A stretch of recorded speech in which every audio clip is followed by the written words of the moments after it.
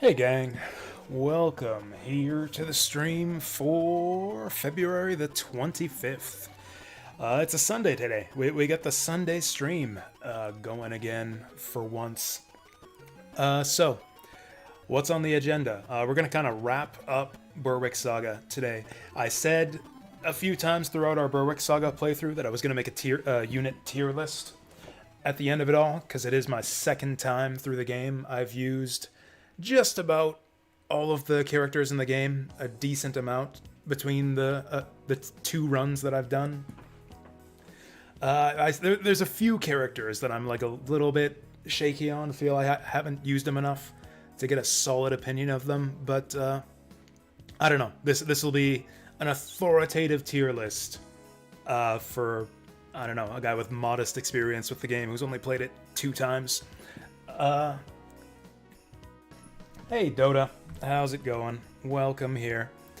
So yeah, and honestly, I can't even say that I'm even really good enough at the game to have like a authoritative opinion on like which character is better, which one's worse. And in fact, the game itself kind of defies any attempt to rank its characters and try to apply any sort of approach you would take with a conventional tier list.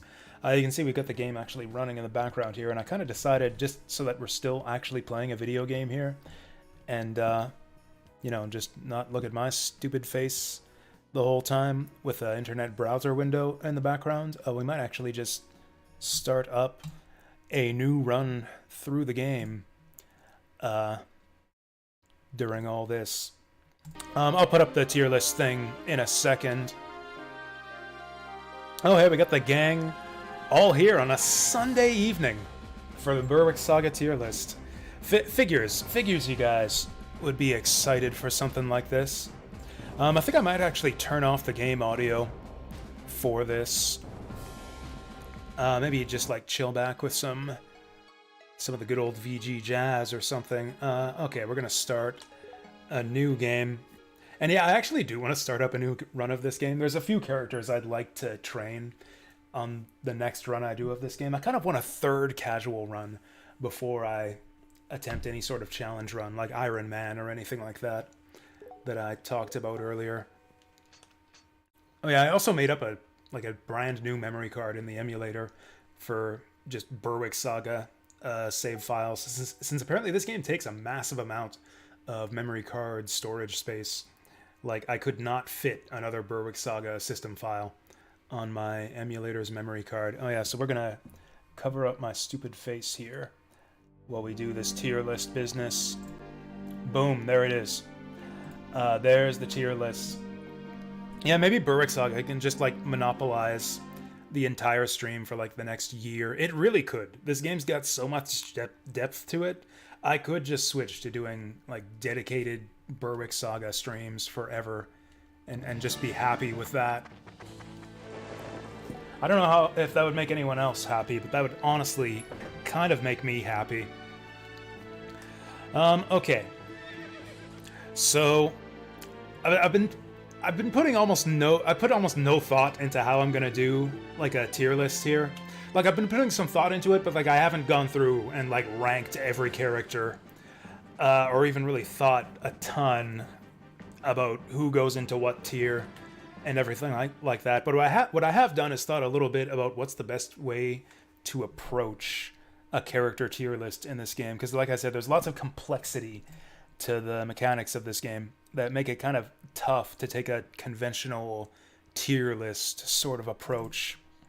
Like, there's the complexity of like the different character skills and things like character recruitment and character promotion that could be tricky with some characters. There's, I mean, your usual stuff like availability. You've got like your character primary stats and growth rates in addition to their weapon skill growth and what weapons they have access to. There's just so many factors. It's kind of hard to like really take an objective approach to a tier list. I'm getting around to that, mister. I'm getting around to that. And then there's the other factor of like, what are you really what's the type of run that you're rating them for. Like, you're assuming it's a ranked run where you're trying to do as many things as possible and like 100% the game, because like some characters can make that easier or harder for you. So in the end, I've decided that this is going to be what I think is, yeah, like the relative power levels of each character for a casual run through the game. Like, who is going to help you win the game more than any other character. Like, what are the characters that are worth bringing along more often than not? What are the characters that are less worth bringing along more often than not? And so one approach that I think is a good idea to help with that is to categorize the units into sort of like broad classes. So that's what I've actually done on this tier list maker here. Is I've got the units grouped basically by the sort of class that they are. I've got the Cavaliers together, the sword guys, axe guys, mages, healers, and we're gonna go through and we're gonna like rate them within each group. They're also gonna go on to they're all gonna go on like the whole, same tier list, but we'll be comparing like each unit sort of within its own group, starting with the Cavaliers. And then there's like some fuzziness even between the groups. Like, is Axel an axe guy or is he a thief? Is Arthur a sword guy or is he a cavalier? Like, there's even some fuzziness there, which we'll address as we get into each unit. But yeah, like this is a very challenging game. So the way I'm kind of approaching this tier list is like if a newbie, someone who were totally unfamiliar with the game, were wanting to start it up and wanted some advice about which units should I focus on to make the game easier for myself, this is my tier list for like that person. Is which units do I recommend keeping your eye on when thinking about who to take on missions with you. And so that's what we're going to be doing here. And in that regard, our first unit, Reese, is almost kind of irrelevant to that question. Yeah, character guide, exactly. Reese is almost kind of irrelevant to that approach because you have no choice but to take him. Like, yeah, I kind of wish there were a way I could get the unit profiles up on screen here, because I'm probably going to forget like what skills some of these people have. There are so many skills in this game. But for our starting guys, at least, we can just see what they have. Reese, I think, is like minimum an A tier unit. You guys see me putting him in A tier? I've seen arguments that he goes into S tier, but I think his early game is a little bit too weak. I don't think we need the face cam. I think there's too many things going on right now. I don't think you guys need to see my face for this one.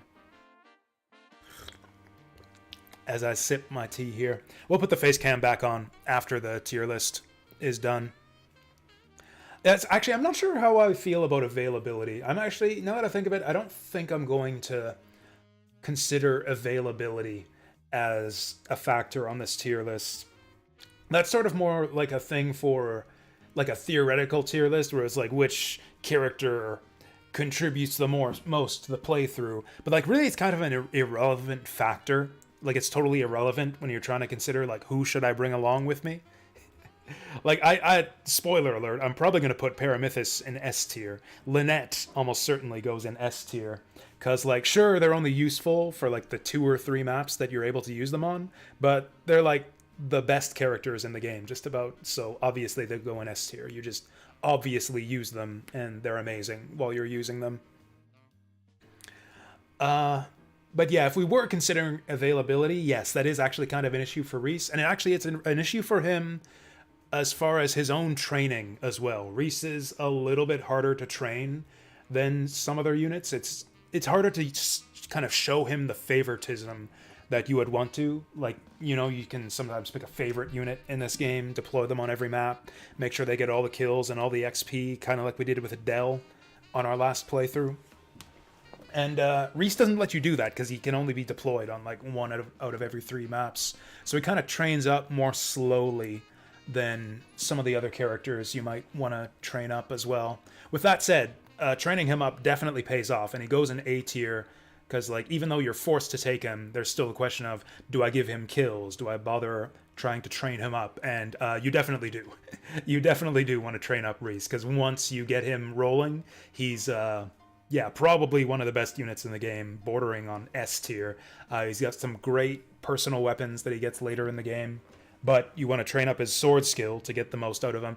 He's got excellent skills, even apart from like the necessity of training him so that he can use his swords properly. Commander is an amazing skill. Expert is an amazing skill. Both of those help to make him really effective, even if you don't put a bunch of investment into him.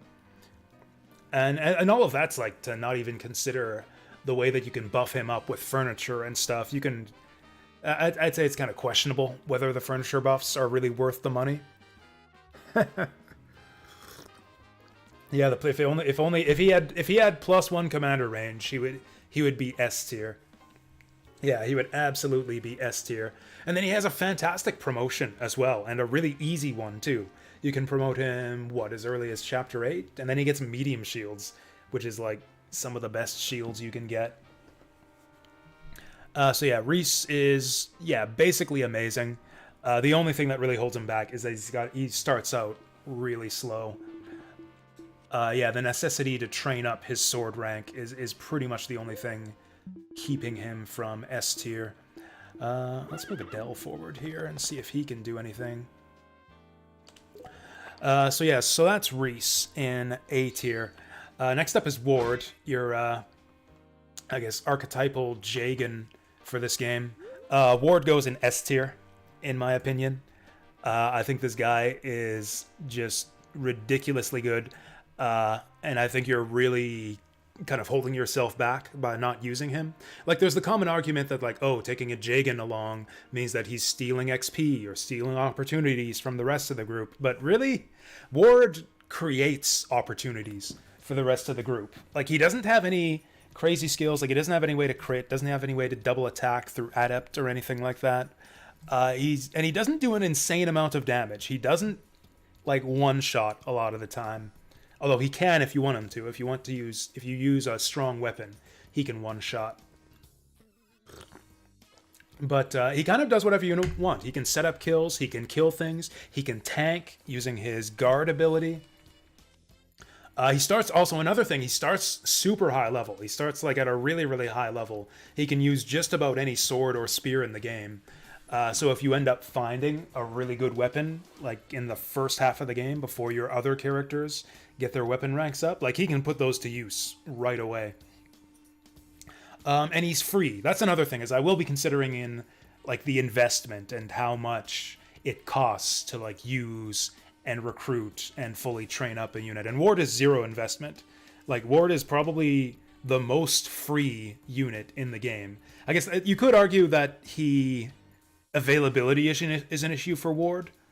I could actually see that. He's kind of more like an S- character, because like the big thing holding him back is he can't deploy on side maps, which kind of limits his ability to help train up your other units.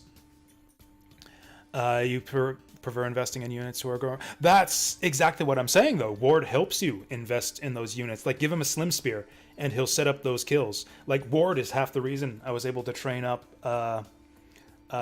Enid on our last run, because like he sets up kills so well. Like, almost nobody does it better than him.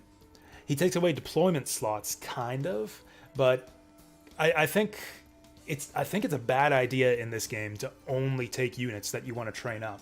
Like, it really, really helps a lot to have some just units that are really powerful at base level to help lead along the little guys. And then, yeah, Guard is so great too, speaking of helping out the little guys. Like, he helps you use squishy classes like mages and healers a lot more effectively. Like, he just contributes so much to the group, like, and for free.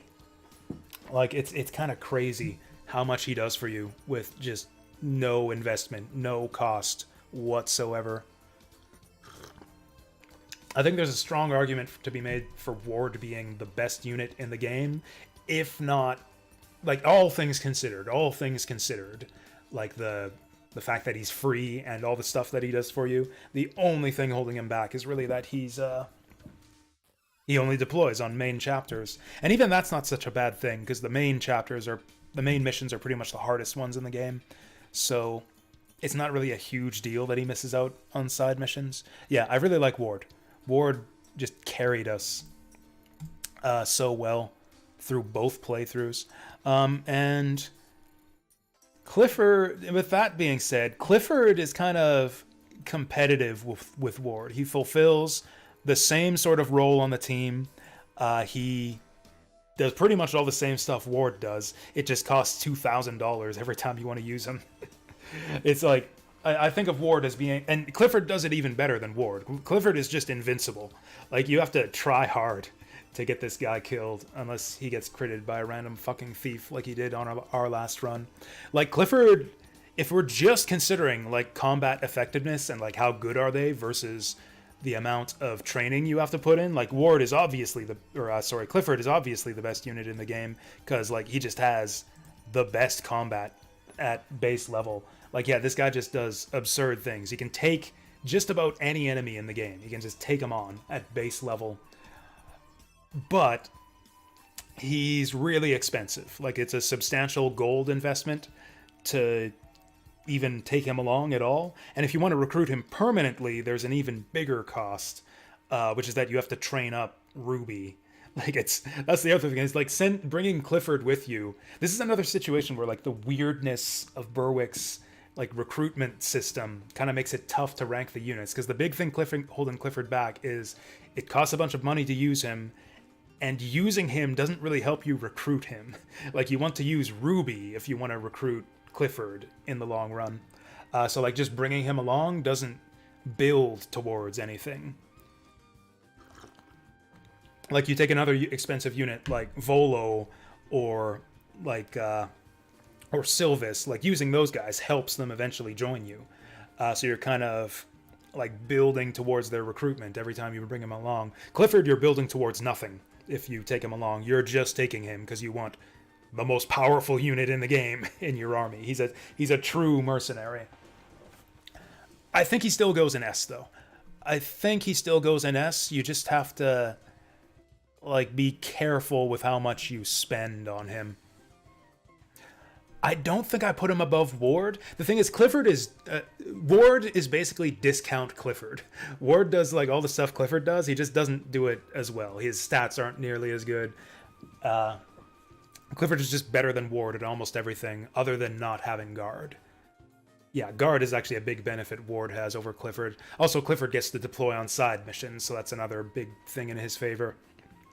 It's just, yeah, Ward is literally just discount Clifford, but it's a really, really big discount. It's a really big discount. It's like free. You got a free unit versus like the most expensive unit in the game who does pretty much all the same things, just better. I think Ward is better than Clifford just for the fact that you get him for free. Like, I didn't have to use Clifford at all on my last run, and I didn't really miss him because we just used Ward a lot. I almost think that if you were thinking in terms of like long-term plans for the game, like you almost have to bundle Clifford and Ruby together. It's like they're just two units that you get together, and they should maybe share the same rank. I don't think I'm going to take that approach, because you can still just hire Clifford. You can just hire Clifford and not perma-recruit him. What skills does he even have? I don't think he has anything great. I think he's got Shieldfare and he's got Lances. That's the other big thing that he has over Ward is he has Lances, which are just busted in this game. Lances are such good weapons. Basically just lets him clobber enemies with impunity. Yeah, let's go to learned skills. What does Clifford have? Because I think I'm more interested in units' skills. Oh, that's right, he's got Provoke. Yeah, Provoke is just busted. I'm almost tempted to say that Clifford's better than Ward just for Promote. Yeah, I'm having some of that Jasmine tea. Anyways, that's enough about Clifford. He's in S tier easily. I'll put him below Ward because he's expensive. Yeah, definitely the strongest Cavalier in the game. And with that said, we come to what is probably the worst Cavalier in the game. Adele goes in D tier. I'm pretty solid on that, I think. after all of the work that we put into him on the last run. I really wanted Adele to become a thing, and like that seems wrong almost to put him there. Like after what we just saw him do, like we just saw Adele on screen here do what he does. He's got Vantage. That's like the whole thing with Adele is he's got Vantage. You get to attack enemies before they attack you. He basically just never gets hit. He basically just never gets hit if you train him up right. The enemies just like jump onto his spear, except not really because there's so many enemies with throwing weapons and ranged weapons in the late game. So like expecting Adele to do everything for you isn't really going to work. And then there's also the big caveat with Adele, which is this number down here. Yeah, his weapon skill. 4% starting spear skill, and like 30% spear growth. Like he has to actually land his Vantage attack to cancel the enemy's attack. And landing that spear attack is gonna take a lot of work. You need to do lots and lots of training on Adele to get him to hit reliably with that Vantage attack. It feels so good when he works. Like it feels so good when you're just like doing Vantage strikes on like 5 enemies all at once, and just like nothing gets through him. They just all get stopped dead in their tracks, and he's just like softens up an entire wave of enemy units for you. But that doesn't really happen that often.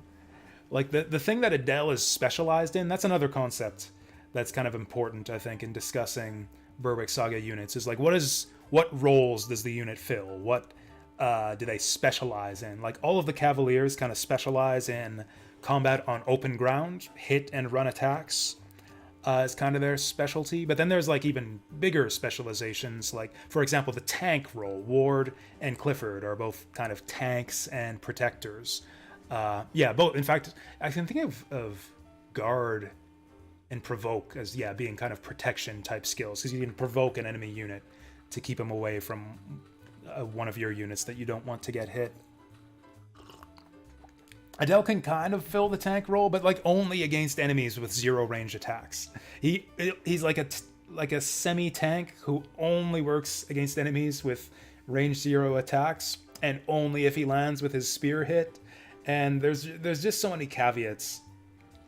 And like even if you train him up, that's still the only thing he's good at. And enemies with 0 range attacks are pretty much the easiest thing to deal with in this game. Like anything that Adele can deal with, all of those like massive waves of melee axe units that Adele is just poking one after another with Vantage, like just about any other unit can do that. Like they won't take 0 damage, but they can tank the hits. Like Elbert can tank a bunch of melee guys for you. Ward and Clifford can tank a bunch of melee guys for you. Like he just doesn't pay off. Adele is just like so much investment, and he just doesn't pay off. He still has such a limited range of applicability. I think he's just got to go in D. I think he's the worst Cavalier in the game for sure. Contrast him with his buddy Leon. Oh yeah, that's another thing about Adele too. Since you're desperate for that spear hit, he's got that supporter skill. That's the one thing that makes him kind of viable. Like he can crush the early game thanks to supporter, as long as you take Leon with him every single time.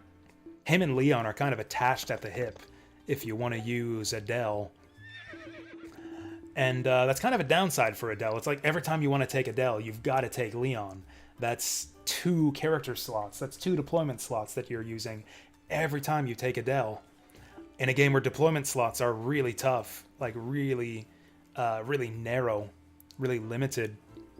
He is fun to use. Like it feels really good when you see him do stuff like what he just did. Just like the enemy tries to take a turn and he stops them cold with Vantage. Like it feels really good, but it's not... Like he dominates the early game. There's lots of melee enemies in the early game that he can just bully around with Vantage. But the early game maps are pretty easy. He really falls off in the late game, even if you try to train him. Anyways, hey there, Leadbeer. How's it going? And that's the thing, yeah, the tiers are so compressed in this game. Like Adele's not bad. Like it's super annoying to get his promotion. It's super annoying to try to promote him.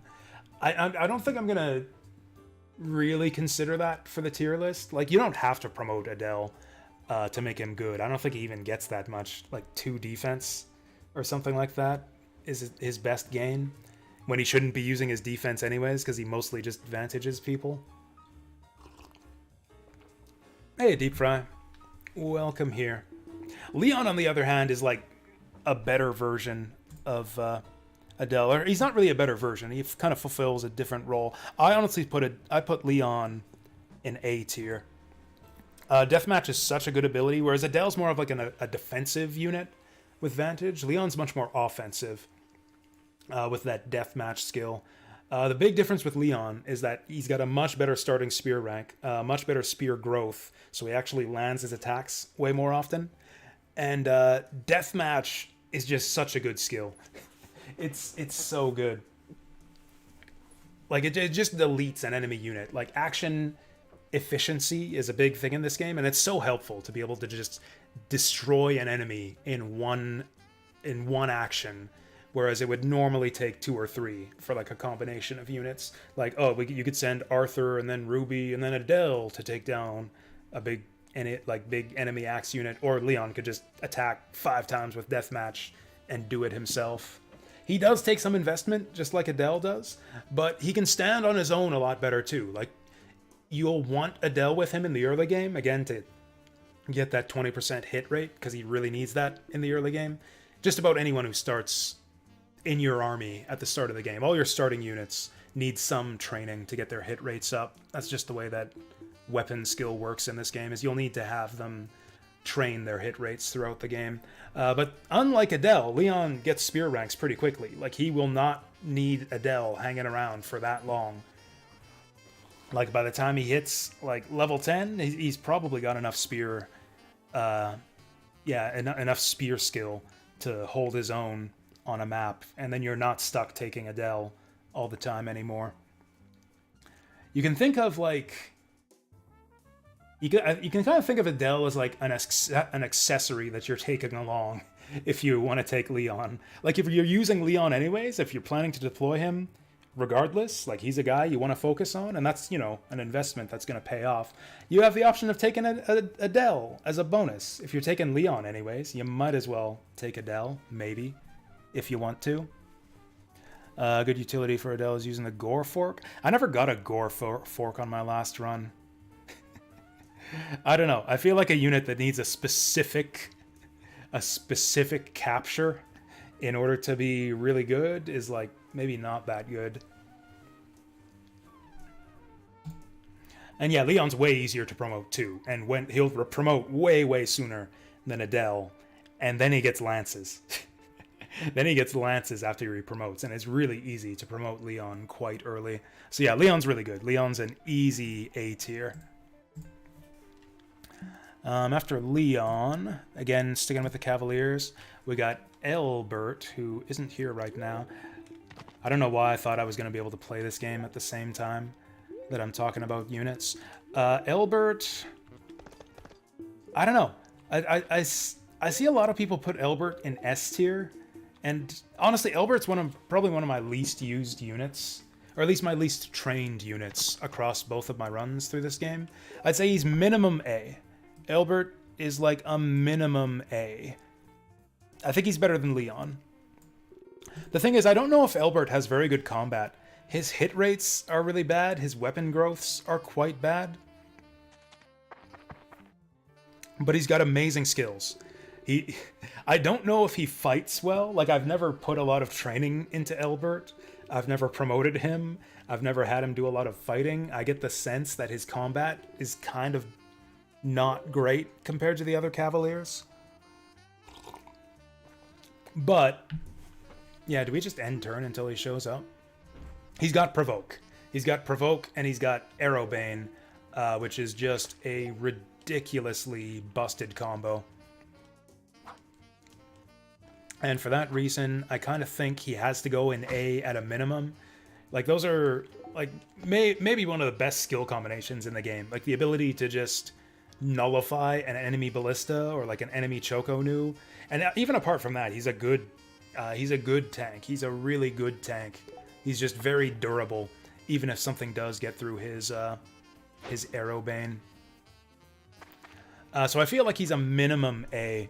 And like a lot of the deadliest situations in the game too. See, this is how can you put Adele? How can you put Adele in D tier with turns like that? It's like, yeah, Adele does really well. Really, really well on like the early easy maps. But yeah, back to Elbert. I'd have to experiment with him more. I'm putting him in A for now. I feel like he doesn't fight and kill stuff well enough to really make him S tier. I think he's better than Reese. I do think he's better than Reese, just because like he handles so many situations that are like the most annoying parts of the game. Like he will get you through like the bullshit like city in chapter 10 where you got all of the hidden archers and the ballista. Like he'll just solve that for you. It's like Ballista Island in chapter 12. He'll solve that problem for you. Like it's actually crazy how easily he handles so many situations that'll just stop the rest of your army cold. I don't know if he has a ton of utility beyond that. But like he's in a very is he a specialized unit? He's got really broad yeah, he's just good. Elbert's just really, really good. And he does have access to honestly having access to spears and swords is really good. Like spears kind of do one thing really well. Spears kind of have accuracy problems. We saw that with Leon and Adele. Where they both have difficulty, not only because of their starting weapon ranks, but just because spears tend to have low hit rates. Like, I think 60 hit is as good as it gets for spears. Whereas swords, you have access to weapons with much higher hit rates. So Elbert kind of has that to fall back on to improve his combat. In fact, you probably don't want to use spears with Elbert unless you really, really want to try hard to promote him. Hey there, Daddy. Yeah, I don't know if we're going to do like a full run of it here, to be honest. Like if I do continue this playthrough, I'll probably do it off stream. But I figured we might as well have like, you know, a game playing instead of me just talking in front of a browser window. Yeah, I think I feel comfortable with Elbert in A tier. Next we got Ruby. Now Ruby's an interesting one to rate. She's a bit specialized. Actually, in terms of, I was talking about Elbert having some of the worst combat out of all the Cavaliers. Ruby probably has just the worst combat out of the Cavaliers. She's just too squishy, and she's not really dodgy enough. Like, she's more more speed focused than like strength and defense focused compared to the other Cavs. But even in her speed, like she's still weighed down by her shields and stuff. Like she won't have very good avoid, so she doesn't really work as a dodgy unit either, except against axes. Axebane is an excellent skill, and I think it's what makes her pretty effective as a unit. Like it's really helpful to take Ruby along on pretty much any map where you're going up against a bunch of axe fighters. And that's like most of the early game. Like more than half of the maps in the early game, you're going up against a lot of axe guys. And even in the late game, a lot of the deadliest enemies are like big, like armored axe guys who are going to one-shot you. So she's really good for that too, if you train her up. Now the problem is if anyone gets through Axebane, then she's in trouble. I think I trained Ruby on my first run, and like I think she got more horses killed than anyone else, just because her defense is so low, so she takes so much damage when the enemies actually hit her. But Axebane will keep her safe most of the time. I'm tempted to raise her up to B, because Ruby comes... What are her other skills? Ruby comes with another huge upside, which is if you train Ruby, you get Clifford. Clifford joins your army if you train Ruby and get her promoted. And that is a huge upside. Being able to use Clifford for free in the late game is just tremendously good. Like that is a huge payoff to get just a free Clifford for training Ruby. And I don't think she's all that tough to train either. Like there's enough axe wielding enemies in the game that you can just set her, you can just put her against all the axe enemies, and she can just bully them with Axebane and get trained up that way. Like, it's not actually that difficult to get levels to Ruby. Oh, and I forgot about this. She actually gains Adept at level 17, which is a great skill. Because, again, she has really good speed. I actually remember getting lots of surprise kills with Ruby in the late game on my first run through this game, just thanks to Adept. So I think, like, on her own merits, I think she's like C, bordering on D, but when you factor in Clifford, I think that raises her to B. If we're considering Clifford as an upside of investing in Ruby, I think that takes her up to B. Yeah, probably B. Probably not much higher than that. She has higher defense base than Adele and Leon. Is that true? Wow. Leon has better base defense? Wow. Oh yeah, Dean still got a turn. I was wondering why the round wasn't over.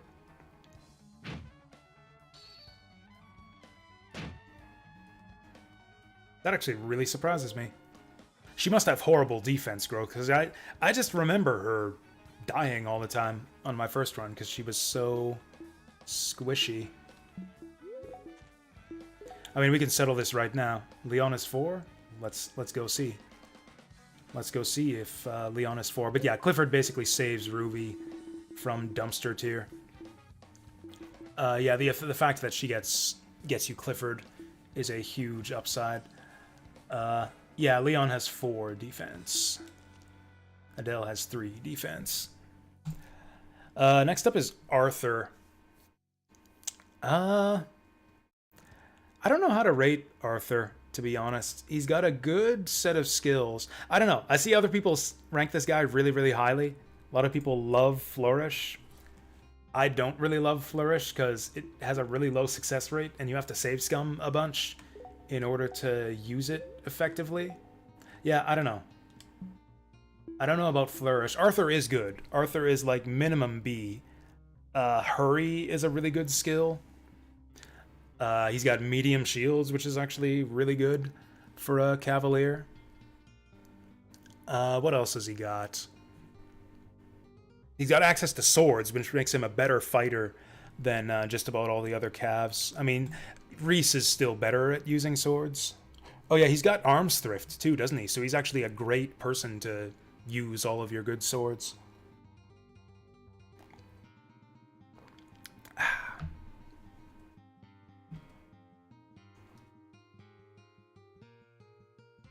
Say BC if you're really min-maxing with your ever Cav. Are we talking about Ruby or Arthur? I just need to check Arthur's skills. I can't remember exactly what he has. I had some difficulty training my Arthur. His sword skill was never as high as I wanted it to be. He misses a lot of attacks. Desperation will help you with that. I feel like Arthur is a unit I need to experiment more with. I probably misused him on my 2 runs through the game. Desperation helps him with his relatively low sword skill, and medium shields means that Desperation can actually work really, really well with him. Like, he'll just tank the counterattack if you give him a good shield. Yeah. Arthur's solid. Arthur's really solid, but I don't think he's amazing. I think Arthur goes at the top of B tier and will probably stay there. Like, not forever, but like for the duration of this run. I don't think for the duration of this tier list, I don't think I'm going to put anyone in B tier above Arthur. He does do a lot of damage. He does have really high strength, which actually helps his speed, because like he uses medium shields. I remember noticing that, like, oh, he'd always have these heavy medium shields equipped, but he would still have like 2 points of speed, because he's got so much strength to actually cover all of his gear. I consider Laurentia to be in the Cavalier slot. She largely fulfills... She's kind of like different because she can fly, but she has the same basic role as the other Cavaliers. She uses swords, she uses spears, she can canto. She has 1 less movement, but she can fly, so that puts her in S tier. Laurentia is just crazy good. You can do busted stuff. Like, so much of this game, the map design is so good just based on the way the terrain is laid out. Like, the terrain and like the way the rivers and trees are placed makes for some really interesting tactical challenges in this game. And Laurentia just breaks all of that. Like, there's so many maps where she just sails over rivers, she flies up cliffs, she charges ballistas, and it's like she just solves all of your problems. There's almost no map, unless it's like an indoor map where you can't map. There is almost no map where Laurentia isn't just amazing. She might be the best unit in the game, and that's even considering that her combat is kind of mediocre. Like, her weapon skill isn't very good at all. She does have access to lady swords, which is a huge benefit. But yeah, just the ability, the way the maps are designed in this game, the ability to fly is just busted. Like, there's, yeah, I don't think there's a single map in this game where Laurentia just isn't amazing, where she isn't just doing incredible things that no other unit can do. There's like just the ability to attack up cliffs and over rivers, and like usually just soars ahead of the rest of your group too. If there's any map where you gotta chase down like a fleeing target of some kind, which happens a lot in this game actually, like Laurentia is just practically mandatory. Like, I don't think we even need to talk that much about Laurentia. She's got good skills too. She's got Watchful. All of that is just considering the fact that she's flying. She's got Watchful. She's got Adept. She's got Mercy to like get you captures. She's like a wealth generator too. The only thing that balances Laurentia is that she's actually free to recruit. You just get her automatically when Reese promotes, which means that, and she doesn't have her own promotion, which means, again, sort of like Clifford, every time you take her along, you're not building towards anything. Like, using Laurentia doesn't help you recruit Laurentia, and you're not working towards a promotion or anything amazing. She doesn't learn any new skills. So training her doesn't really get you any additional benefits. That's a lot of the time, like, filling in your slots, your deployment slots on each mission. You're considering, like, oh, I'm trying to up this person's happiness to get them recruited. I'm trying to work this person's weapon skills up to get them towards promotion. Like, you'll often fill your deployment slots with your sort of long-term strategies for recruitment and promotion in mind. Laurentia doesn't help you with any of that. Laurentia is just free, and she's amazing. She's a little bit like Ward in that regard. She kind of carries you through a lot of difficulties, but she doesn't really help your long-term strategy, except in as far as Mercy, getting you some captures and potentially some good weapons. Honestly, I want to take her on every map. I want to take her on just about every map, and that is like the definition of S tier. Alvina is kind of tricky. She's a late joining Cavalier who doesn't really have much going for her except for very solid base stats. Like, she's usable right out of the box. She joins in kind of the mid to late game. She starts with a very good horse, and she has an amazing personal weapon that she starts with, which I think is enough to put her like squarely in the middle of B. Like, I don't even remember what Alvina's skills are, to be honest. I'm gonna have to look that up. I think she has Mercy. She's got Adept, Throw, Mercy, and Shieldfare. Shieldfare is an amazing skill too. Honestly, Alvina's probably upper B. Yeah, Shieldfare is an amazing skill, especially for a Cavalier that helps keep her horse safe. Mercy can help set up some kills. Adept, with her double attacking personal spear, makes her an excellent killer as well. She's got extremely solid combat and basically no other utility to speak of. She's just a really good fighter, but not an incredible one like Clifford or Ward or something like that. Does she have lances? I don't think she even has lances. If she has lances, I might put her above Arthur, actually. I don't think she gets lances. Does she promote? Does Alvina actually promote? She has a personal shield? What's her personal shield? I don't remember her having a personal shield. I'm trying to find her skill ranks. I wish I could just get like a unit card, like something that just tells me all of the units, like bases and growths and skills and everything. Oh yeah, the Holy Shield. How does she get that? I actually missed the Holy Shield on my last run. That's the one that gives you protection from dark. I don't think it's personal. I think I actually gave that to Laurentia my first time through the game.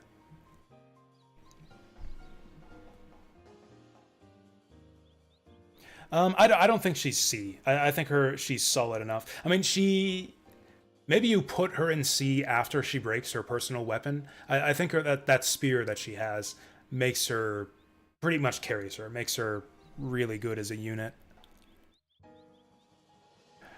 I mean, we can look all this stuff up. Yeah, and also, yeah, Shield Fair is amazing. Adept's a really good skill, too. Where is Alvina? Oh, she gets medium shields. I had no idea that she had medium shields. She doesn't get lances, though. I think I literally didn't know that Alvina had medium shields. I think I had her using a small shield all the way through my first run. Maybe I gave her a medium one. I don't remember. The Holy Something Shield. Let's go have a look at that. Was it the Shining Shield? That's the one I was thinking of. Shining Shield. That one's not a perf. If it was a medium shield. I thought she started with a Paladin Shield. I seem to remember her starting with a Paladin Shield. Any Paladin can use that. Yeah, Alvina does not have a personal shield. I was pretty sure she started with a Paladin Shield. Which is a great piece of gear, don't get me wrong, but...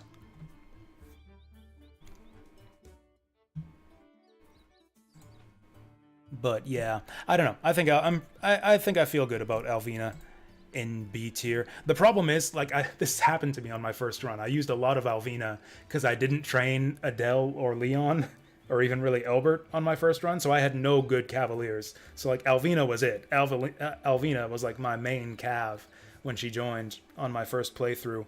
And she broke her starting spear really quickly. I think that thing broke in, like, chapter 12, and then it was really difficult to find ways for her to contribute after that. So that's like kind of the thing holding her back from A tier, and also, yeah, the power of her starting spear is kind of the thing that's holding her back from A tier, because without it, she's not that good. But it's also the thing that keeps her out of C tier, because without it, she's probably C tier. Yeah, that's Alvina. Paramithis is S tier. She's got Pursuit. She's a Cav who has Holy Orbs. Her sword skill isn't very good, but by the time she joins, you have access to so many ridiculously good swords.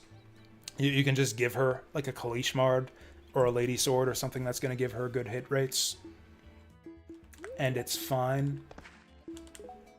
Are we ever actually going to play this game? I don't know why I even bothered running this game in the background. Maybe we'll get through the first map by the time I'm done the tier list. Yeah, is there anything else to say about Paramithis? She even Imbue is good on her.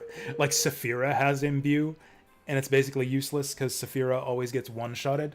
But, like, Paramithis takes hits in combat, so Imbue can actually be useful for her from time to time. I remember using it a few times and breathing a sigh of relief every time I did on my first playthrough. Does she have any other skills?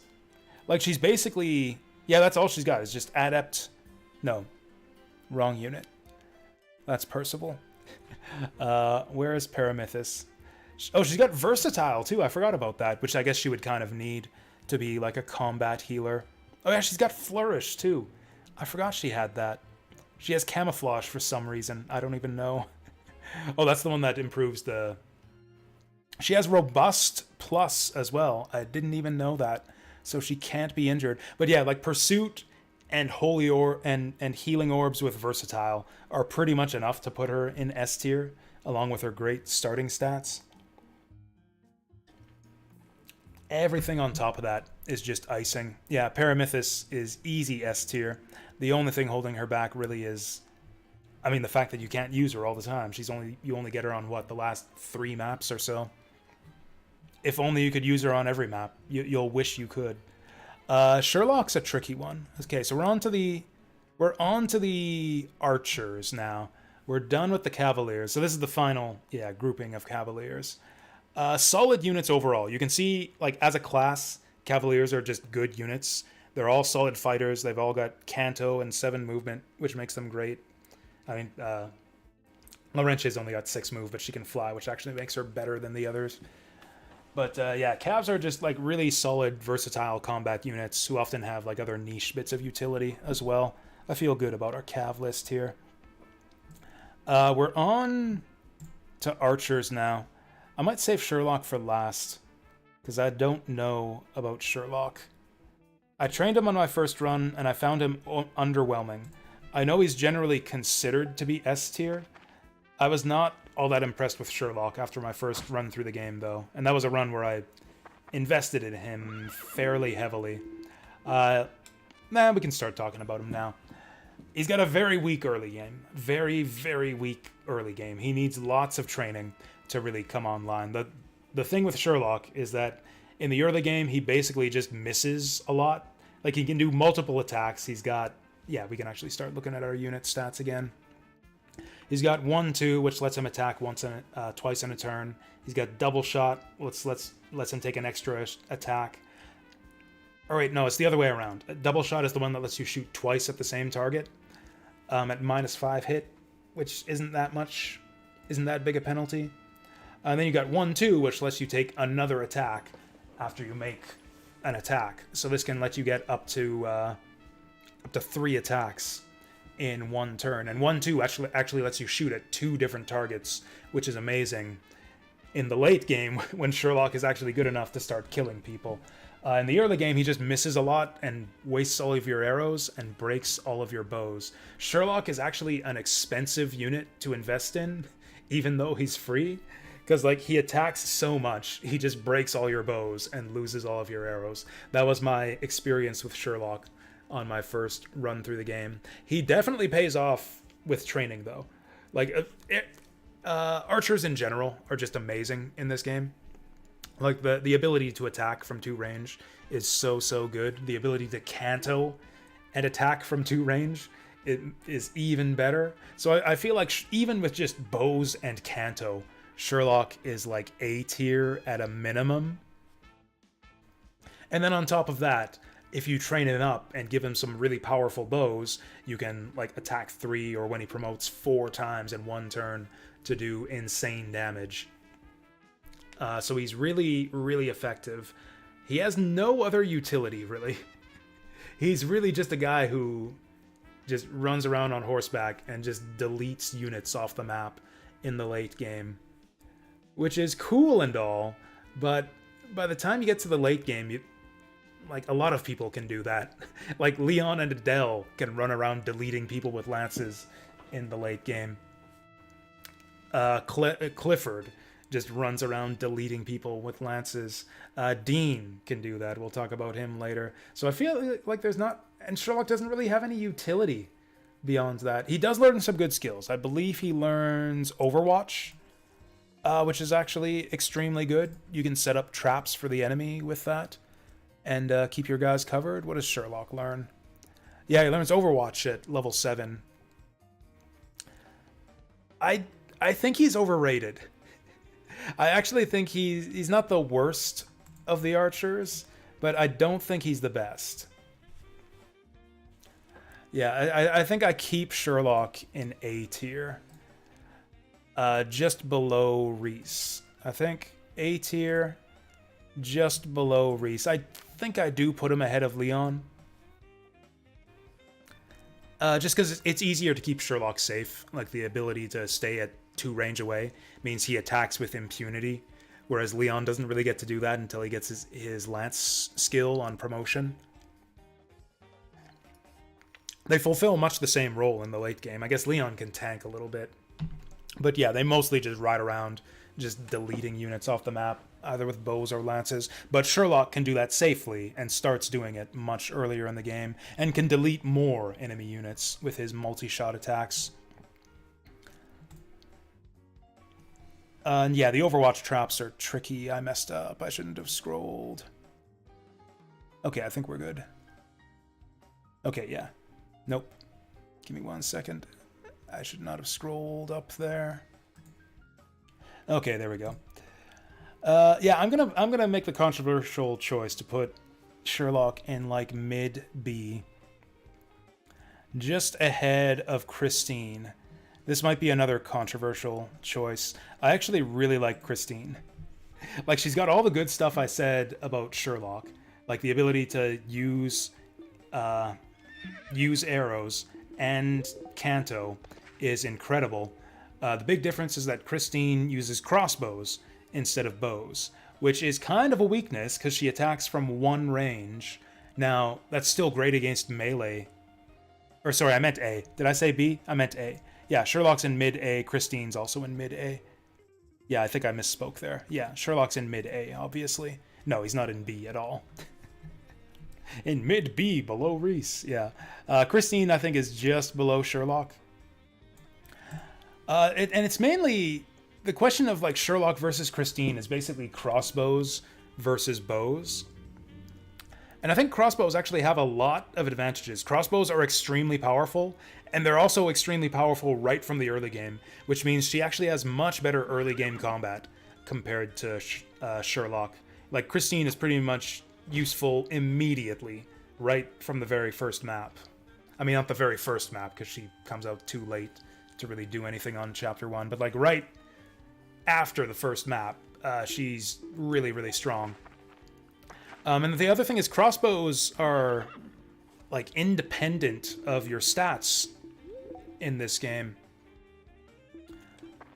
which means that like you don't even need good level ups on her to make her effective. I should have done desperation here, but we're fine.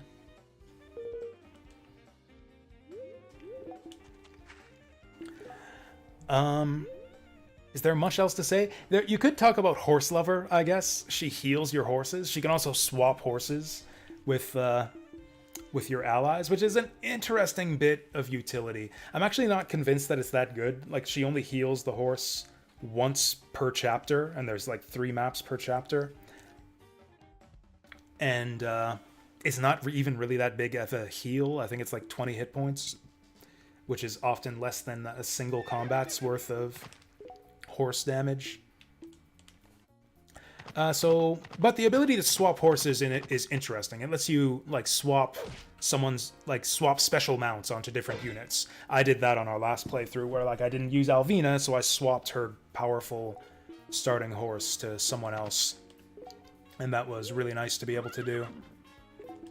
I think we'll Pilum this guy just to stay safe. And it's like the utility you get from horse swapping is like marginal. That's kind of like a little extra thing you can get from her. Aim is good, but it's kind of hard to use. The big thing with Christine is her promotion is a pain in the ass to get. Because like, I didn't mention that with Elbert, but Elbert's got the same problem where he's got 2 different weapon skills, 2 different weapons that you need to train in order to get him promoted. And it's really, really difficult to get Elbert the spear ranks he needs to promote. His spear growth is really low, so it's really, really hard to train his spears enough to get him promoted. But he's got so much utility with his skills that he doesn't need to promote. And it's kind of the same way with Christine. You need to train her bows to get her promoted. Like, her crossbow skill is great, and crossbows themselves are great. Christine is really, really bad at using bows, and you have to have her attack with bows a ton to get her promoted. But her promotion isn't really that good. Like, she gets 1 to every stat on promotion, and I think no other benefits. I think it's better if you just don't promote Christine. Like, again, assuming that you're not... I'm doing this tier list, assuming you're not doing a ranked run or anything like that, where you need to promote her for completion percent. I think Christine is better if you just don't promote her. Just don't focus on bows at all and stick to her crossbows. Like, I would rather have a Christine that's locked at 30 crossbow skill than a Christine that's promoted with 20 crossbow skill. Like, her promotion gains are less beneficial than just focusing on crossbows and maxing her crossbow skill. Like, she gets no extra utility from training her bow skill. Like, there are such better units to use your bows on. Like, maybe in an Iron Man, where all your archers get killed, Maybe it's useful to train her with bows. But no, I think you... what else does she have? She's got aim. That's fine. Actually, aim makes it easier to train her with bows. You can set her up in good positions to shoot enemies with impunity, and she'll actually land the bow shots in spite of her low bow skill. She actually has an easier time making bow shots than Sherlock does in the early game, thanks to aim. She's got arms thrift too, which is kind of funny because she really doesn't need it. Like a lot of other units in this game are kind of sort of competing for weapons. Like, you know, all of your cavaliers, you have a limited number of good spears to distribute, so it's the question of like, okay, which of my spear guys gets the good spears? And they're often like passing weapons around and like breaking them and stuff. Christine is the only person who really uses crossbows. Like what's her name? Sylvis can use them too, but she doesn't use them very well. Like pretty much all of the crossbows are going to Christine. She just monopolizes crossbows, which means you'll always have more crossbows than you really need, which means that arms thrift is not really that useful. The thing that arms thrift helps you do is helps you keep her really, really good crossbows a little bit longer. Like you can keep your Hawkeye and your Olaris and her really powerful late game crossbows a little bit longer with this. But yeah, she's just a solid unit. She's just really solid. Just pretty much by virtue of having crossbows and being on a horse. That's really all she does, and that's really all she needs to do to be an, yeah, middle A tier. Now we're on to the foot-locked archers. You'd think that being on foot would be like a huge disadvantage. Like it's the ability to canto and shoot bows is so powerful. You would think that the archers that are stuck on foot just couldn't compete with that. But the way that the game balances archers is actually so well that I think the non-mounted archers are actually really competitive with the horse archers. The first of those is Esteban, who's kind of an interesting unit. I think he's the weakest archer. I think I put him behind Christine. Esteban's an interesting guy. He's not, his early game isn't as weak as Sherlock's. He requires a lot of training to fully unlock his potential, just like Sherlock does, but his early game isn't as bad as Sherlock's. Like, he's got decent starting bow skill. He's got decent starting stats. I think he has a decently high starting level, so he can use good bows right at the start. What Esteban also has is a lot of utility. Scotopic is actually a really good skill for Fog of War maps. It helps him get extra vision on Fog of War maps, which is really handy because of the way Fog of War works in this game. Like, the enemy is also blinded by Fog of War, so if like you can set up a situation where Esteban can see the enemy but they can't see him, that's actually really powerful. You can like ambush enemies. He's got the hide skill, which is I think the big advantage that the foot-locked archers have over the mounted archers. Hide is also really, really good in this game. It makes it easy to keep your archers safe and set up ambushes. And also Huntsman is not to be underestimated. Esteban's hunts, because lots and lots of times, enemy archers will be in the woods in this game. You are a lot of the time, you're making attacks on enemy archers that are situated in the woods. And it's really, really good to just ignore woods terrain, thanks to the Huntsman skill. I was actually surprised at how often that came in handy on my last run. So that just helps give him good combat. It helps him land his attacks. And then you start training Esteban, and he just becomes insane. Like, Pursuit is like a borderline busted skill in this game. Like, you can just one-shot almost anything thanks to Pursuit. It's kind of ridiculous. And he gets access to like the best bow in the game, Pascanion. It has a backfire chance, but you can overcome that pretty quickly because Esteban's got pretty good bow growth. Like, he'll hit, if you train him a decent amount, he'll hit 50-ish bow skill with no problem, and then he doesn't have to worry about Pascanion backfiring. It's actually crazy how much investing in Esteban pays off. He's one of the strongest fighters in the game. Like, I don't think anyone kills more reliably than Esteban. Maybe Sylvis. Maybe Sylvis, actually. Who's another just, like, pure damage dealer. We need to kill this guy. You know, I might have to just put away the game. I don't think I'm able to focus on the game and the tier list at the same time.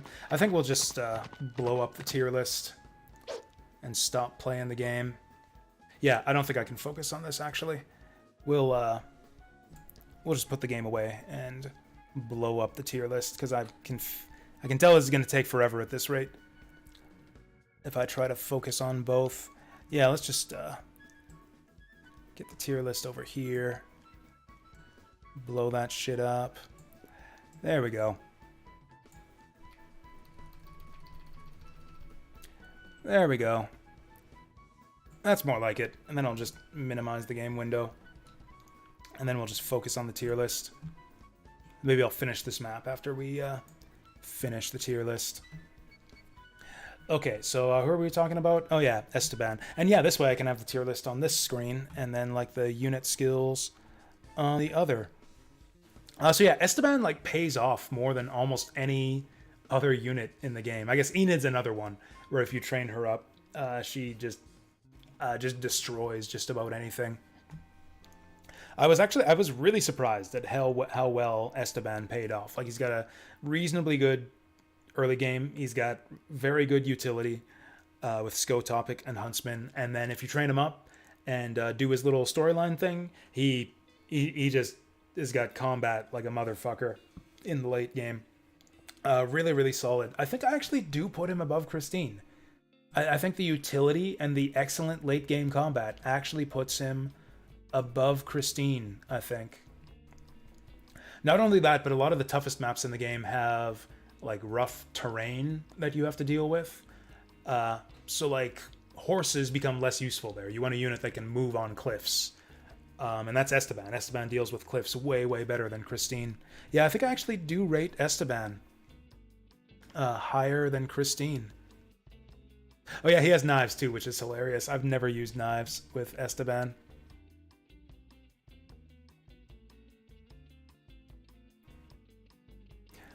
Playing Iron Man right now and Esteban's growing on you. Yeah, he's really reliable. I don't know about Sylvis. I think I do... Yeah, having trained both, I think I do prefer Esteban over Christine. Sylvis is hard to beat, though. Yeah, I wish that I had a way to show... Honestly, if I was doing this for like a YouTube video, I would like make up in Photoshop like a sheet that just showed all the characters' skills and growths and everything. I don't think I really care about that. Like, I think I kind of know that stuff just from using the units. Like, I just know that Esteban ends up with really, really good bow skill and good stats. And I know from using Sylvis that she ends up with ridiculous strength and bow skill. And yeah, I think Sylvis goes in S tier. I don't know if this will be a controversial opinion. I know that Sylvis there are lots of other Sylvis fans out there, but I think she's actually good enough to go in S tier. Esteban has more utility than her due to knives. Than Christine or than Sylvis? Because I don't think Esteban has more utility than Sylvis. So the big thing that Esteban is missing as a unit is he doesn't get aim until way late. Yeah, he doesn't get aim till level 15. So his attacks are kind of unreliable sometimes. And he doesn't have Overwatch, which is really, really cool for setting up traps and just stealing enemy turns.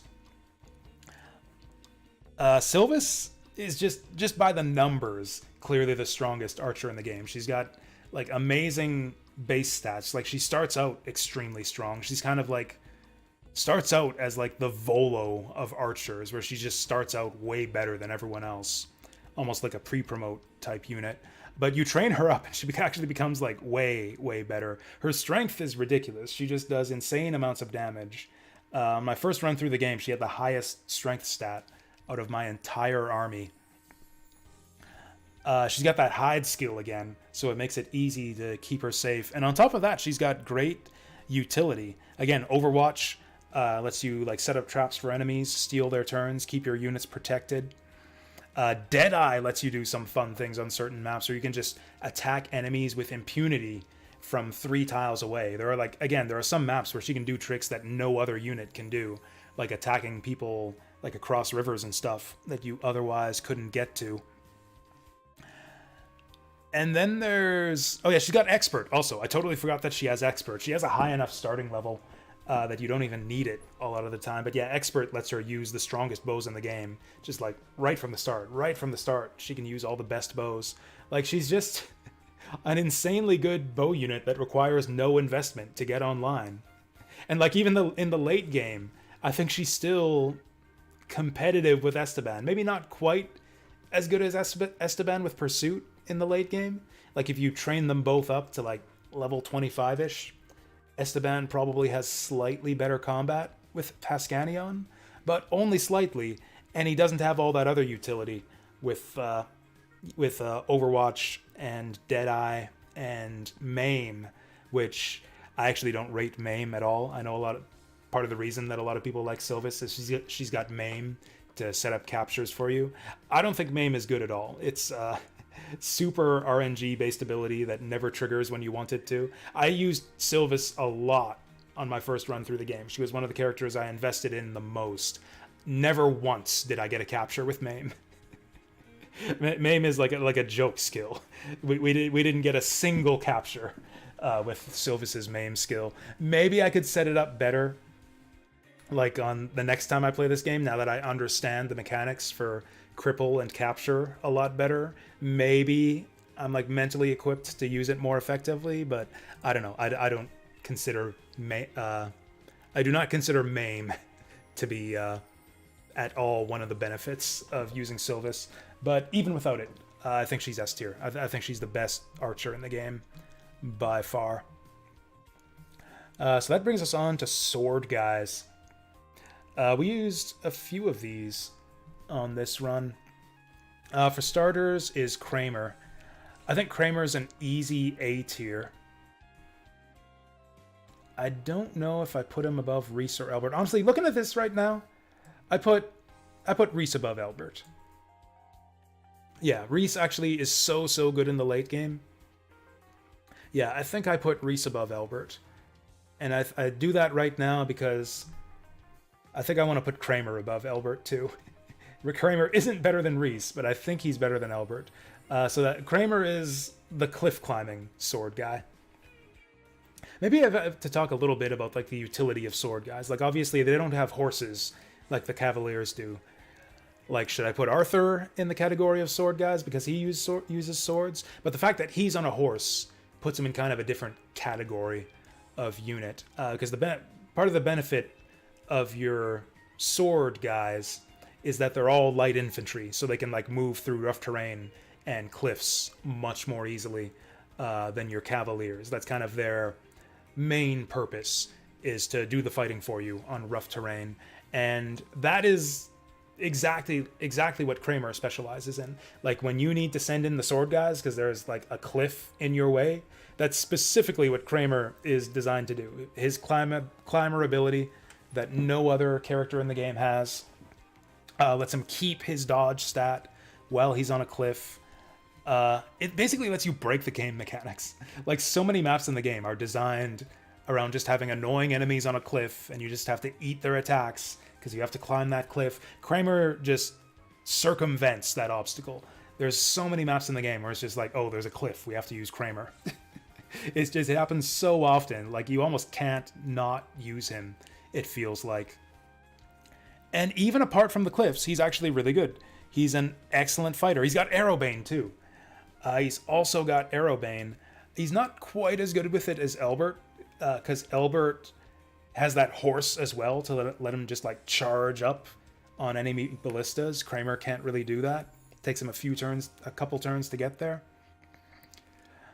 But yeah, Kramer can tank archers for you. He's kind of, yeah, an anti-archer unit. But actually, ballistas are often coupled with cliffs in this game too. So actually, he's arguably a better anti-ballista unit than even Albert is.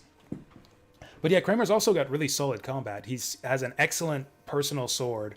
Although combat, the thing is, all of the sword guys have good combat, and Kramer might actually be the weakest in that category. I don't know. It's really tough. The way that sword guys in this game are balanced is really strange. Kramer is the tankiest out of the sword guys. He's probably the most survivable in combat. He's the one who's least likely to die by fighting the enemy. But he doesn't have the damage output of the other sword guys. Like, he has no variable damage. Unless you give him a sword with plus attacks, he's not going to have the killing power of, like, a Faye or even a Volo. So that's, like, maybe the one thing that holds him back from being, like, S tier or the very top of A. I do think he's better than Faramir. We'll get to that later. But yeah, it's kind of interesting. He's a sword guy who kind of fulfills a different role than the other sword guys, who tend to be more of like glass cannon dodge tanks. And with that being said, I don't know what to do with Faye. I really don't know what to do with Faye.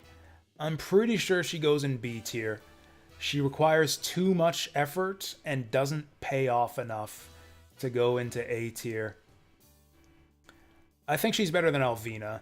We'll put her here. So yeah, Faye is like your growth sword unit. She probably she starts out the weakest out of all the sword fighters by far, but she grows to become one of the strongest, at least in terms of offense. So unlike Kramer, who has no ways to get extra damage. He just attacks, and that's it. He has no offensive abilities. Other than Knockaway, actually. I forgot about that. Knockaway is one of those abilities I don't really count as being a huge benefit of using Kramer. It's nice when it happens, but you can't really rely on it happening. But yeah, Knockaway is like just a nice thing that happens sometimes when you're fighting a shield unit. But yeah, Faye has Adept. She has a really good starting weapon that helps kind of get her off the ground. She can get a lot of kills with her starting cutlass. She's got Sunder, which gives her a crit chance. And actually, often you might think, oh, that sucks because she can't move when using Sunder.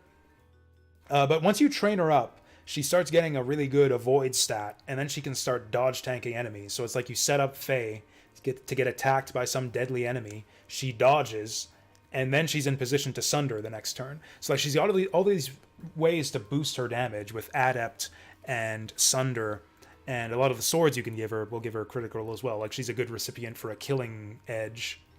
But they're all unreliable. Like Faye is kind of like the Monte Carlo sword unit. It's like sometimes she goes crazy. You give her like a Cutlass Plus and she like attacks twice, crits twice, adepts twice, and does insane amounts of damage. Sometimes she just triggers nothing and does piddling damage. Like you really don't know what you're gonna get with Faye going into combat. Like she's a very unreliable damage dealer who sometimes does nothing and a lot of the time does a lot. It's like sometimes she goes crazy, sometimes she does almost nothing, and most of the time you'll fall somewhere in between. Once you train her up, she gets Astra, which helps even out that weakness a lot. Astra just lets her attack 7 times, but unlike Fire Emblem, it's a command skill, not an RNG-based skill. You can just choose to use Astra whenever you want, once every 7 turns, which sounds like it's not a lot, but it's really, really good that you can use it whenever you want. Like, you can make Astra like a fundamental part of your strategy for a map. Usually there will be like 1 or 2 giant enemies that you just have almost no answer to, outside of having like Clifford or someone slug it out with them. Faye will help you just murder units like that. Just say, okay, I'm going to save Astra for this, 1 Astra for this guy, 1 Astra for this guy. Problem solved. I really really highly rate Astra. I think it's so good to just be able to attack a dude 7 times with impunity. And again, because she's got like adept and plus weapons and stuff and crit, like she often does even more than 7 attacks worth when she uses it. She's a great recipient for elemental swords for that reason too. with Astra. The downside of Faye, and the reason that she's not higher than this, is that she's a bit of a liability. That's one thing I haven't gone into, but like I've been talking about like the strengths of the different units and their combat ability and stuff. There's also like how much of a drawback is it to use that unit? How often are they going to force you to reset and like screw things up for you? And I think Faye is one of those kind of high liability units, again, because she's so RNG based, both with her damage output and the fact that she's a bit of a dodge tank as well, in a game where dodge tanking isn't nearly as good as it is in Fire Emblem. Like, even if you get her 60 hit, she'll still be like 50-50 to get damaged by some of the more accurate enemies in the late game. And when she does get hit, like, she's really squishy. She has really low hit points in defense. So like, even if she doesn't die, she'll probably get crippled more often than just about anyone in your army. That's what I found when I used her on my first playthrough. So for that reason, I don't rate her higher than this. She does have awesome abilities. She's also just an awesome character. Like, just on a personal level, I like her better than the other sword guys in this game. Certainly like her a lot better than Volo, who... I think I'm going to put him into C tier. I'm slightly tempted to put him lower, but he is strong. I think of Volo as being crap. I talked a lot of shit about this guy on our last playthrough where we used him quite a bit. He's not crap. He's just not as good as the other sword fighters. Like, again, I talked about Sylvis as being the Volo of bow units. The difference between Sylvis and Volo is that, like, Sylvis actually becomes amazing after you train her up. Volo just starts good, and if you train him up a whole bunch, he stays good. Like, that's pretty much it. He's like a unit that starts out really good, who you have to put a bunch of investment in just to keep him, like, moderately good. He falls off tremendously in the late game. And he's also a really high investment unit. Like, you have to, if not in terms of, like, needing to train him a bunch, you still have to train him a moderate amount. But in terms of money, you have to hire this guy so many times to get enough happiness to get him to join you. And so yeah, he's a high investment unit. It's very expensive to get him in your army, and all of that money could go towards hiring Kramer and Faye, who both end up way better than Volo. Like, Volo dominates the early game. He's really, really good at just destroying things in the early game, but the early game's pretty easy anyways. By the time the game starts putting up more of a challenge, like, Volo's not really going to help you. Not really going to help you with much of that. He might deserve a B. It's hard not to think of him as like, oh, I'm using Volo, so he's like taking away investment from Faye and Kramer. Like, there's no way that you use all three, right? Maybe you could. You probably wouldn't invest in like all three of the main sword fighters. I just think he's clearly the worst one. Like, the fact that Kramer and Faye exist in this game just make Volo worse. Because if you're using him, that's detracting like training and happiness points away from these two. Like, you're just so obviously better off training Faye or Kramer. They end up so much better, so much more quickly too. Like, and nothing he does really helps you that. Deathmatch is a really good skill.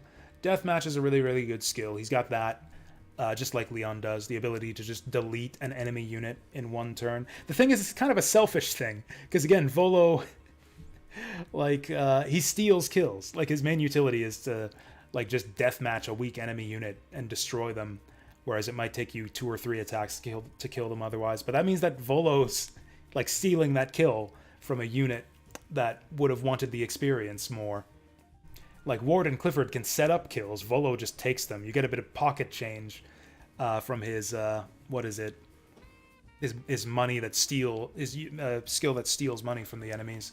But that's really not that good. You do not, like, the money stealing ability is an offset to his high cost. You're not making money in the long run by investing in Volo. I don't know. He's really mediocre. I think he's the quintessential C tier unit. Faramir is hard to place for me. He's one of the units that I've probably used the least in the entire game. Also, he's again kind of a package deal where you literally can't use him unless you take Fae with you. In fact, I've used this guy so little, I don't even know what his skills are. My instinct says that he's B tier. Like how I grouped them? Like by the category? Yeah, I think that was a good idea. I think the category grouping was a good idea. Like, not only do similar types of units kind of fulfill similar roles, so you're thinking, like, who's going to be my sword guy, or who's going to be my infantry, or my cavalier on this map, they also compete for weapon slots. It's like, oh, am I going to give my really good swords to Volo, or am I going to give my really good swords to Faye or Kramer? Kramer, I think, benefits the most from really good swords, actually. Plus attacks do way more for him than they do for Faye or Volo. Actually, that's kind of a funny thing. All three of them benefit a whole ton from, like, knight swords and weapons with plus attacks. Volo, because of deathmatch, he gets to attack, like, 3 times a round with a plus sword. Faye, for, like, her crit chance and for adept procs. And Kramer, just because he has no other way to get additional attacks and do more damage. Also, he has way more strength than the others. So, like, all three of them really want knight swords really badly. Faramir is another unit, kind of like Volo, that just starts out super strong and doesn't really go anywhere. He starts out stronger than Volo, I think. He's way cheaper to use, and he's got way more utility with the ability to use bows, and I completely forget what Faramir's other skills are. What does Faramir have? He's got Fortune to prevent him from getting crit. He's got Parry. He's got Iaido. Oh, he's got Celerity. Okay. All of his other skills suck. But yeah, he's got Celerity, which is actually really, really good. So he just gets bonus movement. That's actually amazing. The big downside with him is that I would use Faramir more if you didn't always have to take Fae. He's literally not available unless you hire Fae. And I've never really invested in him heavily, so like I don't know if you perma-recruit him. Is he good? I don't think I ever deployed Faramir after perma-recruiting him on my first run. So I need more experimentation. My gut says that he's better than Ruby and probably Alvina just because of that added utility. He's pretty good at using bows, actually. Like, he won't be your primary archer. Like, he's not a replacement for the other archers, but like, it's really useful. He's the only sword unit actually in the game who can attack at 2 range with a bow, unless you count like promoted Christine or promoted Esteban or some stupid shit like that no one would ever do. Kermit's strength is much higher than the other two. Yes, it is, but he doesn't have adept or any way to do or sunder or deathmatch or any way to just destroy an enemy in one attack or in one action. Not unless you give him a sword with plus weapons. But yeah, oh yeah, the higher strength is a reason to give him the plus weapon, yeah. I'm going to put Faramir here, but I don't have a lot to say about the guy because I haven't used him a lot. He seems really good every time I deployed him. I think I deployed him on like 3 or 4 maps my first time through the game, and he was really good on those 3 or 4 maps. Seems like he can do a lot, but I don't have much else to say about him. I might get controversial with Sherpa here again. I don't get why people like Sherpa. Like, he's got tons of killing power, but he's a bit high maintenance. Like, you need to take a healer with him, just because he takes damage all the time. He's got, like, decent dodge, but like, you don't have to use Brim Ranger all the time. Like, Sherpa can get, like, 20, 30-ish dodge. But, like, part of his skill kit is kind of centered around him taking damage. I think he's still A rank, but I don't get why people put him in S. Sherpa's just like a really strong sword guy. Again, starts out really strong. I said that...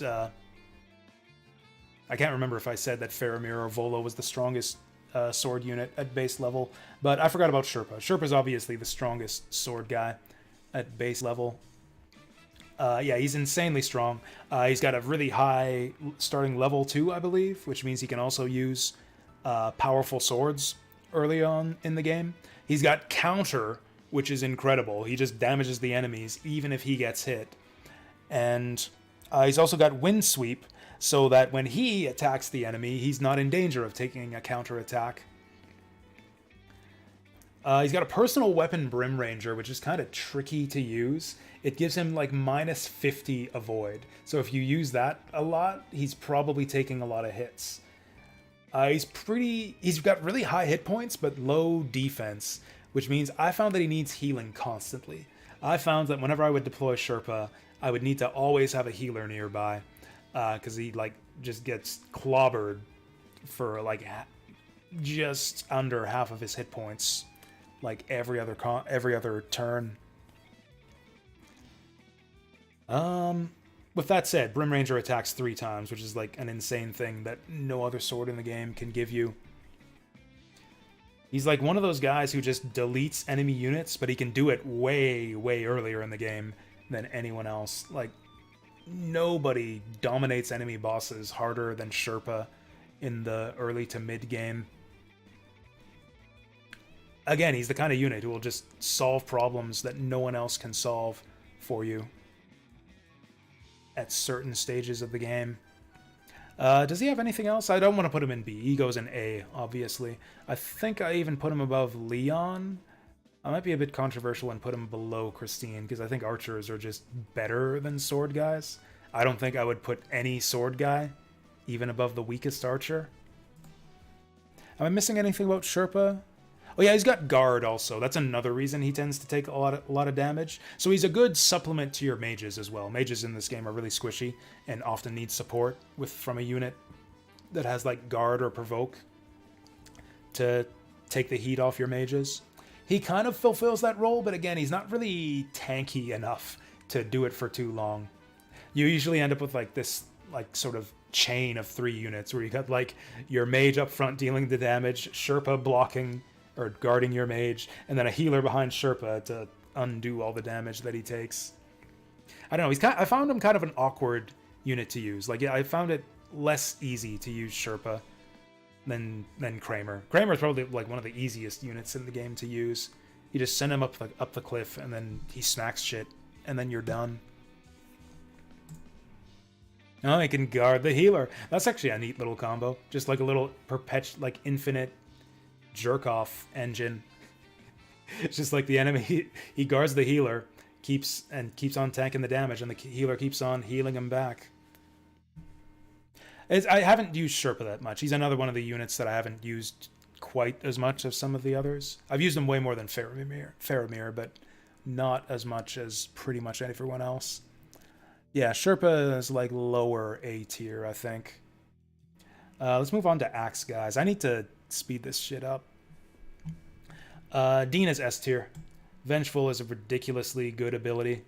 It's kind of funny that we're all like the interesting caveats with like comparing sword units with each other, comparing cavaliers with each other. There's like so many interesting differences in like the utility and specific specialties of different units. Axes are pretty straightforward. They do like a lot of the same things, and some are just clearly better than others, and Dean is clearly the best axe guy in the game. I don't know if I put him above Paramithis, because like Paramithis has got so much utility with the healing and the holy orbs. But yeah, Dean just kills guys. He kills guys, and he does it really, really well, and he's actually very tanky. Like, no one in the game can do more damage than Dean. Vengeful is just insane. It's just like the more damage you take, the more damage you deal. That's just what it is. So that lets you deal with ridiculously strong enemy units who you would have no way to damage otherwise. Apart from that, there's lots of really, really good axes in this game. Like, there's so many good axes that you just have no problem keeping Dean equipped. Like, I found it tricky juggling weapons between like my sword guys and my spear guys, because there's so many people in this game who use swords and spears. There are like 3 main axe users in this game, and Dean is obviously the best one out of them. So you pretty much give all the good axes to Dean, and then you're set. Again, talking about like ease of use, almost nobody in the game is easier to use than Dean. He starts out great. He becomes even greater if you train him up. I was shocked that Dean actually promoted. I didn't use him a lot on my first run because I figured he was meant as like a Jagan-esque pre-promote because he starts out so strong. I just assumed he wouldn't have a promotion, but he does. He has a promotion where he gets even stronger and gains Mercy to help with capturing as well, so he's got some utility too. He's also got Adept to just... Dean's all about dealing the damage. Like, everything Dean does is geared towards just doing ridiculous amounts of damage, which is something that a lot of units in this game can do, but, like, nobody can do it like Dean. Like I say, like, oh, ridiculous damage, so many people can do it, but, like, how many units can do enough damage to get through, like, a heavy shield armor guy? Like, heavily armored shield guys are practically invincible to physical damage in this game. Dean is just about the only one who does enough damage to just clobber those guys. Although, with that said, there's Pulverize, too. Yeah, it's interesting, too, that there are no axe guys on horses. Am I missing any of Dean's skills here? Yep, Addict, Vengeful, Desperation to help with his accuracy, although he actually has really good skill. Fortune, for some reason, who cares? Do I put Dowd in D tier? Nah. I don't know. Probably lower C at a minimum. I used Dowd heavily on our last run, and he just doesn't pay off. Again, it's kind of the same effect as like Volo versus the other sword guys. Like Volo's just so much obviously worse that it's hard to justify using him. And it's the same with Dowd and the other axe users. Like, he's got some stuff going for him. Pulverize is really good. But it requires a bit of setup, and again, it's just not as useful, as easy to use as Vengeful. He's got medium shields, which makes him really tanky compared to the other axe guys.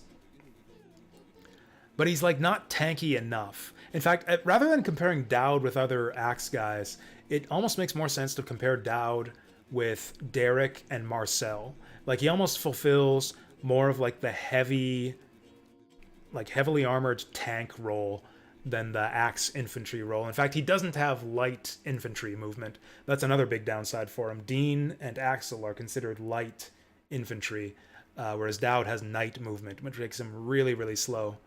I was not able to promote Dowd. That's the other thing, is he only has like 50 axe growth, so you have to use him a whole lot to get him promoted. My understanding is that he has very good growths, or very good gains on promotion. He gets like 2 or 3 to every stat. Does he gain any skills? Like, his skills aren't really anything special either. Like, Pulverize is really good. That's the main thing he's got going for him. He's got, I think, Axe Guard, which I think is almost useful. You don't want to be breaking your axes. Plus, he's got medium shields, so like, who needs to guard with an axe when you have medium shields? He doesn't have Throw. None of the axe guys in this game have Throw, which is crazy to me. Oh, he's got Robust, which is okay. He's got Battle Cry, which is like one of those skills that seems ridiculous when you have enemies using it against you. It's like, oh my god. They just stack it up 6 times and get like tons and tons of hit and attack. That's crazy good. Battle Cry is crazy good, but enemies in this game just spend all their time just sitting there and using Battle Cry. That's not what you're doing. On almost no map in this game are you at leisure to just sit around and Battle Cry. Like, you want to be moving around and doing stuff with your units. With that said, I was surprised that Battle Cry did actually become a factor from time to time. There are some maps where there's enough downtime that you can actually have just Dowd sit still and Battle Cry 2 or 3 times. And once you get him Battle Cried up, that's actually really useful. Like, for him to get a reliable hit and do lots of damage for one attack, it has some merit to it. But it doesn't come up that often. Most maps, you're under too much pressure to just sit there and do nothing. How is Dowd better than Adele? He's tankier. He can pulverize. That's a fair point, actually. Maybe Adele should go in C. Maybe there are no D units in this game. Honestly, I feel like my Adele D ranking was just kind of an emotional reaction to how difficult it was to train up his promotion. I don't know, I could put Dowd in D, actually. I think I'll put Dowd in D, because you're actually reminding me that the other big problem with Dowd is that his weapon skill sucks. He just misses attacks all the time. Just like Adele does. Yeah, I think you're right. I was thinking of the upsides of Dowd, and completely forgetting the downsides, which is, yeah, same as the Adele problem. His weapon skill just sucks. It takes forever to train up his axes, and until then, he just misses all the time. He's an unreliable fighter.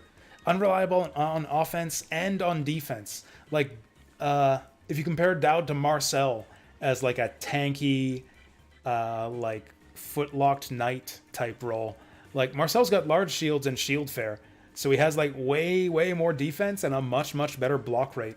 That was the other thing that happened with Dowd all the time, is he would just fail his shield blocks because he doesn't have shield fair. He usually has like 50 to 70 shield block throughout the game, which just isn't enough. Yeah, Dowd's really bad. Dowd's honestly really bad. Yeah, he might be the worst unit in the game. Other than Derek. We'll just put Derek in D. I've never used Derek to any significant degree, so we won't even talk about him.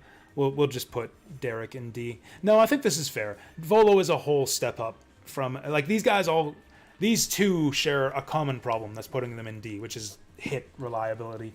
Adele just has terrible spear skill and misses attacks all the time without tons and tons of support. And Dowd is the same way. Unless you're just going to like sit there and battle cry for like 3 turns in a row between every attack. He just doesn't land attacks reliably. He's so unreliable. Speaking of unreliable units, but like that are actually good. Again, I don't know if this is going to be controversial. I'm going to put Axel somewhere in A tier. Almost tempted to put him in S. I don't think he goes above the archers. I will put him above Sherpa. I might put him above Christine. No. Yeah, so Axel's kind of weird because he's like kind of a hybrid unit. Like he's an axe fighter, and in that role, he's worse than the others. He's almost worse than Dowd. Just because his axe skill is and like his growth rates are so much worse. Like he's not a super reliable fighter. He does have pulverize, but he's usable. Like he can have good fighting. He's got very good strength growth, very good stats, quite speedy, quite strong. So he can be very evasive in combat, which helps him kind of hang in there with the enemy, even though his hit rates aren't the greatest. Also, tons of utility. Like I said, he's like an axe thief hybrid. He can walk on water, which is the big thing, kind of counteracting his moderately weak combat. Like he has difficulty landing hits, but so will the enemy, because water tiles give you so much evasion. Like he spends 90% of his time on the water, getting his evasion jacked up from that. The enemies just come in and attack him and miss, and then he just pulverizes them the next round. On top of that, you just he's got robbery. You just get a bunch of free items for pulverizing the enemy. Like he's a wealth generator, and I believe there are no restrictions on robbery. He can take like stuff that the enemy had equipped. They're limited or rare items. It's unreliable, but it's a reasonably high percentage, like 25%. That's really good. You can only steal a maximum of 4 items per map, but I found when I used Axel on my first run, I usually would get 3 or 4 items per map. Like that's just free. That's just like free items that you don't even have to work for. That's like a better payout than Volo's than Volo's steal ability. That's a better payout than main. Like that's honestly, we'll get into this later. I think it's a better payout than Mug. Like Axel actually gets you items more reliably from enemies than just about any other unit in the game, unless you have like a Blizzard Orb or a Bolt Knife or something that cripples the enemies reliably. So yeah, he's like a moderately decent fighter with tons of utility, and he's absolutely required to do a bunch of side quests. There are so many maps, and again, with the way the maps are set up, there's so many maps where like the ability to cross a river and just like dart back and forth across the river is super, super useful. Like it's almost like having a mini Laurentia. So like, yeah, the way he handles terrain, the way he can just search houses like a thief for you and steal from enemies with robbery and have decent combat on top of all that. Like, actually, you know what? Yeah. I don't know. I was thinking weak combat. I'm like, it's on the one hand, weak combat, so down here. On the other hand, like tons and tons of utility. So like up here. Yeah, I think I actually put Axel up here. I really, really like Axel.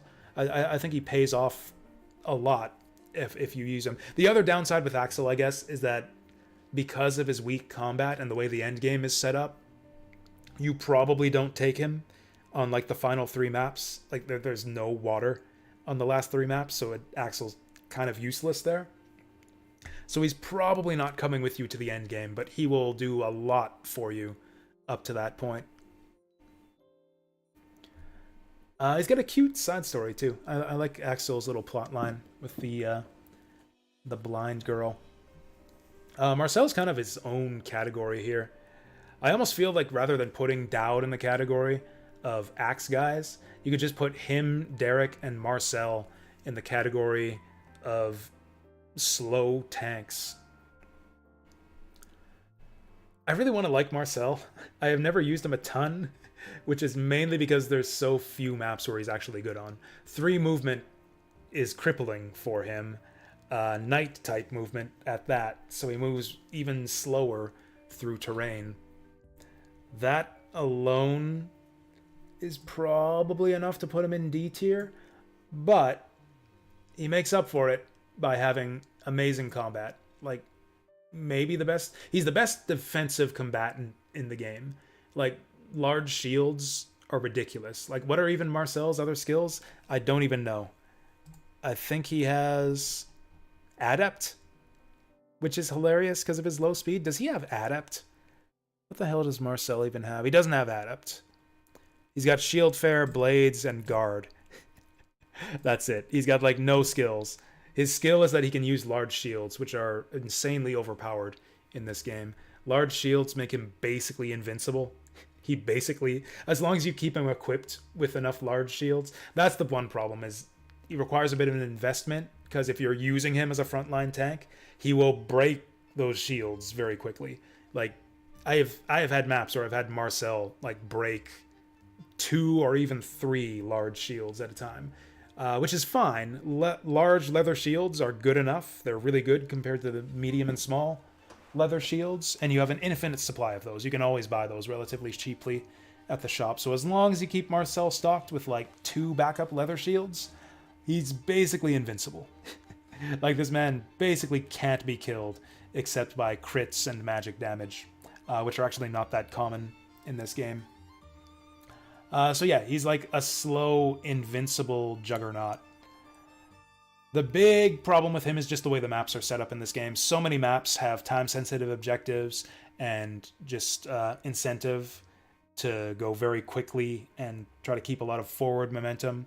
And Marcel just can't keep up. He literally can't keep up with his 3 movement. He can, if you don't need to move a lot, he's amazing.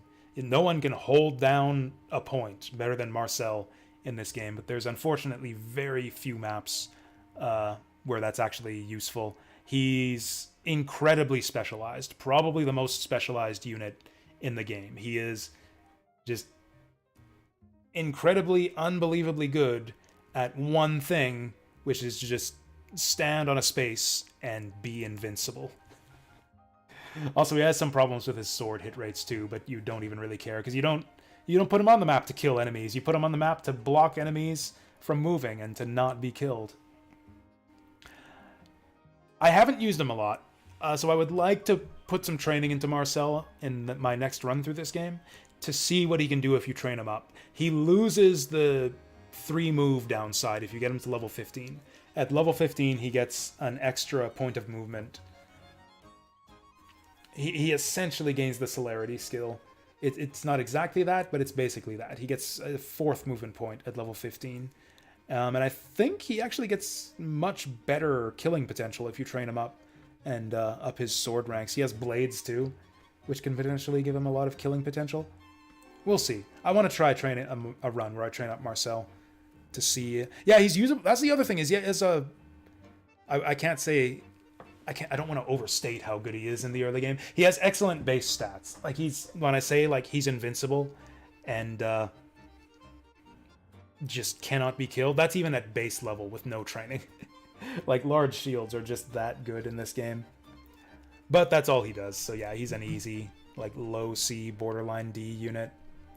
That brings us on to the mages. Aegina is a tough one to rate for me. She's kind of the freebie mage.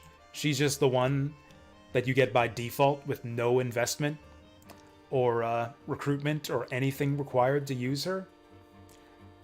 And I think that's kind of balanced by her being maybe the worst mage. I don't know. Weirdly enough, even though she's like the easiest one to recruit and use, she's the one I've probably used the least.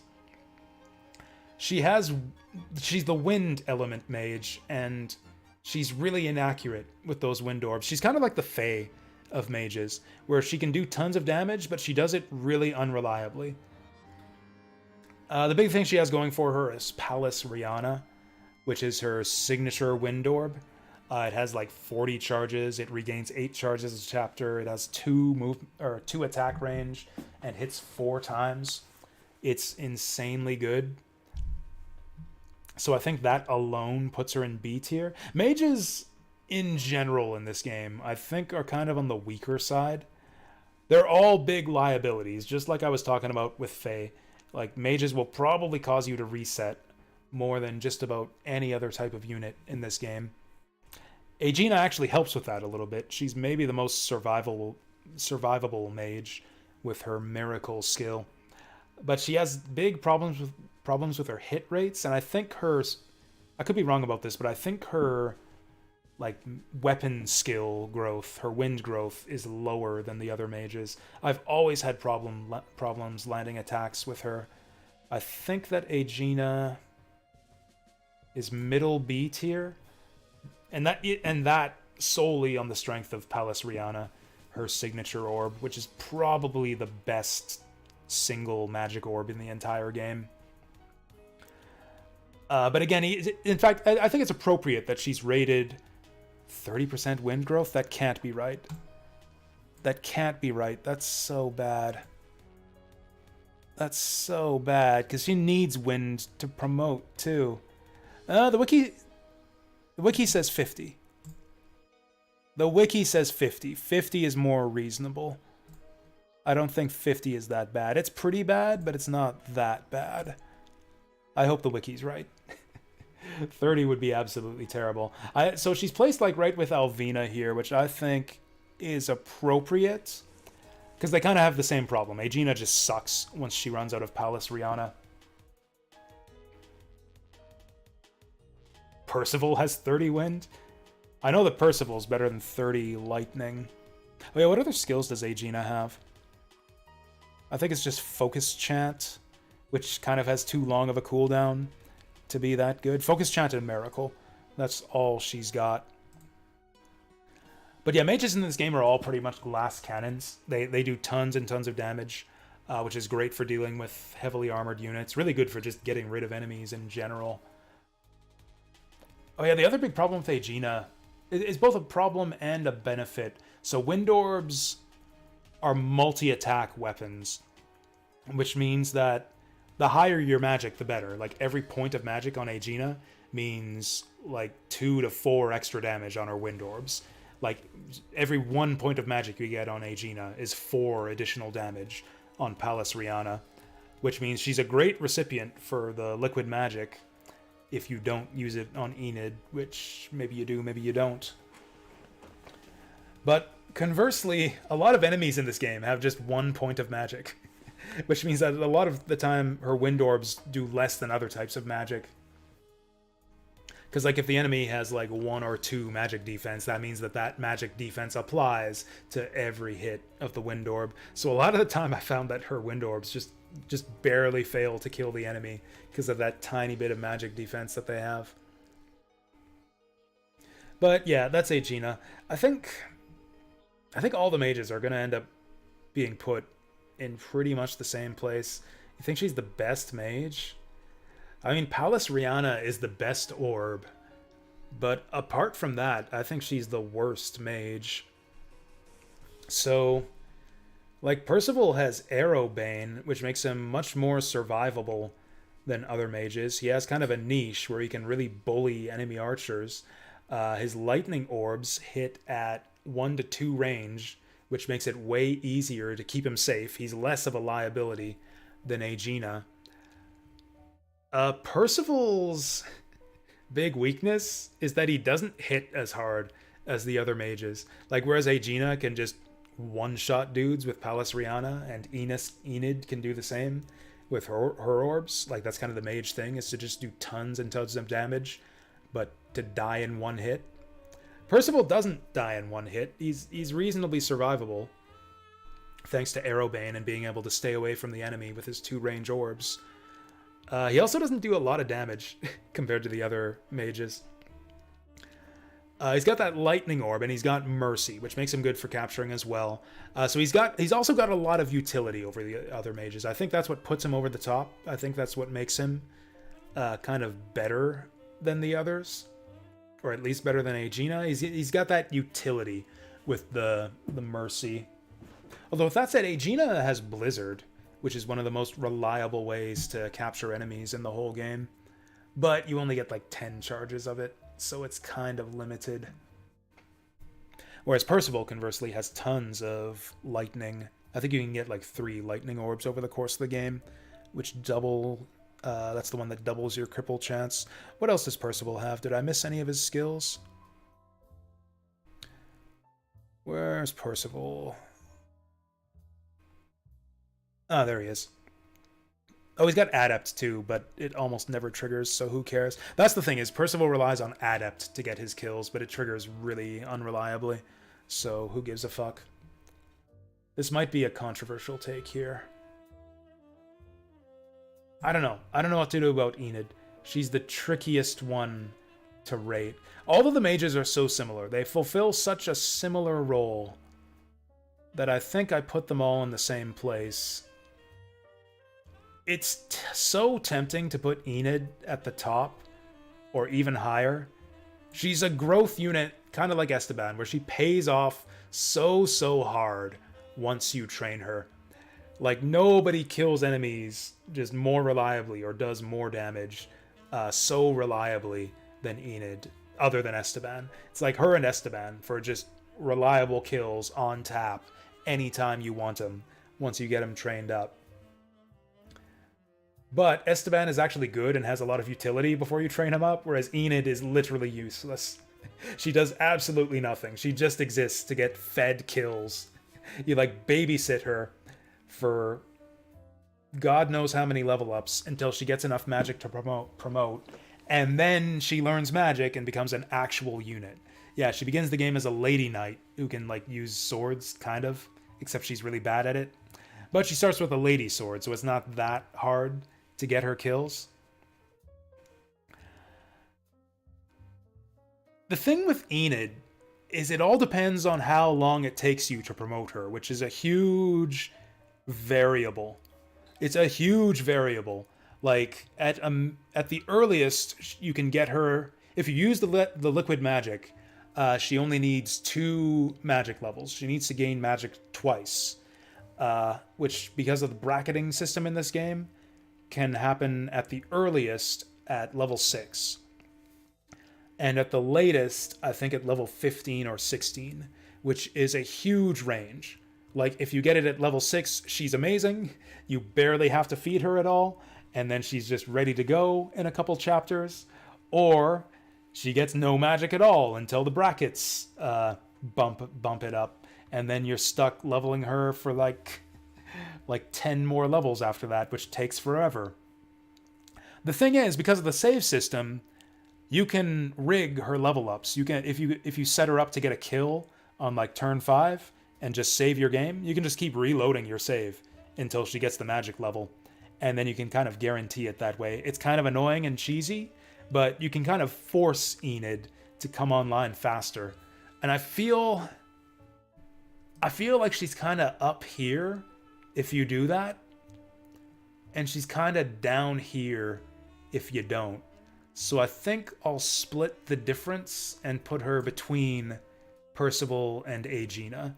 She can go in either direction, depending on how much you want to cheese her level ups. I got pretty unlucky with her on our last run where we trained her up heavily. Like, once she's trained, like, she rewards investment more than the other mages, I think. Because her signature orb is just insanely good. It's like turbo accurate, turbo damage. It just destroys everything. Yeah, it's actually insanely good. But Enid doesn't really do anything else. That's probably kind of the problem with all the mages, is they don't really do anything else other than do tons of damage and be really, really squishy. The thing is, they do tons of damage to enemies that tend to resist damage. They'll deal with armor knights, which is a big obstacle on a lot of maps, and they'll also kill anything else you want. They just require some babysitting. I think that's the reason why I like Percival a bit more, because he's got that added utility and added survival factor with Arrowbane and the reliable 2 range. So yeah, I think honestly mages aren't amazing in this game. They're very specialized. So I think this is reasonable to put all the mages in the middle of B tier.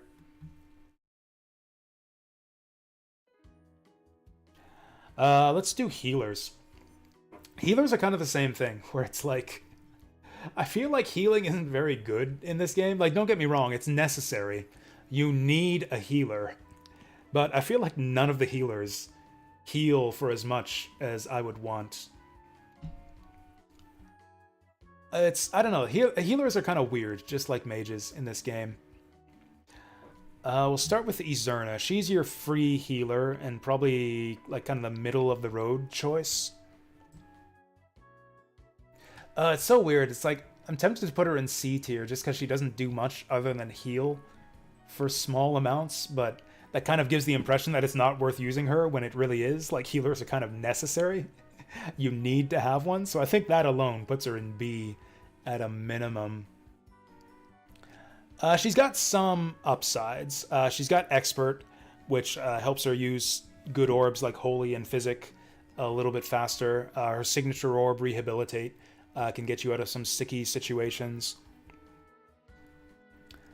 But, I don't know, the problem is healers don't do much. You can set them up with Holy and have them dodge tank a bit. Or I say dodge tank, really vantage tank. But you can only do that so many times. You only have access to like 2 Holy Orbs in the game. I have no idea. I honestly have no idea how to rank healers. And then late game you get Fortify, which lets you put out tons of healing. I feel like the healers are like, I haven't figured out healers in this game. I feel like I misuse healers. Like I'm a hoarder. I'm a big hoarder when I play games like this. And I think that's part of the reason why I don't rate healers higher.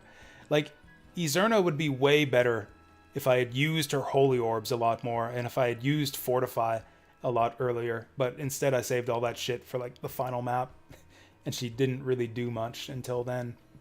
Also, I didn't even use her. I used Owen on this run. Okay, let's start it like this. I'll put her at the bottom of B. I'll put all the... I don't know. These will be like the dumbest placements on the list. Like, I'm not gonna put... It's so difficult to compare healers to the others. Like, all of the other units at least fight, so you have like some kind of basis for comparison. Healers are just like doing a whole different thing from everyone else in the army.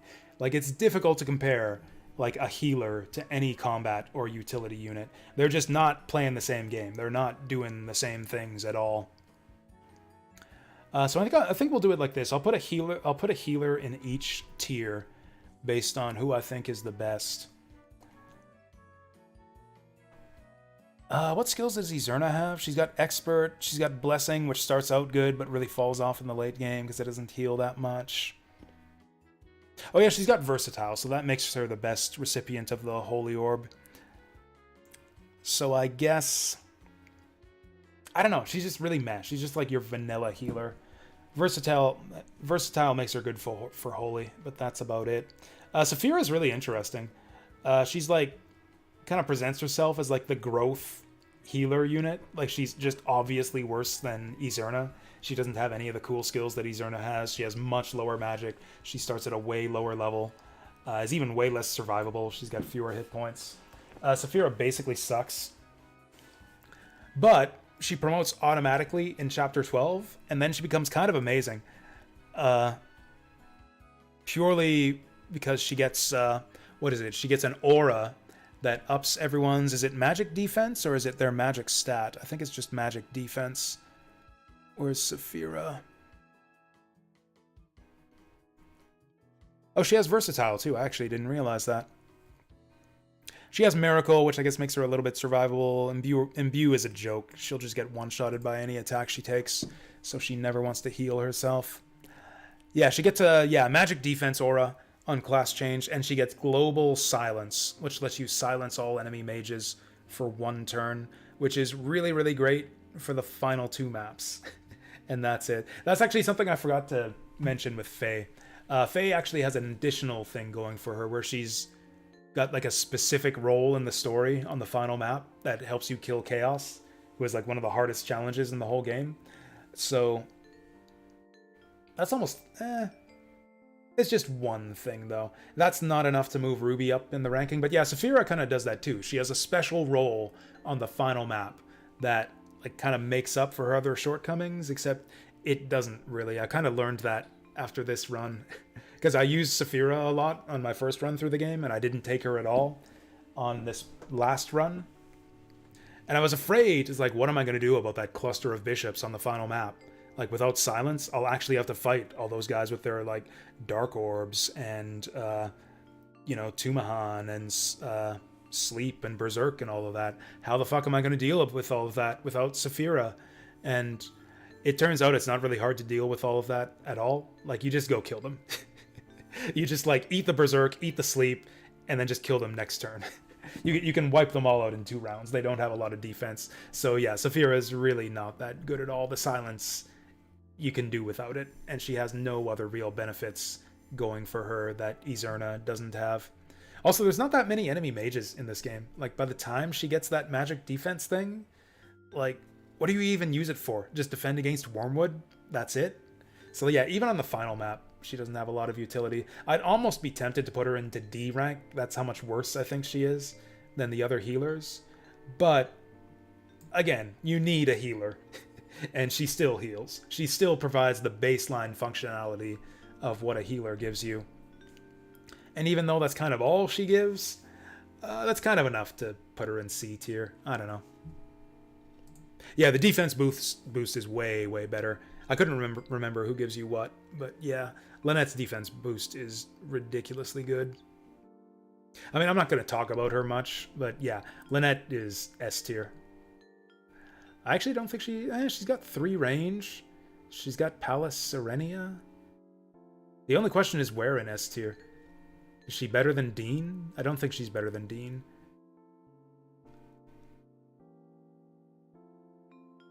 Like, if Lynette was a unit who you could just take on any map, would you take her more often than Dean? Yeah, you would. You'd take Lynette on every fucking map in the game if she was usable. Yeah, we'll just go ahead and put Lynette there. She is ridiculously good. This is another one of my hot takes. I think Owen is the best healer in the game. Again, he provides the baseline functionality of a healer. Same as Saphira. Same as Izerna. He does that better. He has way higher base magic than Izerna. So he actually his heals are almost twice as effective as her. Whereas Izerna doesn't actually heal for a lot. It'll often take 2 shots of healing magic to fully heal a unit that you want. Owen does it in 1, because he has like double the magic she has. He starts at a higher level, so he can use more magic orbs, although that actually gets evened out because Izerna gets expert. Izerna gets expert, so eventually she starts using better orbs than Owen does. Owen can cast magic. Like, Owen's got magical utility. He can kill things on top of healing. So like on top of just being a better healer than the other healers, he's also a mage who can kill things. And yeah, in fact, I think considering that he can heal and kill things, like he doesn't do the killing thing as good as the mages, but he does do the healing. It's like Izerna plus like a kind of half-ass mage. It's like, what if we combined Izerna with like a semi-Aegina and combined them into one unit? And it turns out that unit's really good. I don't put him in A tier, but I think I do actually put him above the mages, just because like healing is more useful. I don't know, should I put Izerna above the mages too? I mean, that's the question. What's better? Honestly, yeah, Izerna goes above the mages. If you think about what healing does for your team, healing's just more important than like the kind of more specialized role of your mages. Saphira still goes in C, I think. She really doesn't offer anything else. But yeah, Izerna goes above these guys. And Owen...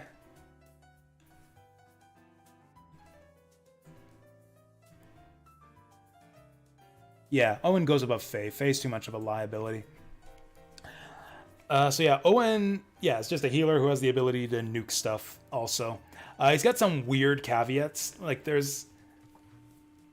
he's got a few caveats that might have me bring him down a little bit yet. The 20-turn deployment limit is limiting, but it's not as bad as you would think. Like, not a lot of maps go on longer than 20 turns. And actually what I've found is that on the maps where you stay right till turn 24, most of those are escape maps. And what I've found is that since Izerna only has 3 move, Izerna is usually too busy just sprinting for the escape point past turn 20 to really heal anyone.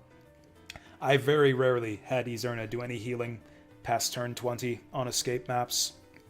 She would just move as fast as her legs can carry her towards the exit.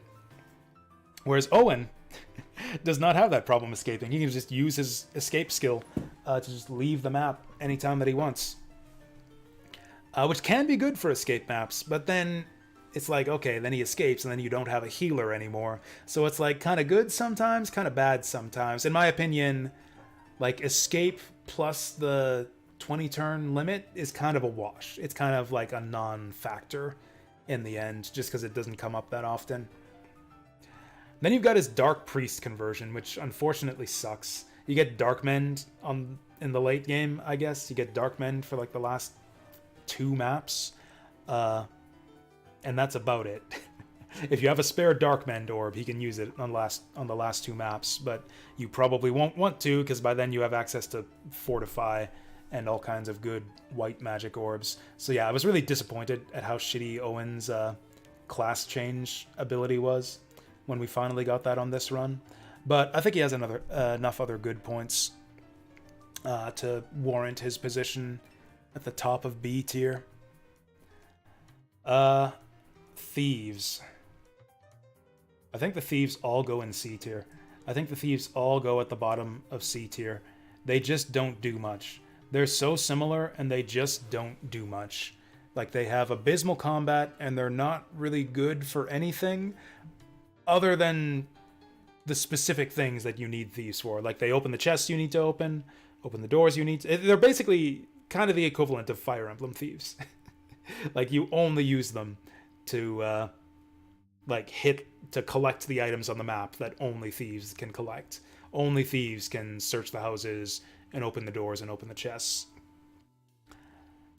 Thieves in this game have a little bit more utility than that, but I don't know. I've had a lot of difficulty using them. Like, supposedly, like, oh, daggers ignore enemy defense, so they can even damage heavy armor through their armor. And the knives have a crit chance, so you might be able to crit them for big damage. She's got Mug, so you can just steal enemies' items. So it's like, oh, you have like all these incentives to send your thieves into combat. In my experience, none of that shit just ever happens. Like, all of that shit is super, super low percent RNG that just never happens. The RNG that usually happens is you send your thief into combat, and then they miss, and then they die, because they all get one-shotted.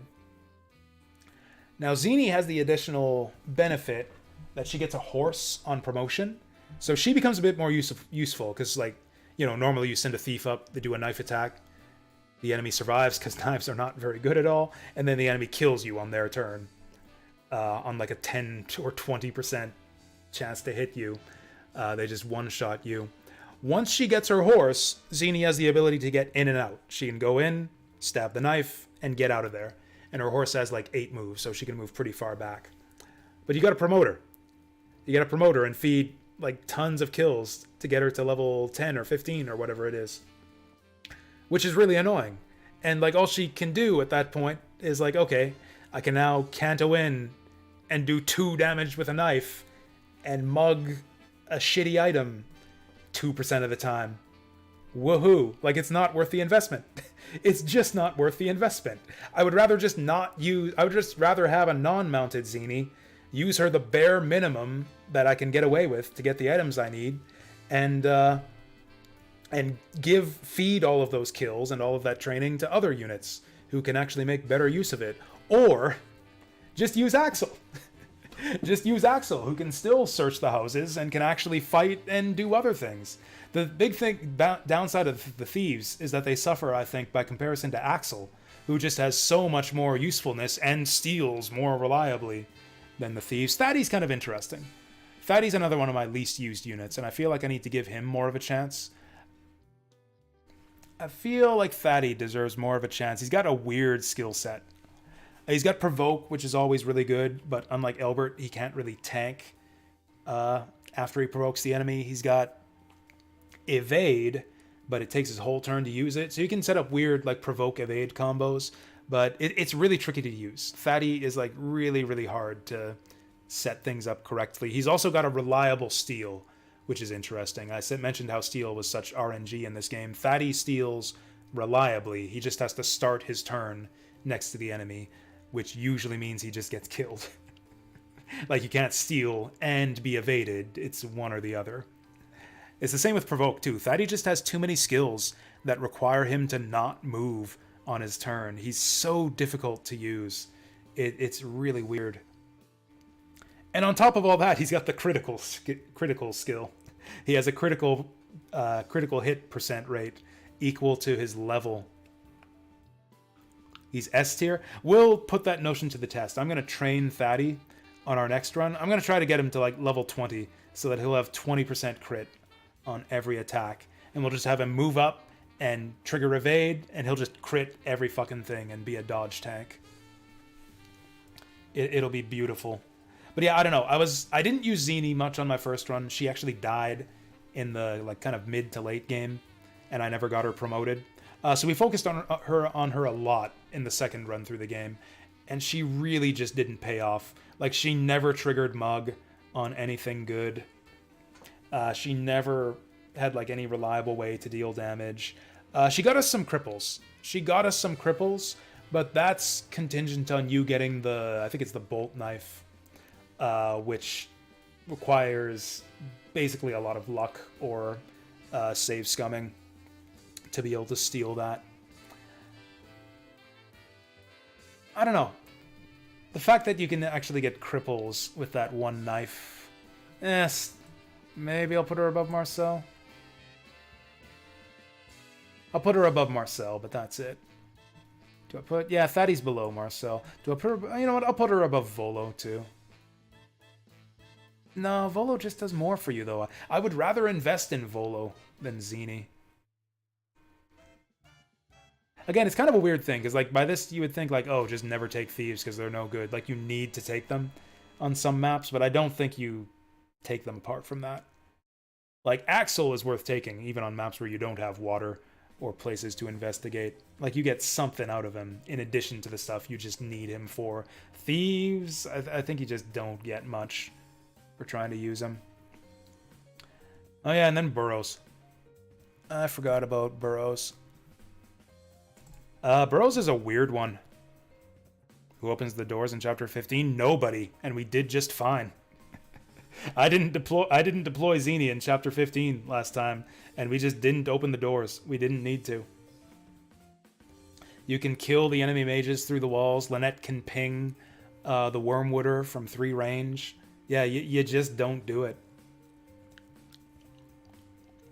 Yeah, I really did not miss being able to open the doors at all in chapter 15. In fact, I would way rather have an extra combat unit.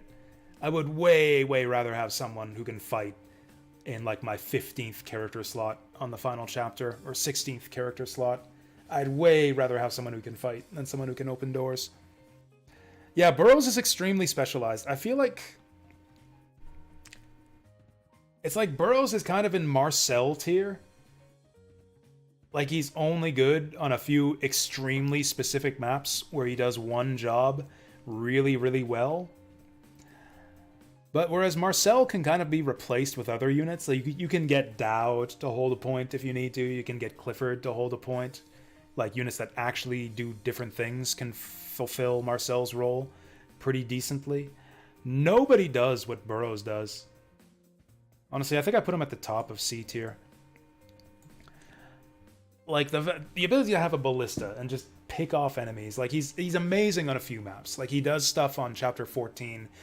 He just deals with threats that are going to be kind of a pain for any other unit to deal with. Like he can clear ballistas and archers on chapter 14. He takes out the Wormwood guy on turn 1 in chapter 15. You might be able to set him up to do tricky things with like the Scorpio on some maps. I don't know. I've never really tried it. He also kills really reliably. Like that's his thing. He's just a ballista like the enemies have, only on your side. Which is it's kind of like the Dowd problem, and it's like, oh, battle cry on my side. That's amazing. But it's not really, because of the way the maps are set up. You need more mobility most of the time. Burrows is kind of the same thing, where it's like, oh, ballista on my side, amazing. But it's kind of not really, because the way the maps are set up, you really need to move around and be putting forward pressure on the objectives. I think he belongs in C tier just specifically because he's so good on the final map. He also like shoots into the final throne room and can just pick off like the archers and the bishops in there. Like that's insanely good. I'd like to use him more. Burrows is another unit that I feel like I'm not as familiar with as I'd like to be. In fact, if I were to look at this list and then Vester, who gives a fuck? Why is he even on this list? This is stupid.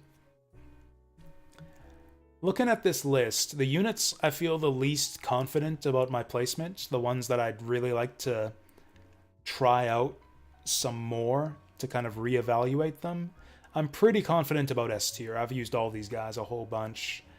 A tier, I've used all these guys a whole bunch. Sherpa, I'd actually like. Honestly, I'm a bit skeptical of Sherpa. I haven't actually used Sherpa a ton. I'd like to train Sherpa a bunch on our next run. I'd like to train Elbert more on my next run. Elbert has the potential to move up in the tier ranking, I think. Like, I've barely used him, and he's still done a ton. Like, this is like an untrained Elbert. Like, Elbert with no training is near the top of A tier. Who else? I kind of want to use Faye again, just so I can use Faramir. Faramir is another unit that I haven't really experimented with all that much. So yeah, I'd like to use Elbert, Sherpa, Faramir. We could give Izurna a shot. I think I might just bench Owen next time. Oh yeah, one other downside of Owen is he makes 12-1 a gigantic pain in the ass.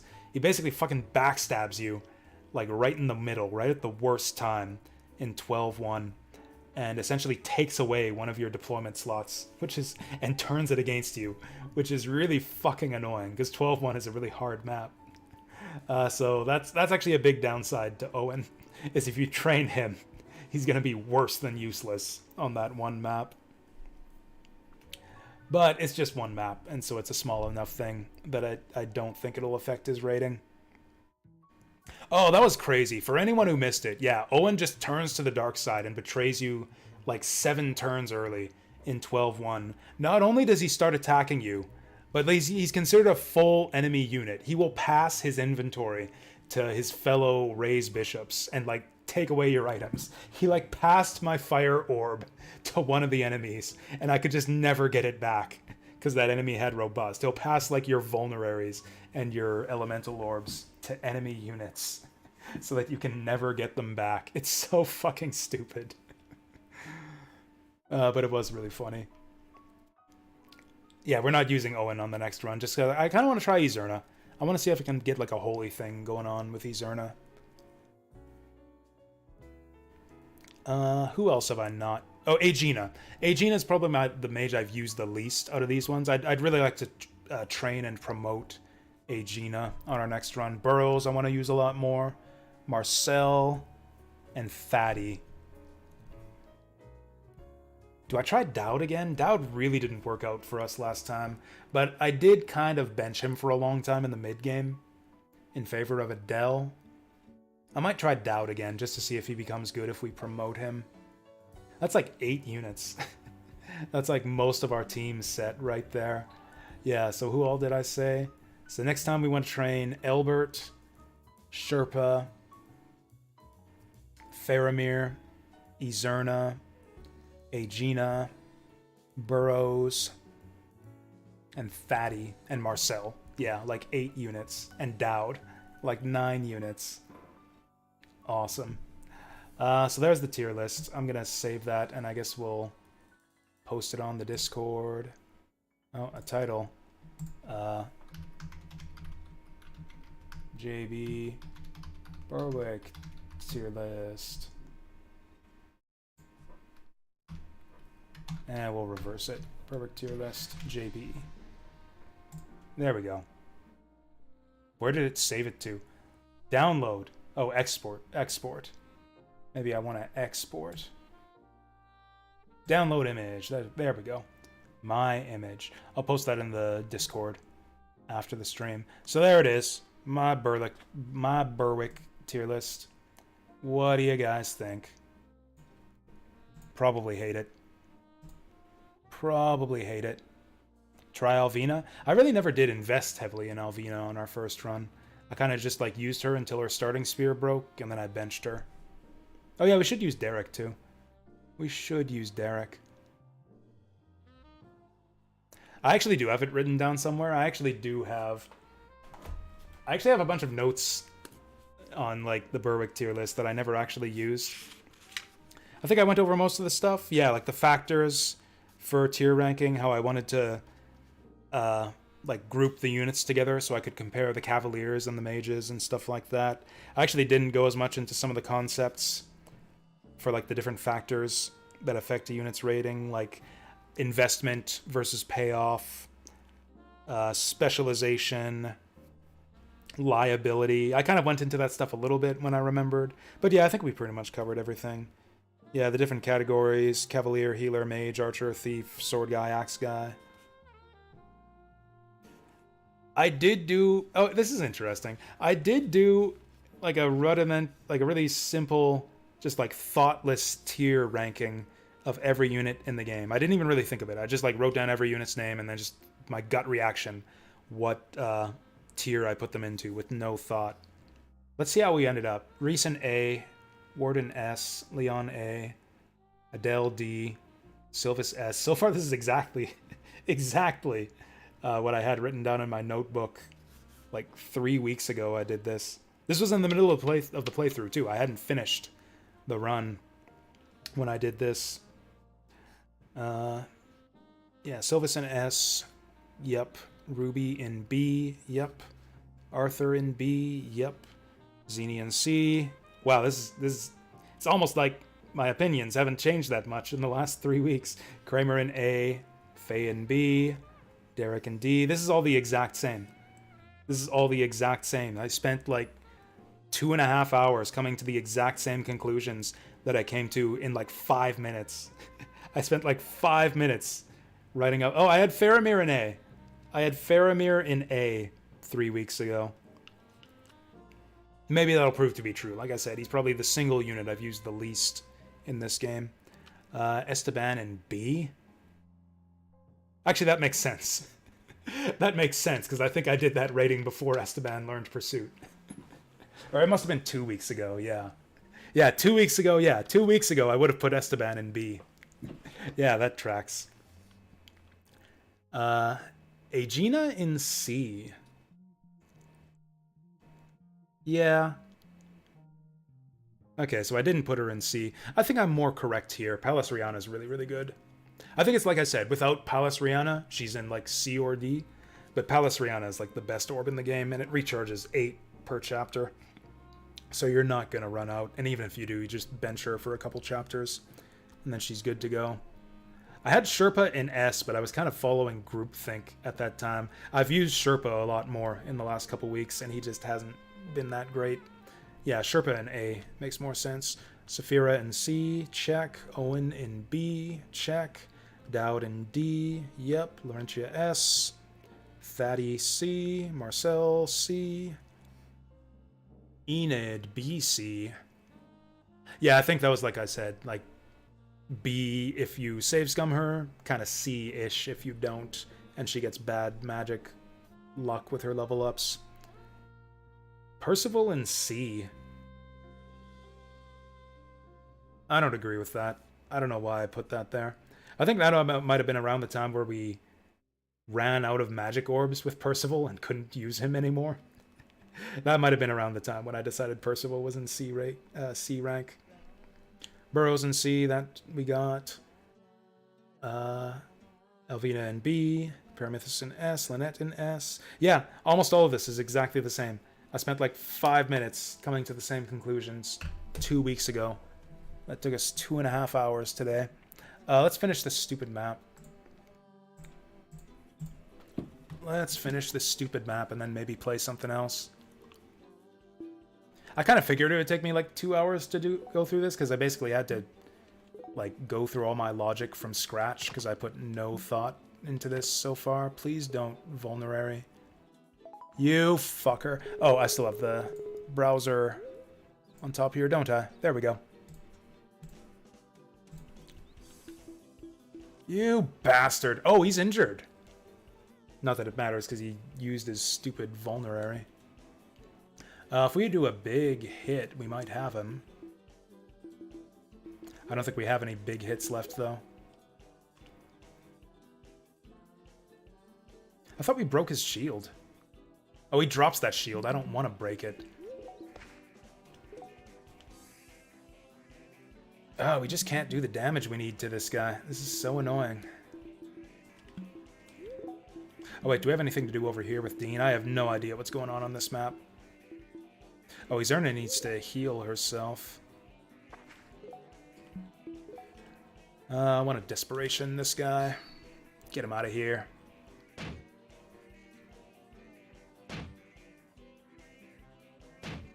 Okay, we have to get Izerna the fuck out of here. Oh, we just got a vulnerary. You know what? Dean's not gonna die. Let's have her vul right now. Then Dean can take another hit next turn. Ooh, those guys are on their way. Yeah, let's just shoot this guy. Yeah, the shield's half broken anyways. I don't care if we capture it. We won't capture it. Oh wait, we weren't... That's right, it's droppable. We don't have to capture it.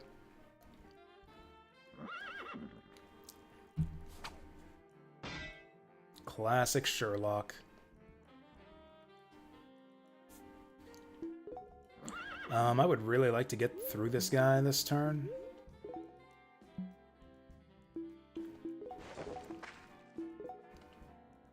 Yeah, let's do this. I'm gonna deathmatch him.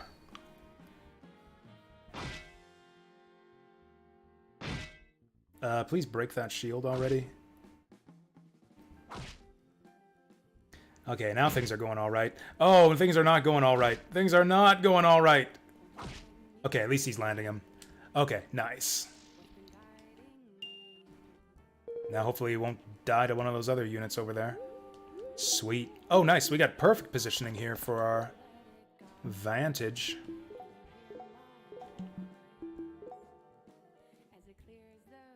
Smack this bitch.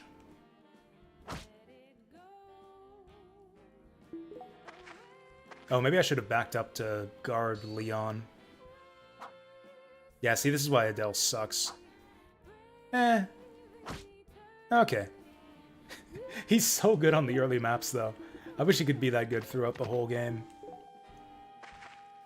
Yeah, I don't think he'll do 9 damage. Yeah, see? See? Leon's fine. We kind of have two emergencies to deal with now. Slim Spear for Elbert? What for? Oh, just to get him started on spears faster? Wouldn't you want to give him the Iron Spear for the better hit rate? I'll probably do that, actually, since I'm not planning to use Leon and Adele on this run.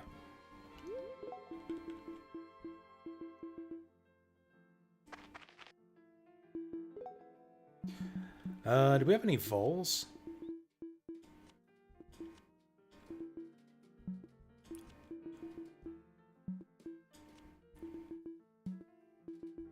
I thought we just got a vol drop somewhere. Okay, he's got to back off, which is bad for Adele. Do we seriously have no vols to start? This is garbage. Can we kill this guy? Ward's got to kill this guy. Yeah, we need Ward to block for Leon. Alright, rock that Night Sword. Oh boy. Okay, good. Gosh, Leon. Vantage. Oh, there we go. That's some good shit. Oh, yeah, we healed her. And it's a good thing we did. Jeez. That was right. Dean got the vulnerary. That's right. That dropped off another enemy there. Wow, she's getting kind of screwed here. That guy's escaping this turn. Excuse me. Oh, he only does 6 damage. 34 hit. He doesn't drop anything, though.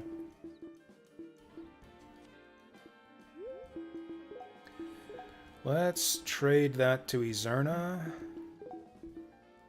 And move up here to block these guys from escaping.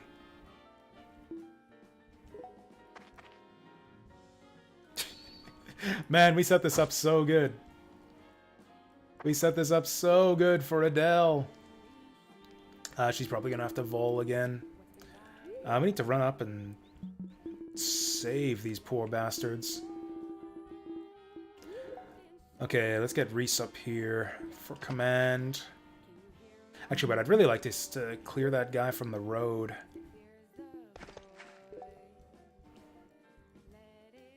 Nah, we can't do enough damage. I guess Adele could try. Let's do this first. 65? Okay, we got it.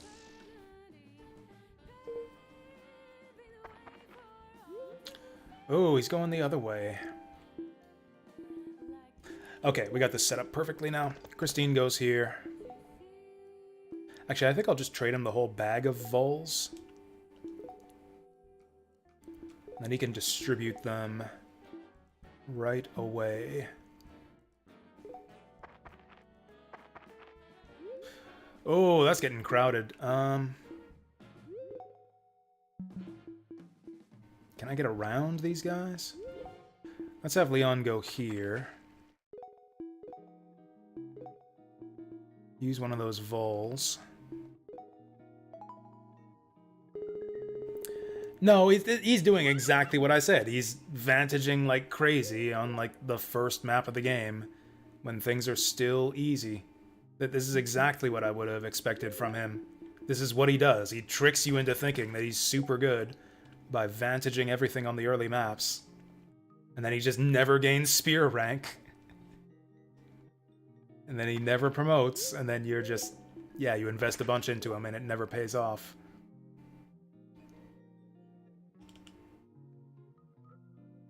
Yeah! Oh, I thought that would kill him with no shield block. We're in a tight spot.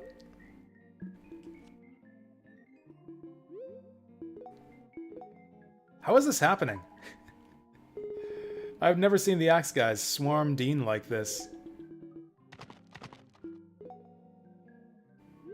I think it's because, yeah, he's been kind of wasting his turns Do I have Izerna heal him? He could die here. Pickaxe guy is no threat.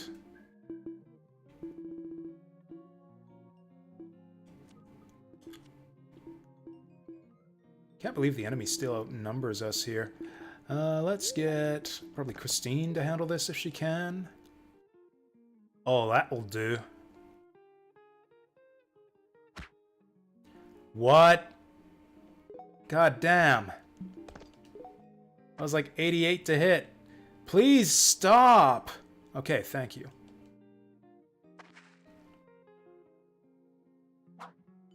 Okay, that was lucky. Can we kill this guy? Oh, he's gonna go for Sherlock. Can't have that. Oh, I can't deathmatch him. I can deathmatch this guy, though. For what it's worth. Actually, let's have someone else get that kill. Someone like Albert. Then Leon can deathmatch the other guy.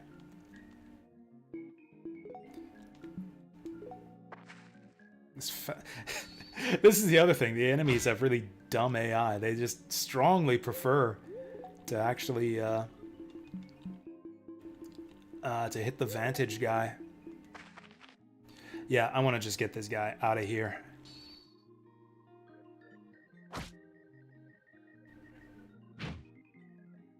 Denied. Okay, that's good. That's some good stuff. Oh, this is bad. Okay. Man, Dean's getting swarmed down here.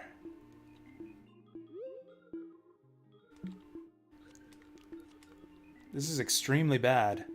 I think we need to rush through town here is what needs to happen. Get Reese up first to give us command. Okay. Getting lucky with the dodges. If I go here, they'll be blocked off from escaping. These bastards.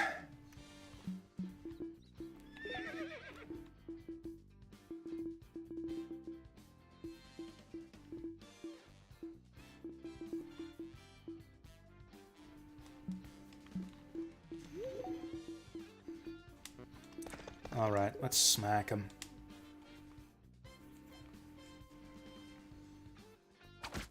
Oh, wow, he actually hit something.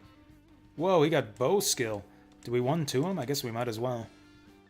Oh yeah, I forgot that other aspect of Sherlock's early game. He spams a bunch of low accuracy bow attacks that never hit anything, and when they do hit, they do no damage. Actually, we can put him here.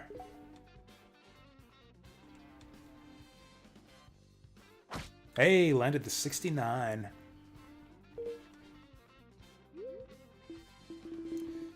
I'm really nervous about Dean's situation right here.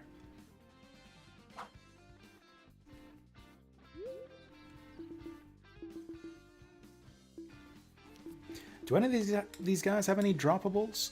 Okay, here's what I think we do. That guy's hitting for 9+1. Let's go Desperation. And I'll heal Dean right away. Oh, that's not even gonna kill him. Okay, now it kills him. Okay, then we heal him, then he can go block those guys next turn.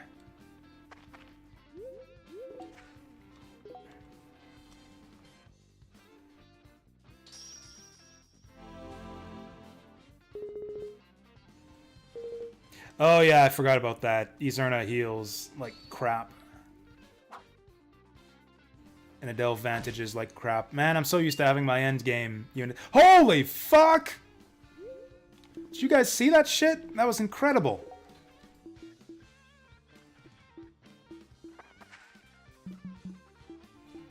That was incredible. Bro got a point of fucking spear skill there.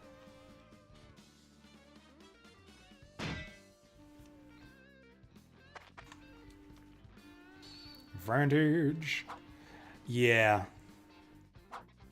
That was an Adele moment right there.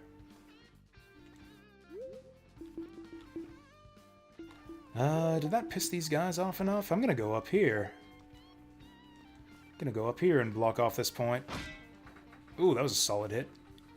Ooh! What are these guys even doing? Are they even taking turns? What the hell is happening here?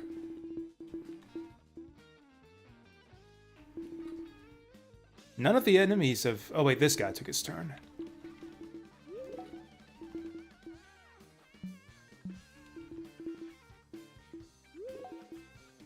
She can't make it. This guy's gonna run away. I guess that's fine. Let's just... Ooh, we could... We could have her capture that guy, give her some XP, but... Yeah, I think we'll go for the heal.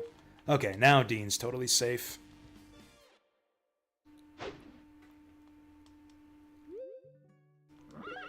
Oh, we could smack that guy with Sherlock here.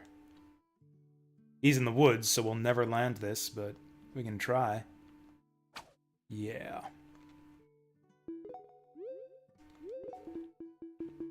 Should have done this first. I'll take that. What did he have? Ooh, Varian Axe. That's not very good, actually. We should be able to head off that guy. Actually, Christine can go up here. She's not going to be able to do much else on this map.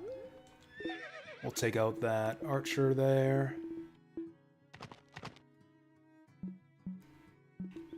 Actually, since we're using Albert on this run, and probably not Leon... Yeah, let's do this. There we go. Let's start throwing shitty spear attacks that'll never land.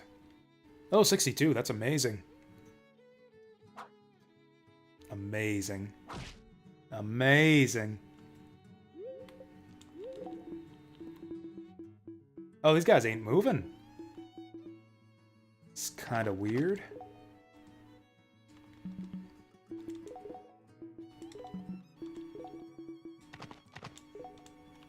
There we go. Let's get things started on Richins. Oh, I guess I should change my settings to actually speed things up here. So technically we're 3 hours to get through map 1 on this run.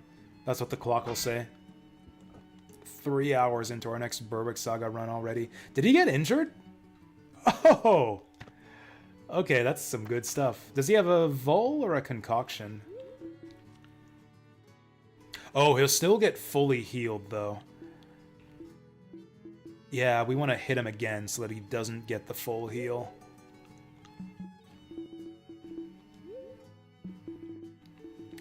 Who's most likely to land it? Probably Reese.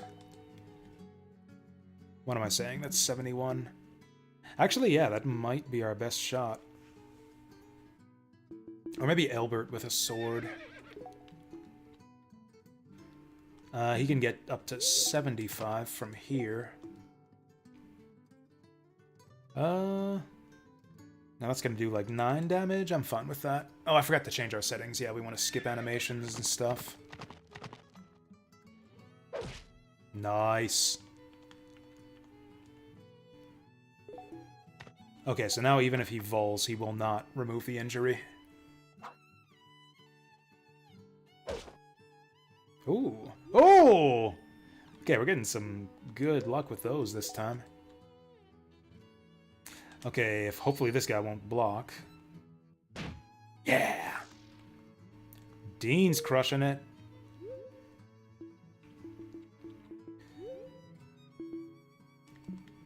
Honestly, Sherlock probably wants to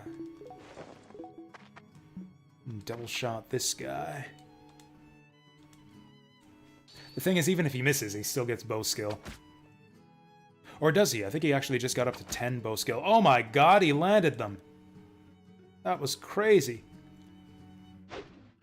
They're still missing her. Okay, our bout of bad luck at the start is being replaced with good luck. This guy's still super injured. Reese might kill him, though, if I have him go up and he adapts. 16 minus 8. 1, 2, 3, 4. Right, that's 8. Can I do just a little bit more than that? Just a little bit less than that? This guy's probably gonna vol anyways. I mean, what's... Oh, that's only 4 damage. That's not enough. You know what? Let's do it. He's almost broken his Iron Spear already. I still haven't changed the settings. Oh.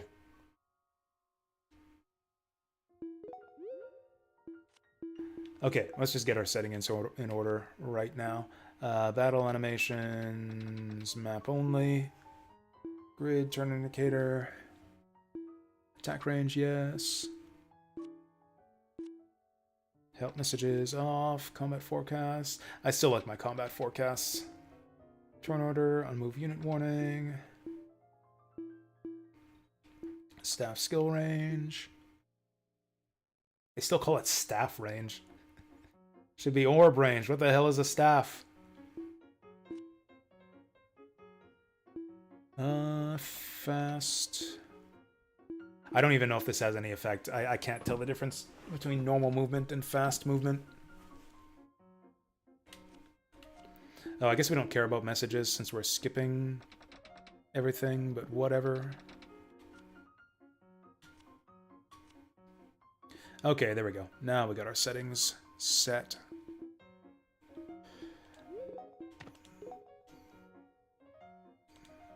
Alright, let's get to work on this guy. Ding!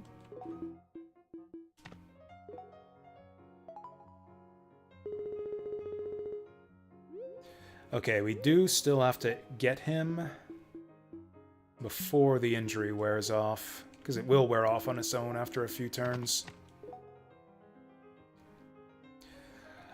That won't kill him. Should have a good cripple chance there. Oh, come on. Might just have Izerna capture this guy. Oh, do we have to talk to recruit her? I guess I should have done that from the other side. Oh, well. Right, I think it's Zini is the one you have to talk to recruit. Oh. Oh yeah, we can just abuse our horses since we're gonna lose them anyways. Oh, we gotta stop that guy. What's he getting away with here? Oh, he's got gold coins! Okay, fuck that guy. He still gets out of here. Got a desperation aim. Oh, good thing Sherlock landed those bow attacks. Get rocked, loser. It's my gold now. Dean's gold. Actually, it's my gold. Dean will just turn that over to Reese when we're done here. Maybe it was a bad idea to send her up here.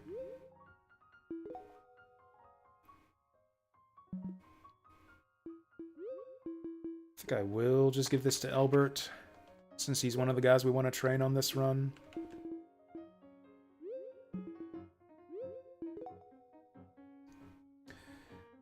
Okay, so we need like 16 damage.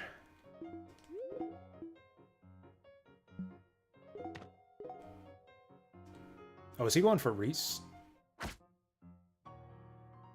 Oh! Although I think we kill him with this anyways. Oh, not like that.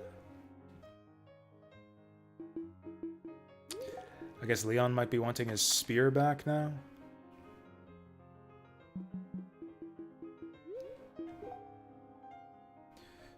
That's not gonna be enough. Man, I kind of want that Varian sword, too. Oh, we could, like, trade.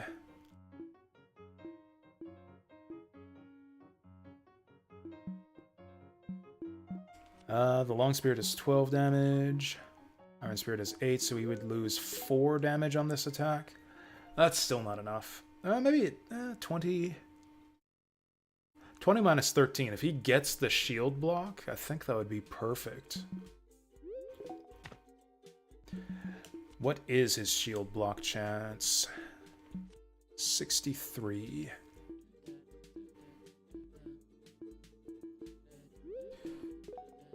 I think it's better if Leon does it.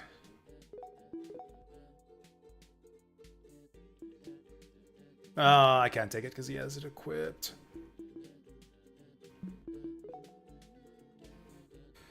Ooh, 15 minus 8? That could be perfect if he doesn't get the shield block. Yeah, that's 7. Ah!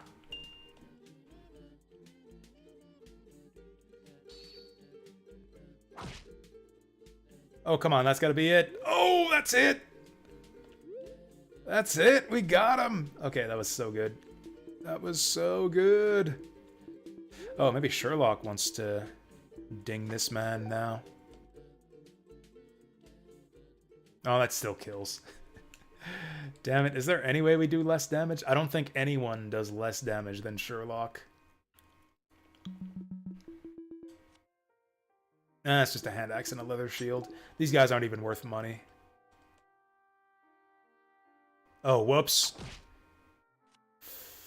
Fuck. Damn it! Damn it, Sherlock! You fucking idiot. Why would you do that, Sherlock? Why would you do that? Damn it. I didn't realize that other guy was in range. I didn't realize the other guy was in range. That's hilarious that he landed that too. That was on the house. He was on the house and he landed it. Oh, that's so fucking stupid. Damn, Elbert's getting rocked here. Oh, this would be a good way to train up our shield skill. Oh yeah, I forgot to visit the house. Ward can do that.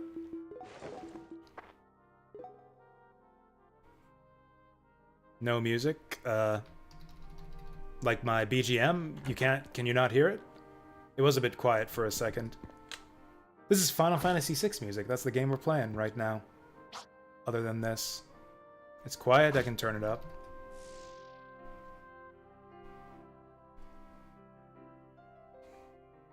Did we make it in time? Oh yeah, Christine's got to kill that other guy.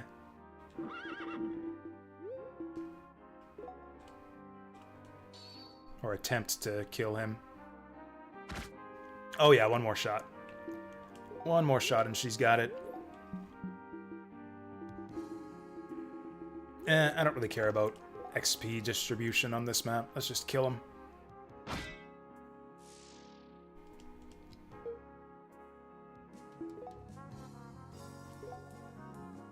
Tempted to not save so I can try to get that capture again, but let's go. Okay, so let's do this one first.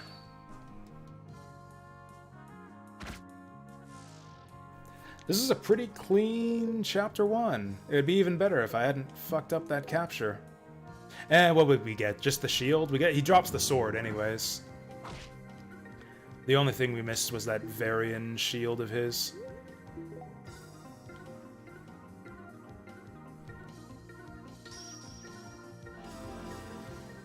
I guess we could have tried to train Elbert a bit more, since he's pretty much the one guy out of our starting army that I really want to work on. Oh yeah, he's got that Varian spear now. I am literally just going to pass turns with Elbert. Literally just pass turns. Everyone else just passes turns until Elbert gets this kill.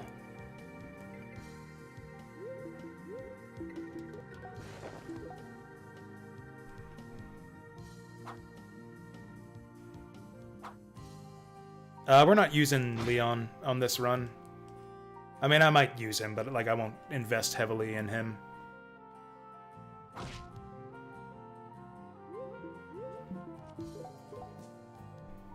Yeah, Elbert's the one we want to work on. I think one thing I neglected on my last run is I viewed training my units too much in terms of like what level they're at and who should get XP, when really the main stat I think you want to look at when trying to balance your training is skill levels. Yeah, if anyone's behind on weapon skill, you should take them along so that they can train their weapon skill. That was the mistake I made with Dowd. last run, because he was often pretty high level, but he never had good weapon skill, so I didn't train. I didn't increase his accuracy enough to make him viable in the late game.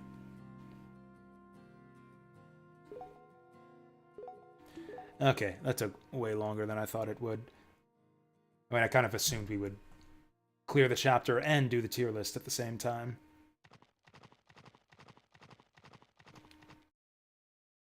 Instead, we did one and then the other.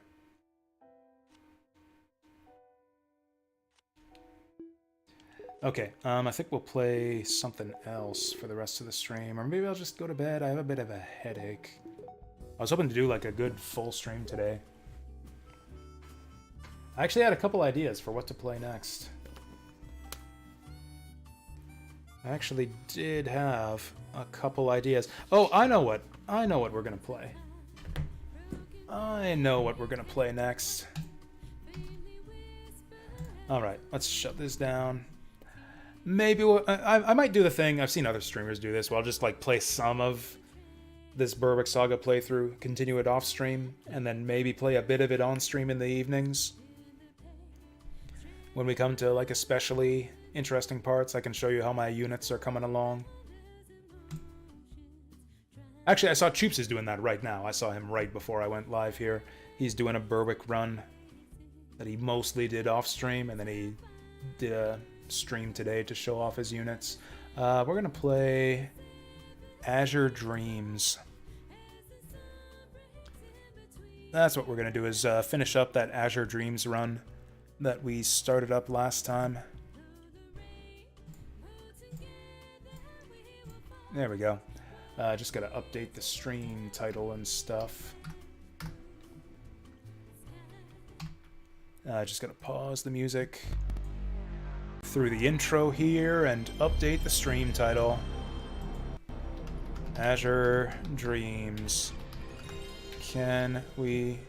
Oh, actually, yeah, Azure Dreams into streams. There. So this is a continuation of the save file that we started up last stream that I played this. Where the whole premise was that I was going to try to beat Azure Dreams in a single stream. Which is basically like 5 hours. I was going to try to beat the game in like 4 or 5 hours. And we just barely failed. We came extremely close to the top of the tower a couple times, and then just choked. Just lost the run right at the end. But I actually played a little bit of this off stream. I did a little bit of messing around with the save file off stream. So here, I'll show you guys. For anyone who missed it last time, I'll show you guys what's going on with this. Okay, so we'll turn off the BGM. Now we can turn the jazz back on.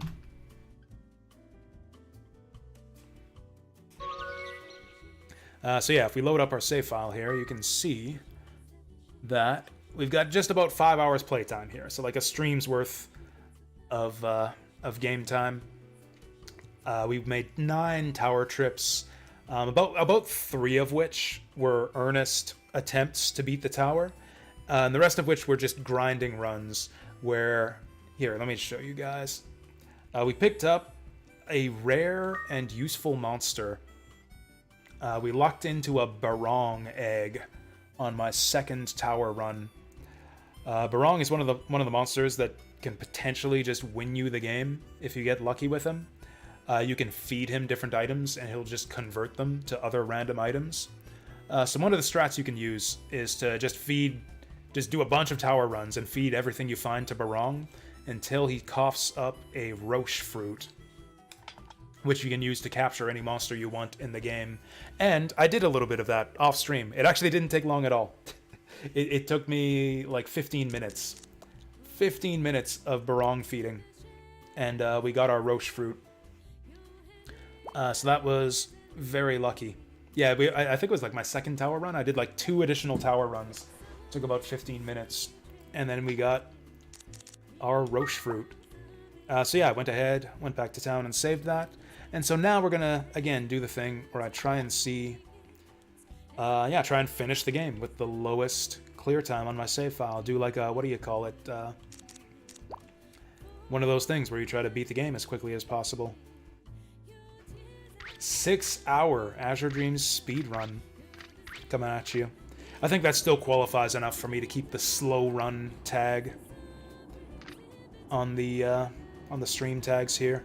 I do need to go make some tea. I'll just we'll take a quick refreshment break here. Actually, we'll actually refresh ourselves here. Let's bring that up. And then, yeah, we'll start doing some Azure Dreams. Okay, as close as we got on the last couple tower runs, like we were so close so many times the first time that we did this. I expect that it'll be just a total breeze to beat the game now that we got the Roche Fruit. I expect that this will be the run where we clear the tower. It'll take probably less than an hour, and then maybe we'll play something else after this. That's exactly what's going to happen. I don't think anything can possibly go wrong here. So, yeah, I'm going to go get a drink and come back, and we'll see if that happens.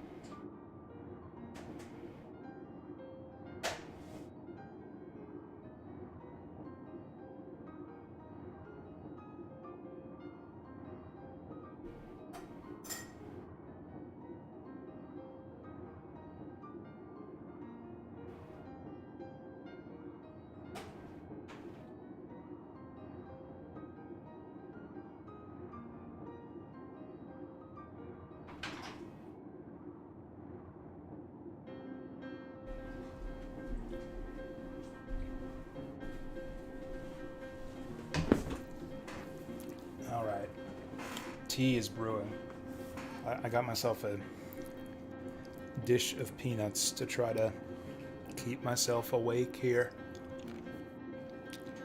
This is the reason I never stream on work nights. I just get really tired for some reason.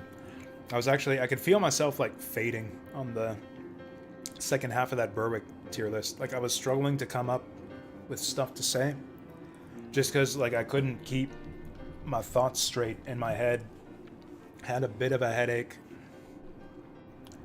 But I don't need my brain to play this game.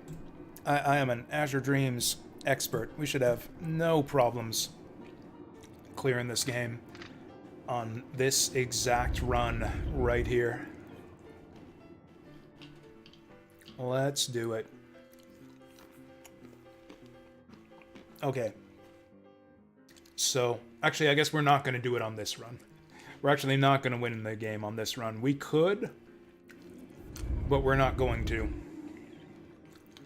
We're actually going to win the game on the run after this one. What we're going to do is we're going to bring out CUNY. And we're just going to rush up the tower, up to like floor, I think it's 6 or 7 when the clowns start showing up. And, yeah, we're going to catch ourselves a clown. We're going to feed the roche fruit to the clown. He's going to turn into an egg. And then we can get this clown show started. Oh, there's the wind crystal. We're halfway set already.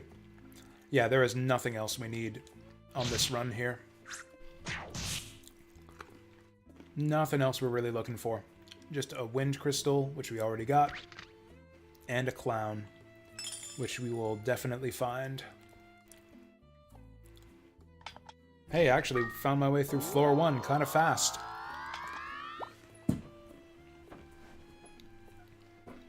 Floor 1 is the easiest floor in the game to navigate. It only, unlike every other floor in the game, which has a randomized layout, like totally randomized, floor 1 has like a small pool of, I think, like 3 different fixed layouts that it'll randomly choose between. Maybe 3 or 4 different layouts. But they're all so similar looking that I keep getting them confused and not knowing which one I'm on. What happens if you take the elevator to flee from Gauche? Well, I guess we won't find out. I've actually never tried that before. I can never bring myself to show weakness in the face of this jerk. I just want to smash his face in every single time. I've never actually tried to ride the elevator out of here while dueling Gauche.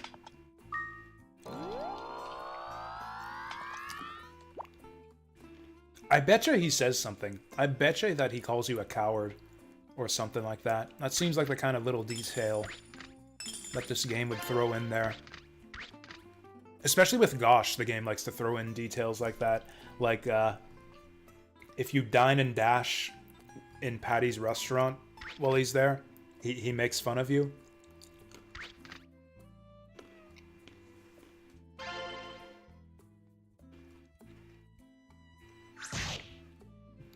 Oh yeah, I think he has some special insults for you too.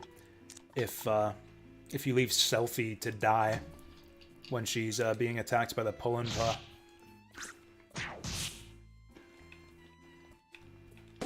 Which is a scene that I would really like to show you guys maybe on this run, if we fill out this save file. Anyways, hey there, Neo Sigma.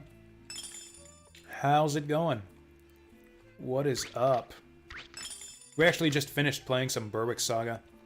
I was making up a tier list, so we were playing Berwick Saga while all that was going on.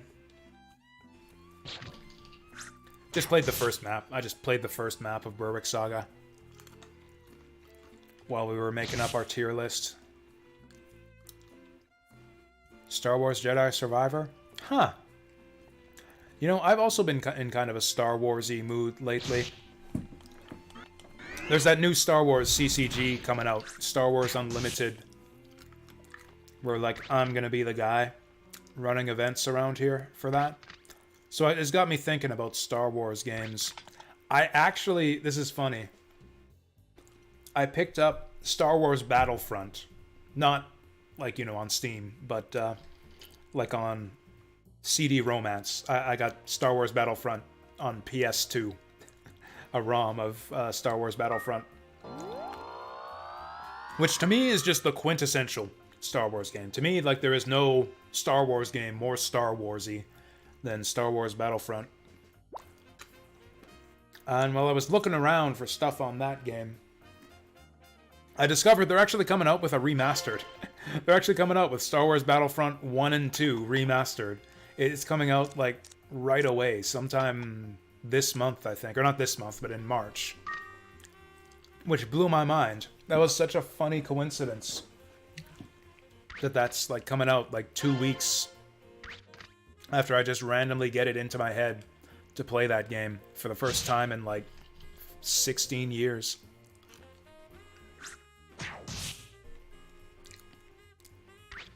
It's funny, that game's kind of made from the ground up for multiplayer. Like, it's one of those, like, multiplayer shooter-type games. Seems to be, like, a really well-designed one, but that was back in the days of, like, you know, PS2 modems and online connectivity. Like, I never owned a PS2 modem. I never played Battlefront Online, even though that's kind of what it was designed for. I only played the single-player modes, like the historical campaign and the Galactic Conquest, which I always thought were really cool in the first place.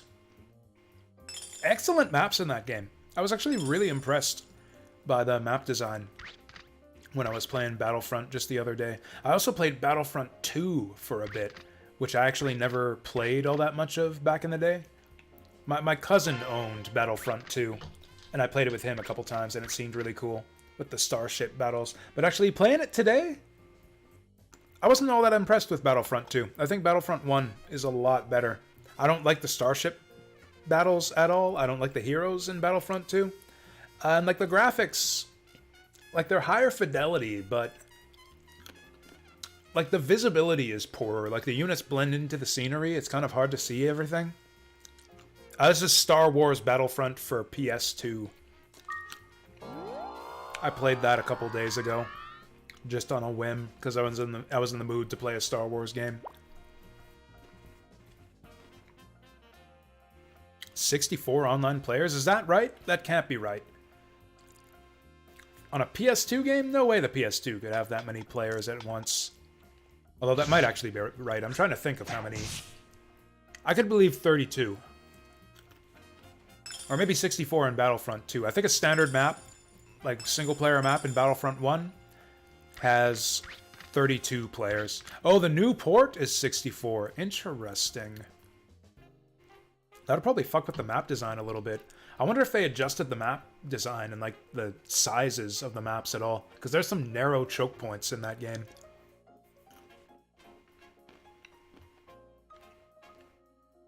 I mean, it could be Battlefront 2 is 64. I could see Battlefront 2 supporting 64 players because the maps are a lot bigger in that game. You've also got, like, the starships on some maps, too. So you would need bigger maps with more players to fill up all that empty space with the and fill in all the starfighters.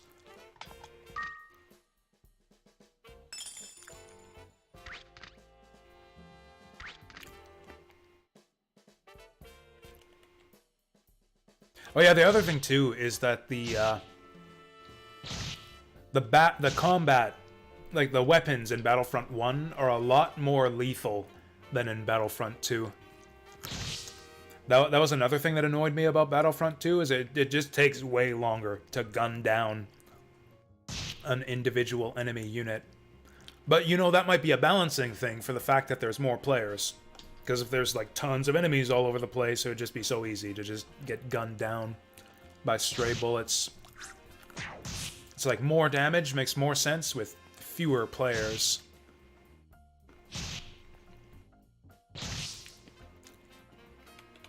Kind of tempted to pick up that port now, to be honest.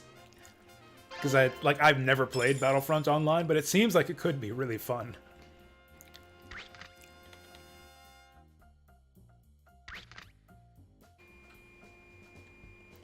Where's the fucking exit? My tea's ready. I'll be right back.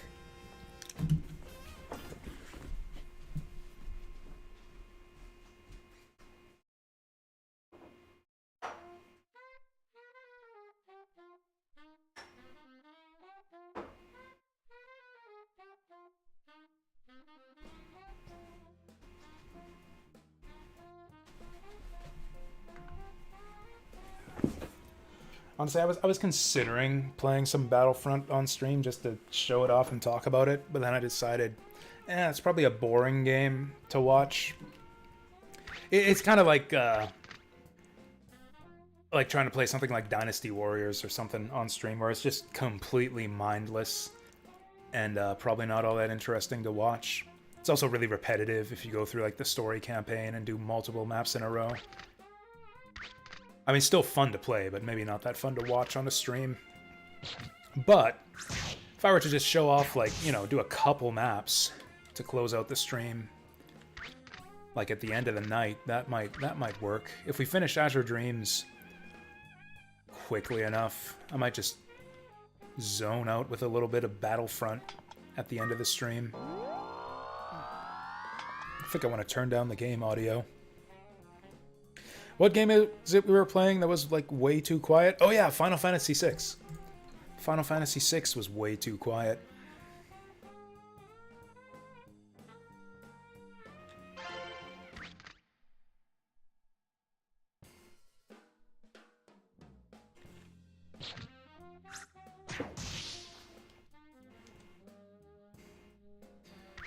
But yeah, what else has been going on? Star Wars Battlefront.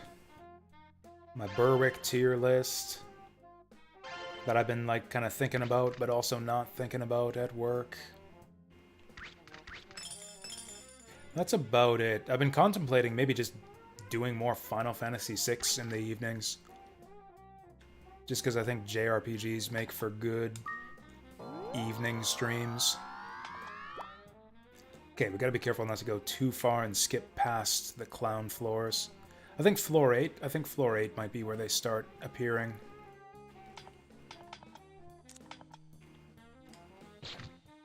Nice shot.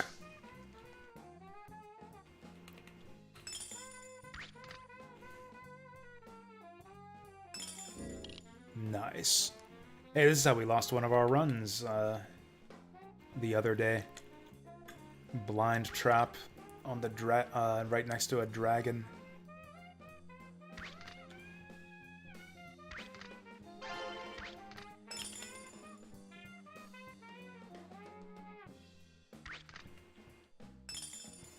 I don't know why it is that I never have any energy. Probably just probably that I don't eat enough, and or everything that I eat is crap.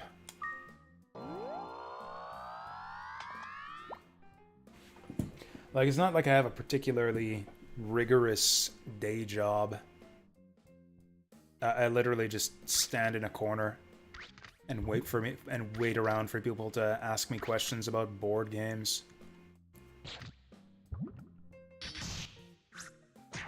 Could be that I'm caffeine addicted and I just need to start drinking coffee in the evenings. Oh, you know what? We can use this. Boom, 2-charge Acid Rain Ball. I might want to take that with us on the run where we actually try to win. Ooh, double Sleeping Fish. No.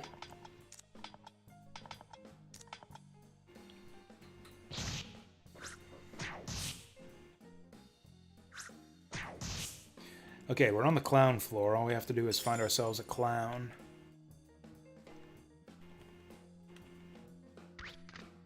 This is totally bizarre that the fish are coming out before the clowns are. In fact, I think we might have been able to see clowns as early as the previous floor. It looks like the floor is filled up with monsters. I might have to kill some things to get the clowns to spawn. That diamond shield is a nice upgrade. We'll keep that.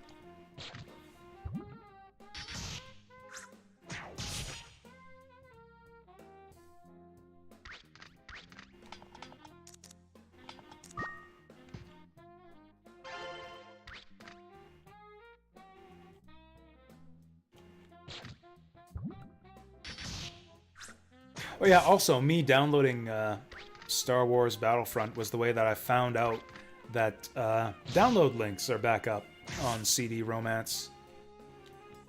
So that was really exciting to see, too. I actually think I downloaded, not everything from that site that I wanted, but like a couple times I've gone through there and like I searched out just every game that had the English translation patch tag. And, wait, no, we don't want to go up. Or maybe we do. Yeah, I don't think we're too late. I think clowns will still show up on the next floor. I think this is 9 here. Yeah, oh, there's the clowns. There's the clowns. Alright, send in the clowns. Okay, roche fruit. Reverts monster to its egg state. Nice. Okay, now we just gotta pick up the egg and get out of here. So, like I said, we won't be winning on this run. We'll be hatching the clown and then using it to win on the next run after this. But we don't have to do it this way. I could hatch the clown inside the tower and use it to win on this run. That might actually, in some ways, be a smarter strategy if we were trying to speed run. Since the clown would hatch at a higher level, even though we wouldn't get to keep it. He'd probably carry us up to the top floor anyways. But if we die, the clown goes away and we lose it forever, and then I have to farm another roche fruit. So if we take the clown back to town and hatch him in the monster hut, that means we get to keep him no matter what happens. So if, you know, something happens, the stars align, a meteor hits us, or we're struck by a bolt of lightning in the middle of the next run, we still get to keep our clown. So yeah, we're taking the safe and wussy route here, just to make sure the clown doesn't go away. I think we'll keep the acid rain ball. PETA we can always get later. It's a Pull-and-Pie egg. Okay, be careful not to sell that clown egg.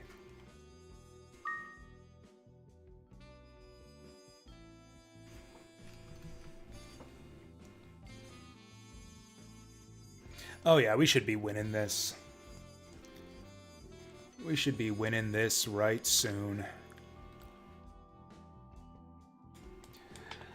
Okay, so we... Oh yeah, we don't have Barong. Do we need Kuhn?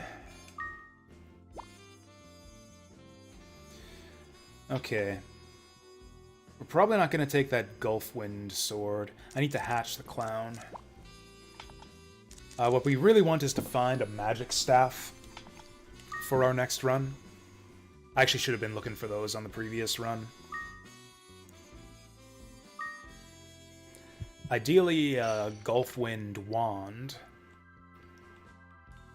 We will take Kuhn just to carry us to the upper floors. So here's the plan. We're going to use Kuhn to carry us to like floor 25, 30-ish, ideally. Then we're going to bring out Clown, and I'm going to start killing monsters to grind up Clown. Once we get Clown to like level 20, that should be enough to just power through the rest of the tower.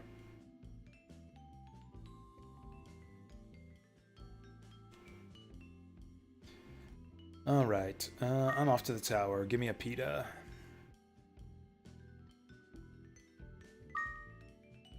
Now we got too many items, so we're going to put the Gulfwind sword away and hope to get ourselves a staff on this run. Yeah, I think the acid rain... Oh yeah, we'll use that acid rain ball. We'll try to find a room full of monsters on one of the upper floors, then we'll use the acid rain to just kill monsters and get tons of XP all at once for our clown.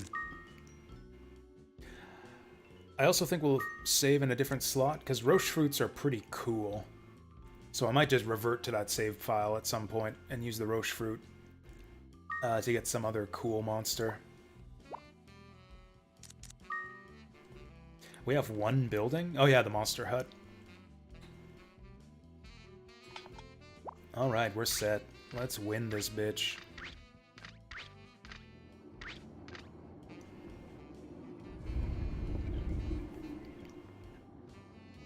Oh yeah, what was I talking? Oh yeah, so CD Romance. So I basically browsed every game in the the English translated tag on that site, and I browsed every PlayStation game that they had, and I just downloaded all the stuff that looked interesting to me. That was actually when I picked up all the Ridge Racer and Armored Core games for PS1 and PS2. Do we hire Kuhn? Hire, as if I'm playing Berwick Saga here. I think we'll try to preserve Kuhn. just so as not to waste MP. Also, this is a real run now, so we don't necessarily want to... Whoops. Don't necessarily want to rush up the tower. We want to be exploring and looking for good items on the lower floors.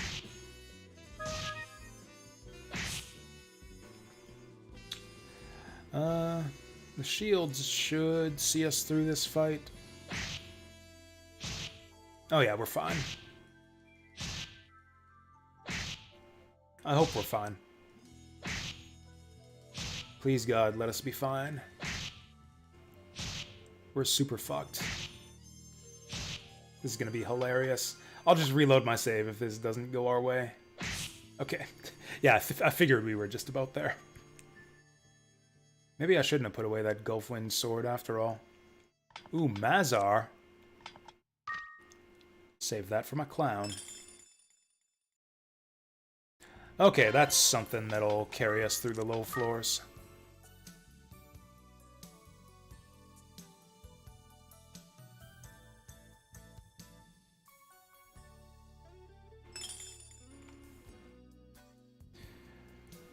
Did I have any other plans for the stream? Really just, I mean, I have plenty of plans for the stream. I just, yeah, almost never feel like streaming in the evening. I was thinking about doing some Berwick Saga from time to time. Thinking about doing some FF6. I've been thinking a lot about returning to Bomb Rush Cyberfunk. I've actually been trying that one out to just refresh my memory of the controls off stream the last few days. Gearing up to play some more Bomb Rush Cyberfunk. Oh, I guess I should have explored more of that first floor. Actually, you know what? I'm not going to bring out Kyun. I'm just going to run from Gosh and see if anything happens. Like, the indignity of it all kind of sucks. But it'll be funny.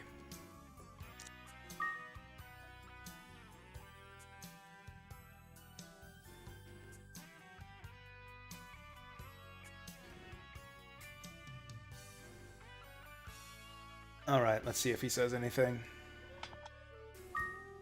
See ya, nerd. Oh, he doesn't give a fuck. I wonder if he'll say anything the next time.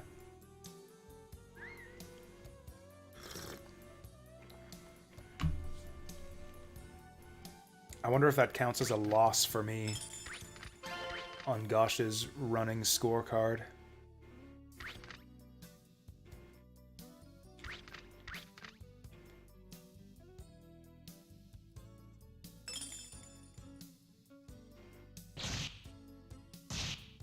Man, we got a killer starting inventory. Diamond sword, diamond shield, steel sword. It's just about the best we can ask for.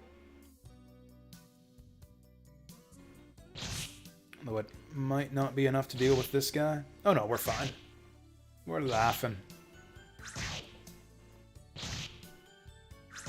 Maybe not laughing too hard. Haha.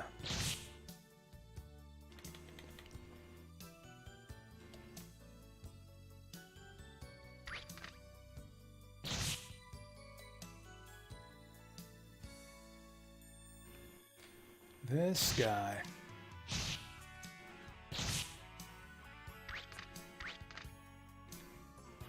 It's funny, I think about like just streaming and what games I want to play all day at work, and then by the time I'm sure this is a classic problem, and then by the time I'm off work, I have no energy to do anything. Not even play video games. I've mostly been watching Twitch and YouTube like the last week or so after work. Which isn't so bad either. That's not so bad either. I watched Choops play some Unicorn Overlord the other day. That actually looks really cool.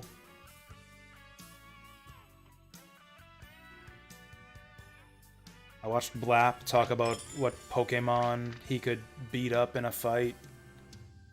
That was pretty cool. That was actually a way better tier list than my Berwick Saga tier list. That honestly puts my Berwick Saga tier list. That's what I should have done. To just rip off a gimmick from another streamer. That should have been the Berwick tier list. I don't know shit about the game. Like, I don't know nearly enough about the game to come up with a good, you know, objective tier list of how good the units are. What I should have done is like a tier list of which Berwick Saga units I could take in a fight IRL.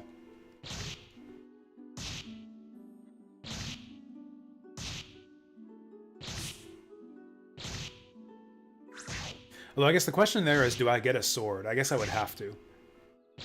I guess I would have to get, like, some kind of sword.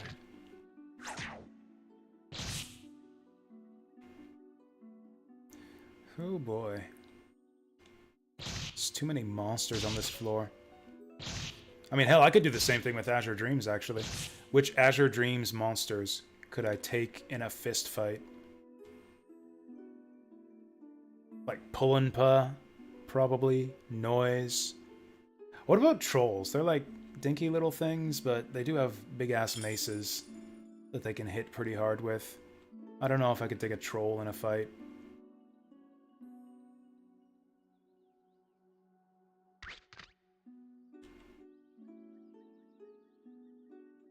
I suppose it's kind of mundane to do something like that for Azure Dreams, since you are literally fighting these monsters in the actual game. Whereas a Pokemon tier list of, like, which Pokemon could I beat in a fight has some novelty to it, because, like, humans never fight Pokemon in any Pokemon media, ever. So, like, pretty much the list of Azure Dreams monsters I could take in a fight is pretty much any monster that Ko can defeat at level 1.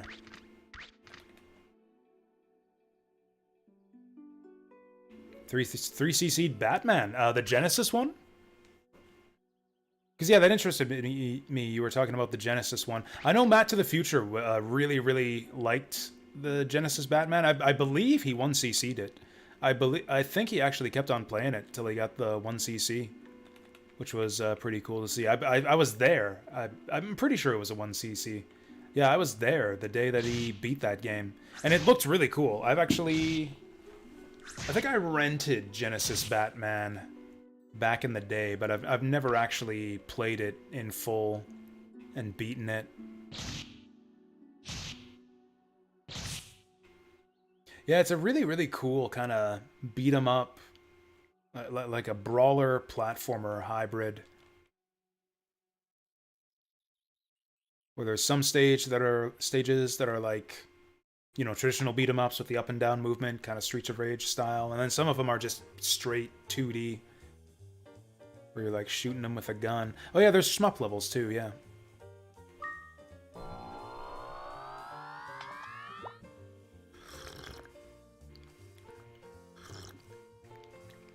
Awesome game, though. Like, the aesthetics are super on point. Yeah, that one's based on Tim Burton's Batman. Wait, or is it? Yeah, it's, that one's... The Genesis Batman's actually based on Batman Returns, right? I believe it uses the... like, the Burton designs and Penguin's the main villain. So it's essentially a sequel to Batman on the NES. Like, it's essentially Batman Returns, the video game. Oh, it's the original. Am I thinking of a different one then? Maybe it was Batman Returns was the one I saw Matt play on Genesis. Because, yeah, the one I'm thinking, yeah, the Penguin was the final boss. Yeah, that must have been Batman Returns. Yeah, I guess Batman Returns is the one I saw. I might not know. I might not know Genesis Batman then. I'll have to look that one up.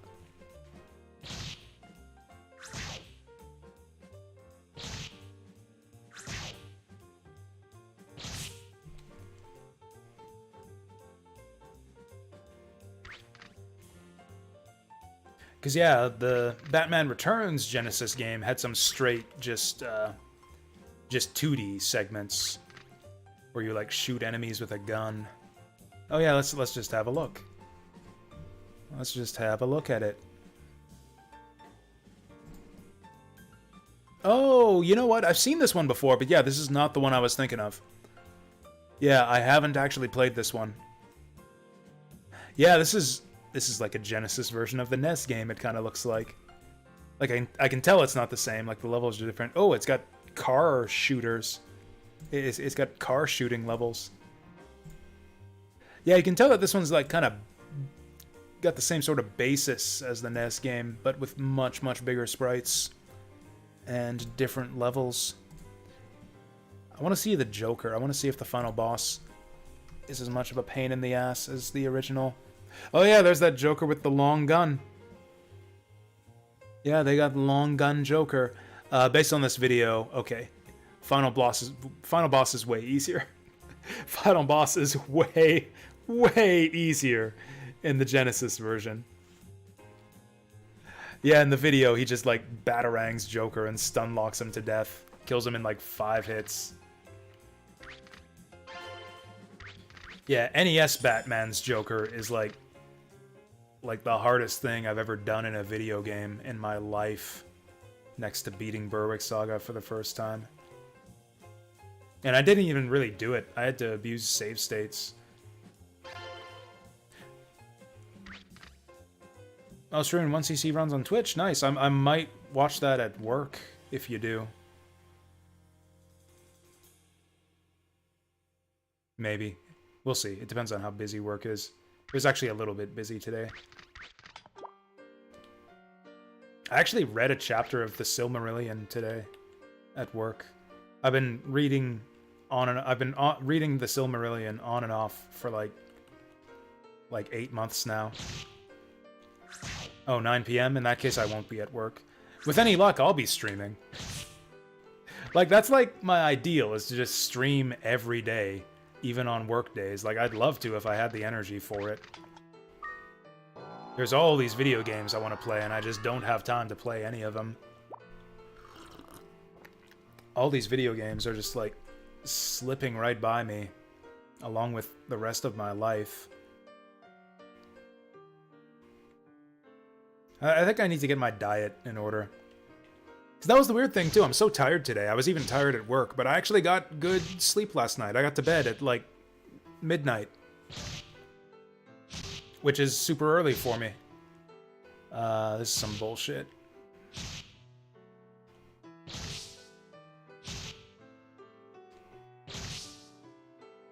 He's getting away from me.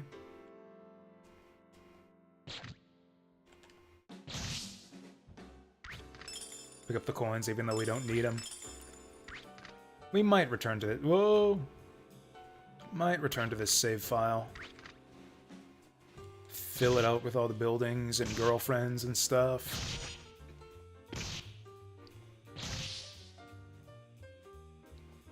Actually, do I even need an inventory at this point? I guess I kind of do. I would really like a flame ball of some kind. Yeah, we should build up a good inventory of stuff to handle the upper floors. Hewn is pretty much not useful past floor 25 or so.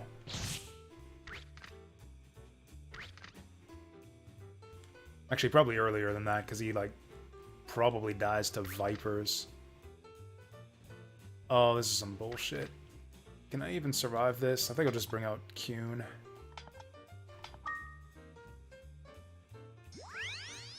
Oh, you know what else? Age of Wonders 4 is coming out in, like, 2 days.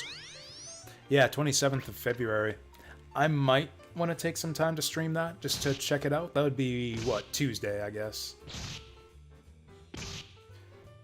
It's another mini DLC. The DLC packs kind of alternate between, like, little DLC and big DLC for Age of Wonders 4. This is one of the little DLC packs, but it seems like it's going to be a lot bigger than Dragon Dawn. It has a new culture and 2 new tomes, one of which looks really cool. I'm gonna fucking die. Man, that diamond shield steel sword combo did not last us long. FF6 is amazing. I'm like flabbergasted at how much I'm enjoying that so far. Like a lot of it is definitely nostalgia, but man, does that game have a good opening sequence. Like, it's linear, don't get me wrong, but it's like kind of that linear cinematic style that RPGs would kind of eventually grow more and more towards. But it's got so many little secrets to find, like extra little hidden scenes and items just crammed all over the place. Leadbeer's been helping me with that. He knows the game really, really well. I found out about like a couple secret scenes that I never knew about. Its approach to storytelling is like really novel too. The way it cycles between characters so rapidly is really interesting. You go from like Terra to Locke to Mog to Edgar within like the first hour.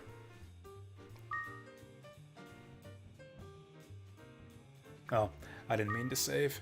Can we exit? Okay, good. Whew. Well, I'm glad I didn't put Kuhn back in the bag.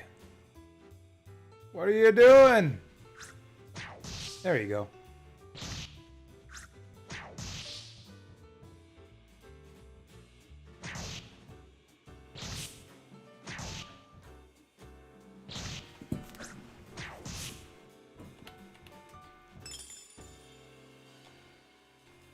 We're wasting MP on Kuhn the longer we take him out here.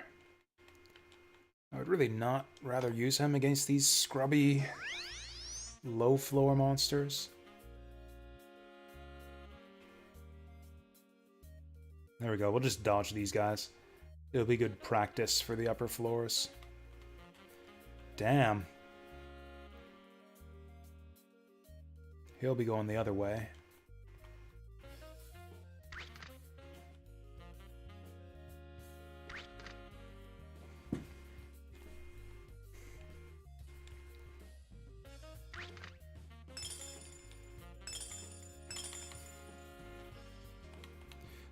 That'll just take us over to the other room. Okay, let's take the high ground here. We're a little bit underleveled for this floor, I think.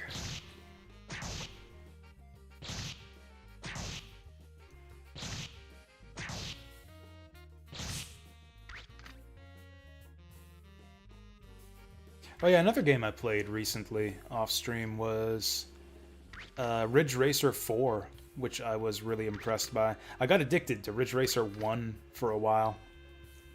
And eventually I just kind of caught myself while I was playing Ridge Racer 1. It's like, why am I playing this stupid game so many times? It's only got one racetrack that I've been playing like dozens and dozens of times. I've beaten this stupid single track in this game with every single car in the game 3 times over. I should just play the next Ridge Racer. And it turned out I didn't have the next Ridge Racer downloaded on my computer, but I did have Ridge Racer 4, which is actually an incredible game with a brilliant soundtrack and great opening movie. Much better, like, car handling and physics than the first game, too. Makes me feel like an idiot for wasting my time with Ridge Racer 1 for so long.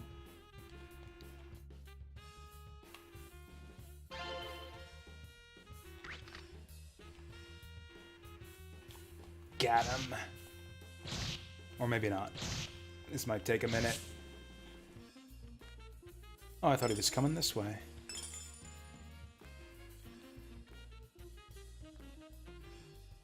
Come over here, stupid. Yeah.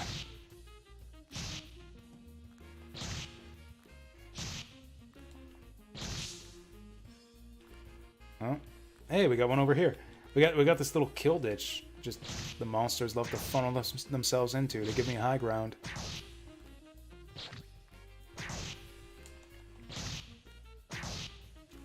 So the cool thing about Ridge Racer 4 is it's got this campaign mode. Actually, conversely, the shitty thing about Ridge Racer 4 is that there's no good way to do just an individual race. Where single race mode was pretty much the only mode in Ridge Racer 1. In Ridge Racer 4, like, the only way to do a race against, like, a field of AI opponents is to do the Grand Prix. But the Grand Prix is actually really, really cool. It's, like, story-based, where you choose, like, a racing team to be part of. And then you'll have, like, a manager who you'll interact with over the course of the campaign, and he'll actually respond differently depending on how you place in each of the races. Like, the one I chose was the Italian team, and the manager there is like this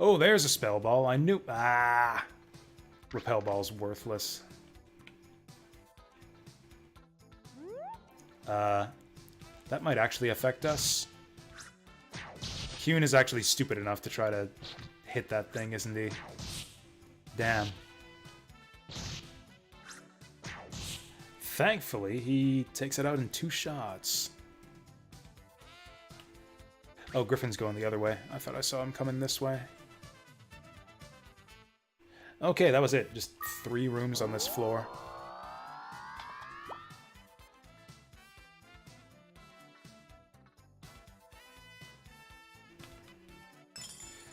Honestly, I think we just dive. I got, yeah, 2 Oleams.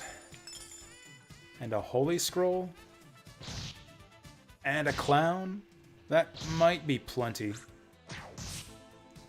To just clear the game. I would feel a lot better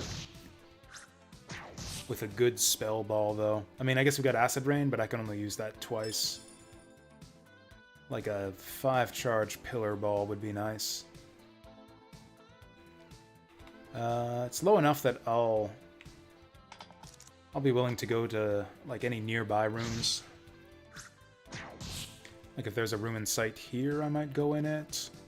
But I don't have any rooms in sight, so let's just go up. Maybe we can pick up some useful items, like story items.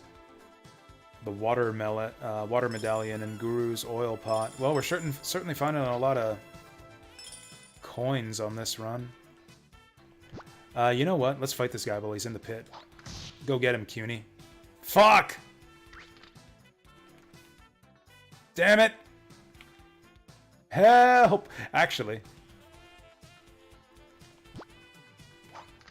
There we go.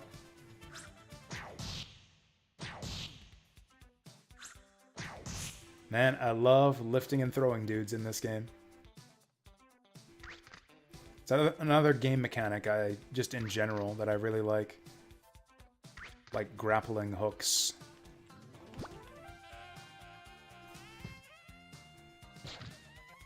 Any game with grappling hooks is aces in my book, and so is any game with lift and throw. Hi-Fi Rush to PS5? Nice. I had thought it was on PS5 already. Was it an Xbox and PC exclusive before? Okay. Huh. Shows what I know. Which is, yeah, basically nothing about what games are exclusive to what consoles.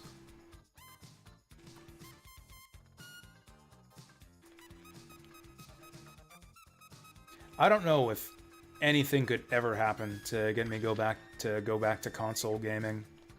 I just don't see it happening. I've got pretty much everything I could ever want on my PC.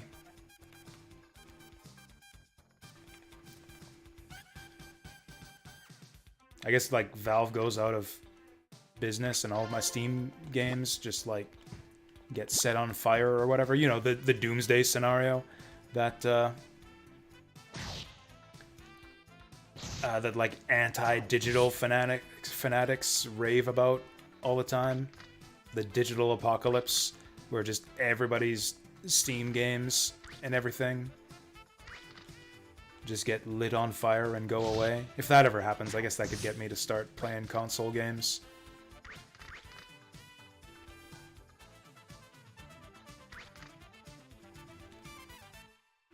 Oh, the elevator was right here. I totally missed it.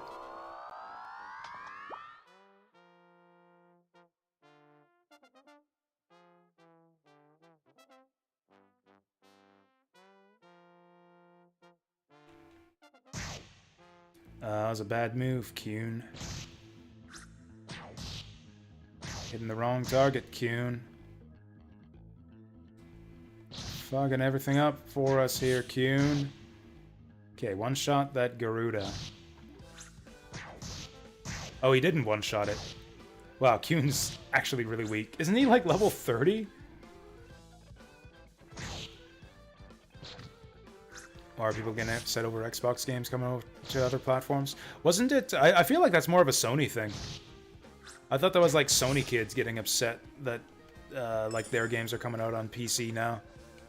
That's what I remember, the last big controversy about like platform exclusivity. Fucking Kraken.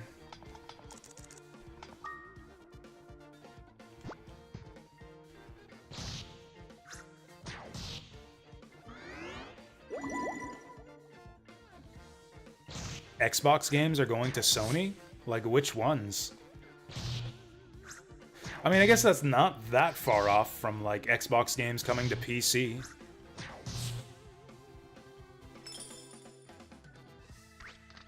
Is Hi-Fi Rush, like, an Xbox game? Like, is that, like, published by Microsoft?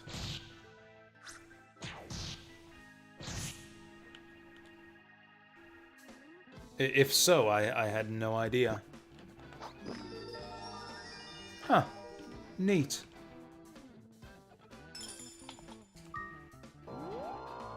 I mean, I wonder how far that is from Sony just publishing their stuff on Xbox, because they already publish on PC too. I feel like publishing to PC is the first step in just publishing to the rival console.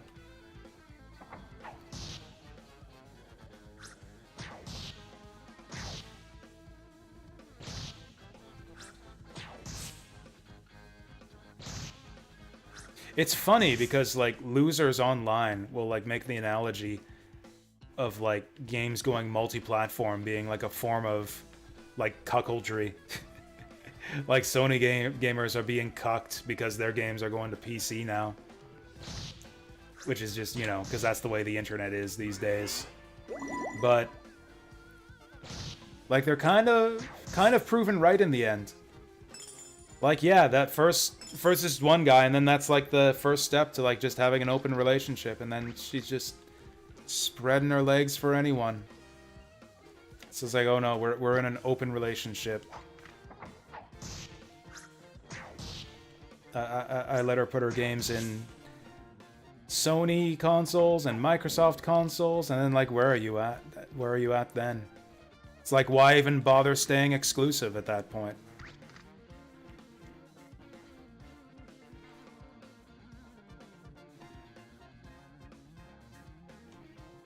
It's not a perfect analogy. In fact, like I said in the first place, it's kind of fucking stupid.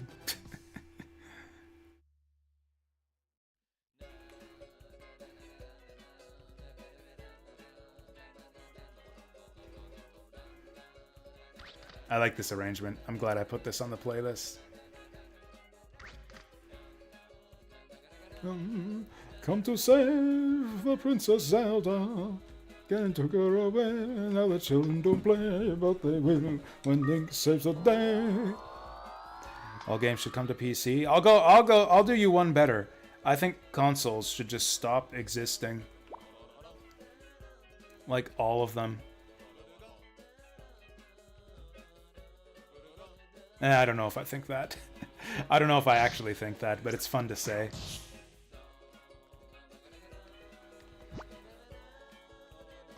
I mean, I don't know. I can already play new Fire Emblem games. Like, I'm probably going to play Unicorn Overlord if it ends up being as good as it looks. I'll probably just play Unicorn Overlord in Ryu Jinx or whatever.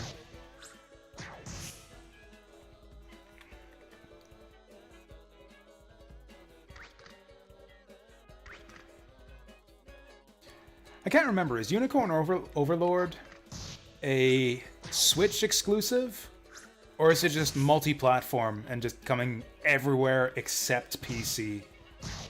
I believe that that Vanillaware just, like, publishes their games to everywhere except PC these days, which is totally baffling to me. I can't imagine why they would take that route, but it's how they do. It's not entirely worthless if I'm going to be using Kyun to fight, except they'll probably get one Okay, you go over there and fight that guy while I contemplate what to do about this recovery ball. I don't need 2 wind crystals on this run. Oh. Well. That recovery ball might come in handy right now, in fact.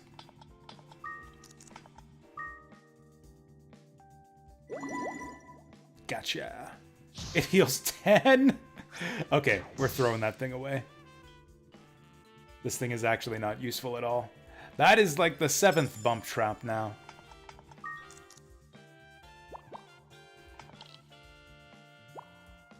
Damn it, Kuhn's almost out of juice. We gotta get him out, though, in case there's monsters on the next floor. Well, yeah, but who cares if they use cool ROMs? Like, nobody's... Like, the companies aren't losing money. Like, people who game on PC weren't going to buy the games anyways, because they can't. Like, companies aren't losing money from stuff being downloaded off cool ROMs. And if they wanted that money, they have a very relatively easy way to get it. Just release games on PC.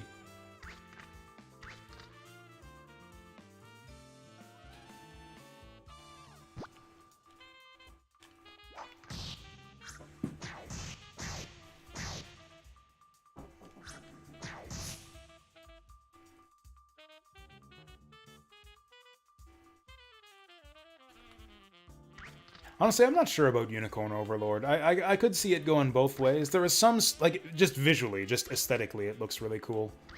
If nothing else, like, if the game sucks, I might just play it on easy mode just to enjoy the story. Because I think Vanillaware actually does storytelling really well. Their games tend to have really good stories. Like, that's what I did with Odin Sphere. I didn't finish the game, because the game was a pain in the ass to play through. But I did watch all the rest of the cutscenes on YouTube after I gave up on that game. So I could do just the equivalent of that for Unicorn Overlord, if the game ends up being actually not that fun. I don't know. It looks like it might just be, like, a really grindy version of Ogre Battle. I've watched a couple streams of it, and I'm not sure I understand the combat just yet. It seems like the game is just straight Ogre Battle, but with none of, like, the weird systems that Ogre Battle used, like alignment, to try to balance itself. We can take him even with a height disadvantage.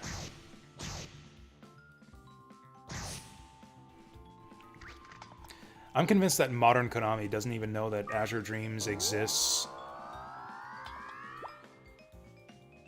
Also, I don't know that I would buy Azure Dreams on Steam for $9.99. Like, I don't tend to go for just ROM collections. Like, a lot of those exist on Steam, and I don't buy them because I can just play them in RetroArch. Oh, we should just feed him the Peter right now. I didn't realize we had 2. Like, I didn't pick up the Mega Man collections. Or at least not the Mega Man Zero collection. Because I can just play those in RetroArch. Also, I have no immediate, like, pressing desire to play those games. Maybe I'd consider picking up the collection if I decided I wanted to play Mega Man Zero right now. Yeah, we can just dive now. We got an inventory of decent items. Now the big question is, when do we pop the acid rain ball?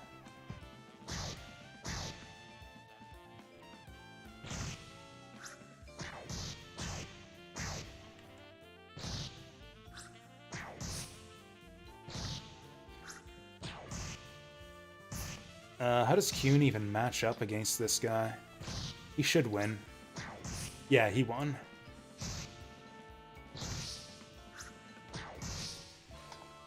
Okay, that took a chunk out of him. That's a bad opening room for this floor. Ooh.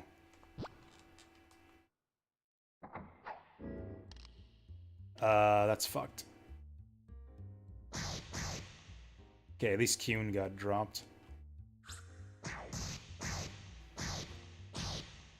We are so lucky that this guy didn't wake up. Holy shit, that was like the worst possible trap placement.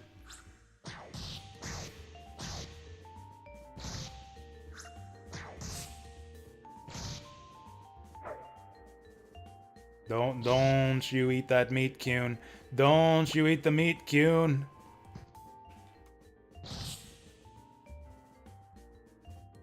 Okay, I'm just gonna drag you away from that meat.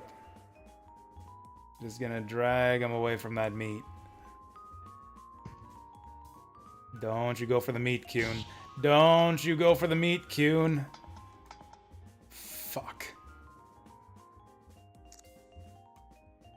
Oh, I didn't even realize we had this water ball. I probably don't need that either. You know what? I'm just gonna Oleem this guy.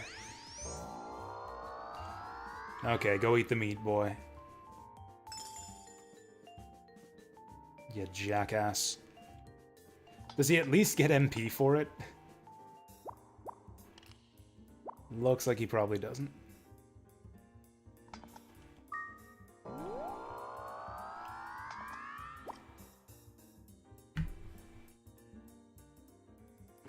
You know, not only do I not go for the, like, ROM collections on Steam... Oh, we want to keep that, actually. We want to keep that Paralyzed Wand for when we start using Clown. I don't go for the remasters, either. I'm usually really skeptical of remasters these days. I don't buy them unless I think they're better than the originals. Like, I was interested in the Legend of Mana remaster, and that ended up not being good, so I didn't buy it. Klonoa remake, love those games. Didn't think the remaster looked any good. Didn't buy it.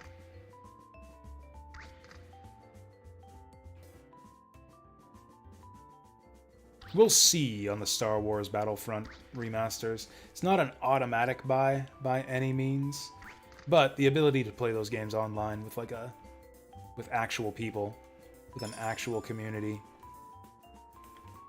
is somewhat endearing to me. So was that floor 20? Are we halfway there?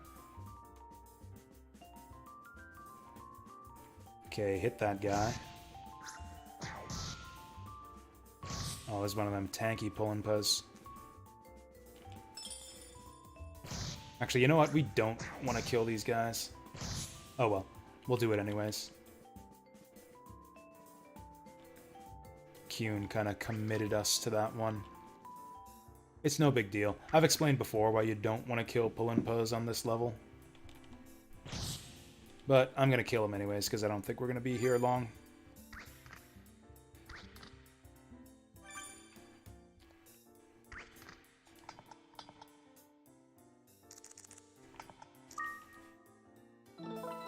The reasoning is that there's a limited number of monsters that can spawn on every floor.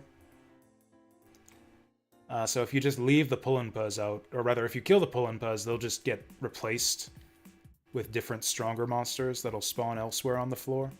Whereas if you just leave the Pullenpas, nothing new will spawn.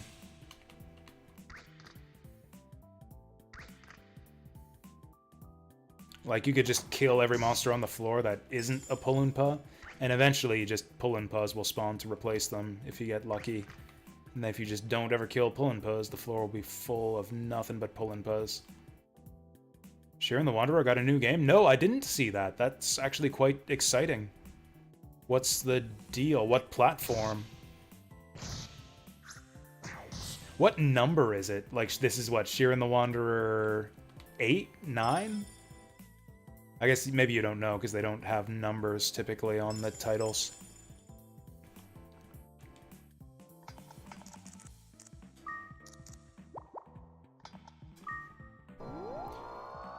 The Serpent Coil Island.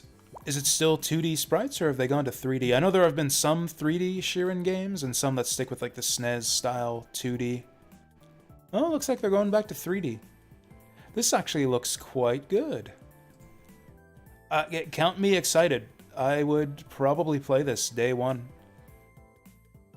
Oh, it's Switch exclusive, obviously. It might... Hopefully it'll come out on PC. I would predict that it would probably come out on PC.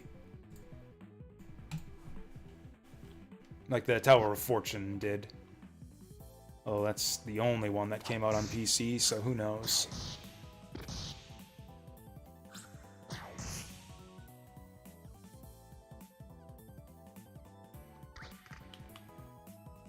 Kind of been getting nothing but a lot of crap on this run for item drops. But we've been having decent elevator luck.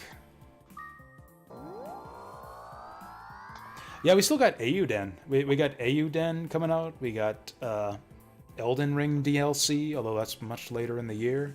Go get him. Shit. Can I retrieve him from here? Oh, nice. Yeah, Viper is where we kind of got to draw the line. I think Kuhn might be able to beat a Viper, but it's not pretty. Shit. Speaking of not pretty... Alright. No! Okay. Bring him back out.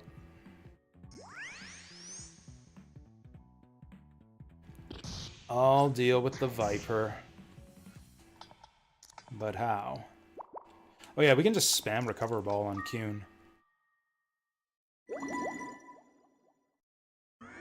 Oh, that healed him for 27. Please don't get blinded. Fuck. Okay, let's just carry him until that wears off. Will it wear off? Okay, it wore off.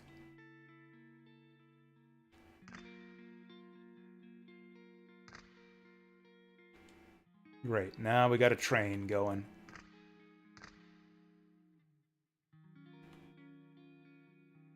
New Silent Hill? I'm not a Silent Hill guy.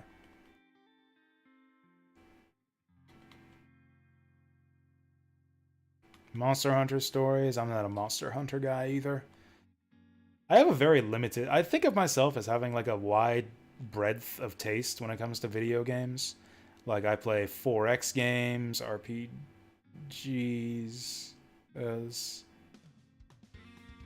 Yeah, like 4X, RPG... and like 2D and 3D action platformers, but then sometimes I think my interests are kind of narrow. I don't like a lot of the popular genres. Like I don't like Battle Royale or anything multiplayer.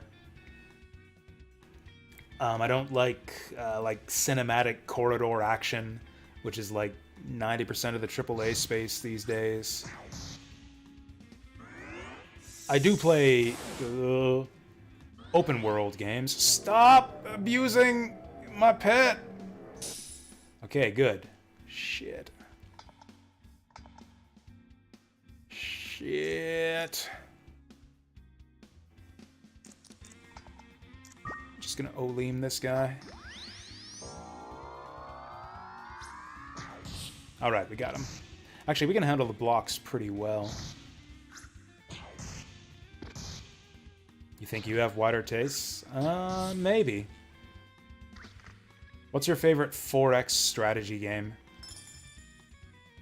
What's your favorite rhythm game? Actually, rhythm isn't niche. Rhythm, lots of people play rhythm games.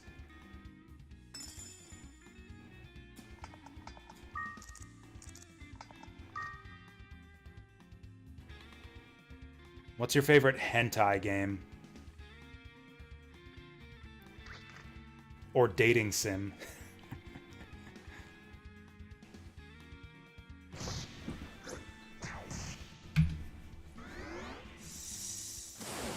Okay, we've been getting lucky on those missing all the time.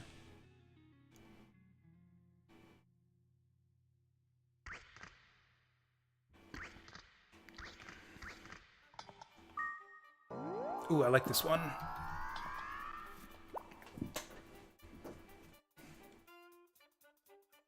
This is from that Phoenix Wright Jazz Arrange album that we discovered just recently.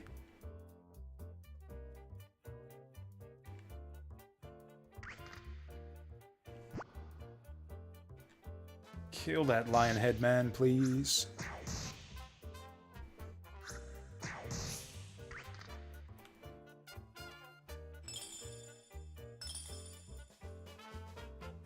Okay.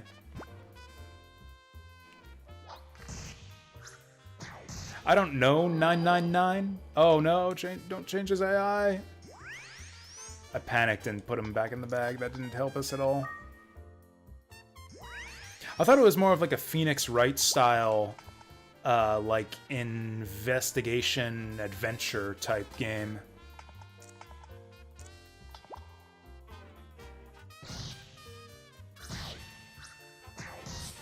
You know, Kuhn's actually pretty tough now.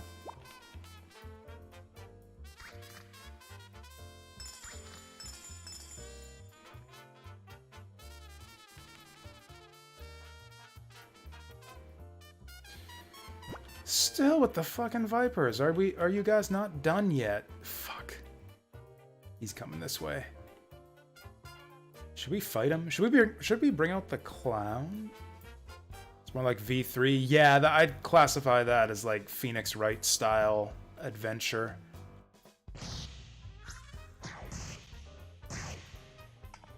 God, those hurt. Okay, I think we should start... Whoa, that's a stealth. So rarely do I actually get tricked by those guys.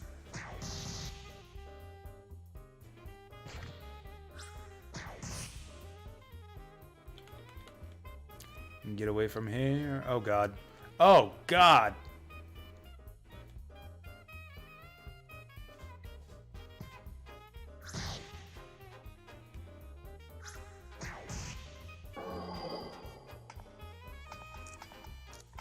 Getting kind of screwed. Kind of screwed with the monsters here. How about an elevator here? Fuck.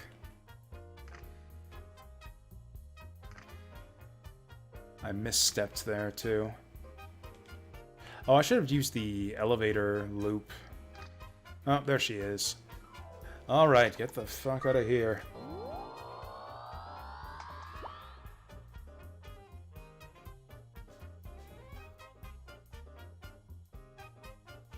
Ooh.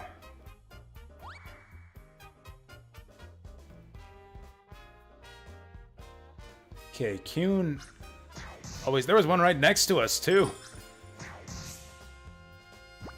Or did he teleport over here? Did the turtles get to teleport after they stealth?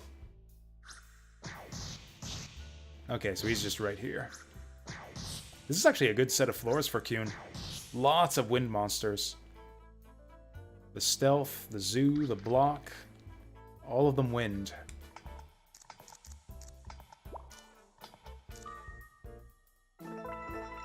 Wish you played more indie and retro games. I also... the thing I kind of regret the most is not being able to play, or not playing, more modern indie games. It feels like that's where, like, all the life and, like, vibrancy of modern gaming is. In fact, I was going to play... What was that one I talked about in the Discord today? I'm blanking on the name. The one by the Sonic Mania devs. It has a weird name. I can't remember. The 3D platformer. That one looked really good. I was strongly considering picking that up today and streaming it. But it looks like we're not... Ooh, White Picket! That's our water metal. That was funny.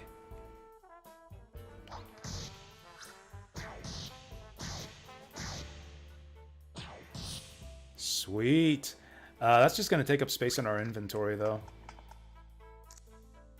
It's going to make it harder to win the run if we do this.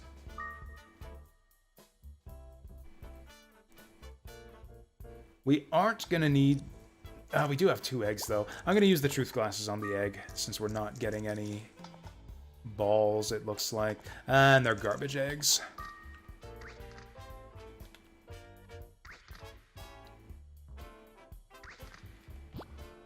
So we missed the Guru's oil pot, but we got the water metal. We'll be able to see our girls in swimsuits!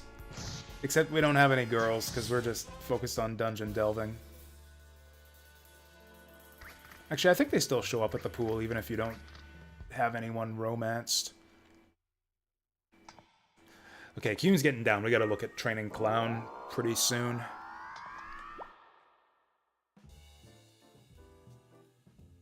Actually, I really want to name drop that that new platformer for you guys, in case anyone doesn't know it. I'm just gonna find it on the Discord, because I know I shared it with y'all. Penny's Big Breakaway. Yeah. This one.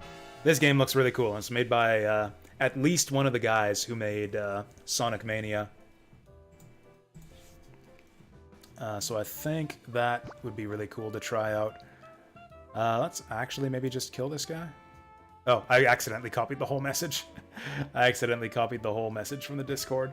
That's fine, we got the link in there. Actually, we could just feed Barong to try to get a good inventory. Oh well, too late for that.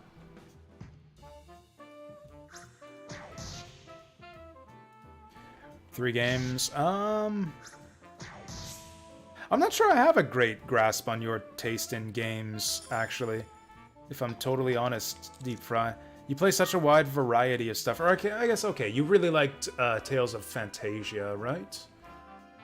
I don't know if I can think of it. Honestly, Final Fantasy VI. If you think you might play Final Fantasy VI and you liked Tales of Fantasia, Final Fantasy VI is another really, really good, top-of-the-line, SNES-era JRPG.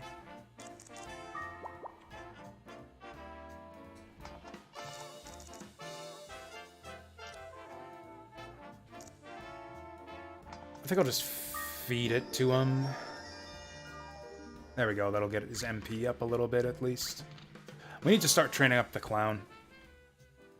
I think we'll just try to get a big monster train going. And then Acid Rain Ball, an entire room. And then just get tons of XP for the Clown all at once. This might actually not be a winning run. I don't feel very confident right now. We don't have a great inventory. Kyun's about to pass out. The Clown needs a fair bit of leveling before he can really come online. Oh, I guess you asked for 3 recommendations. What else? I mean, if you like open world style stuff, or actually if you're into thinking about indie games, have you ever heard of a game called... what's it called? I think it was called Retro City Rampage. I think there's 2 of them. Retro City Rampage and Retro City Rampage 2. If you like the idea of Grand Theft Auto, I think it's called Retro City Rampage. I'll look that up. Is a game that's basically inspired by the original GTA. It's much more like modernized and like more cleanly designed. Also has a much goofier aesthetic to it. Yeah, Retro City Rampage. I think it had a sequel too.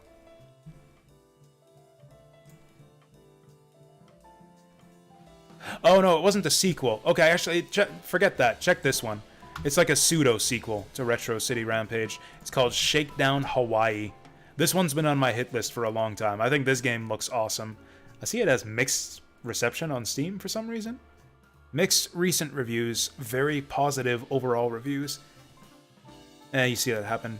Must be getting review bombed or something. Overall reviews are 90% positive. If you give a fuck about Steam reviews, maybe you don't. That would be fair.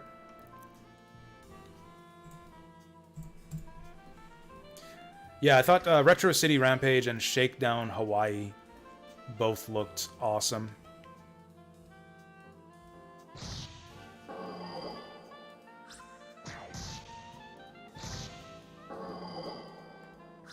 Please stop that. Thank you. Okay. Do I use my last PETA on Kyun? Oh! I want to check this crystal. Okay, I was hoping it would be a water crystal. That's fine, we can just leave.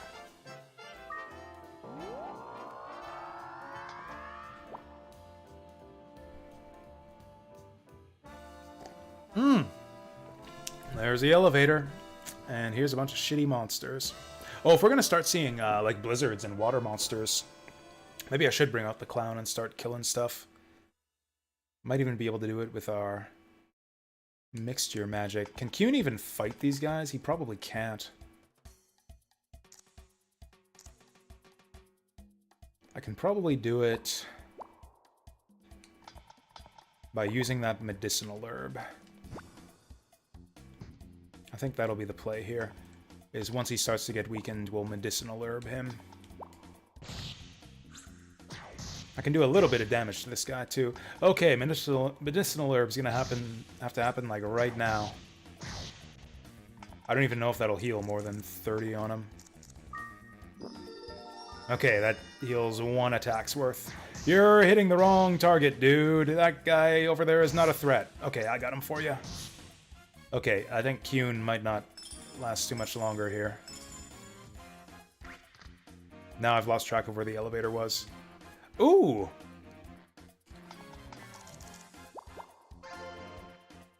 Okay, let's try some shit out. I don't think this will do much.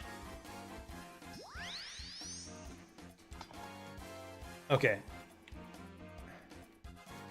I was planning on throwing lightning at that sleeping monster there.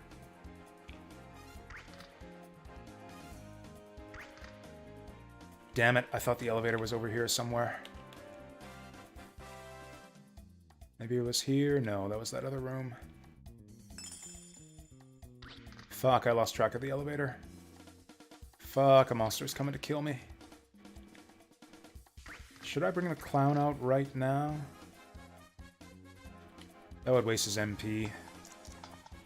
Let's get Kyun out and recover his MP. I might get through this even without the clown. That'd be funny if we just end up not using the clown. After all the build-up about how awesome the clown is, we just won't use him.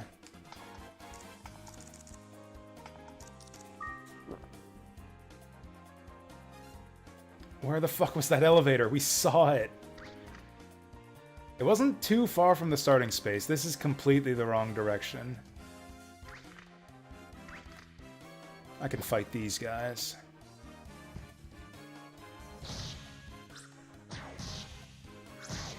Also, that was the last game to get released on the Wii U. I had no idea it was that old.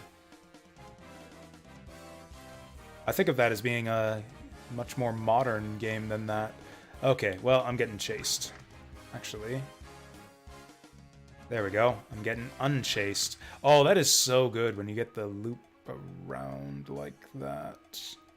Okay, he's going the other way. Elevator must have been close to this room.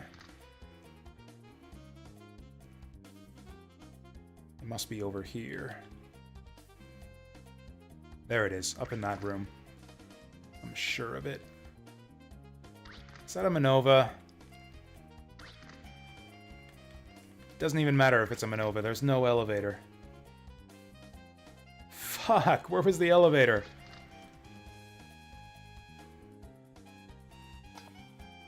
Kyun's about to go to sleep.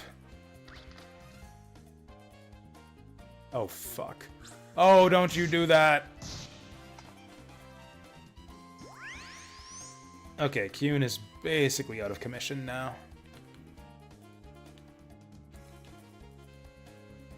I can't... There's the fucking elevator. I hope this is a PETA. Damn it. What's Lev? Tends to decrease MP. That is the opposite of what I want. We'll have to bring out Kyun in case they're... Actually, no, let's bring out Clown. Because if we end up in a room full of monsters, I can just use the Acid Rain Ball.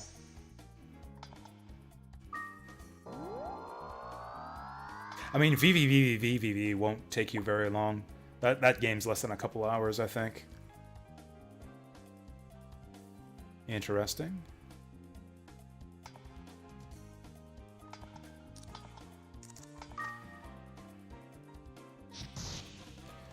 Let's see if this does anything. It does not. And I don't really have a way to kill this guy. Okay. I think I'll use my last PETA on Kyun. Shit! Awful timing there.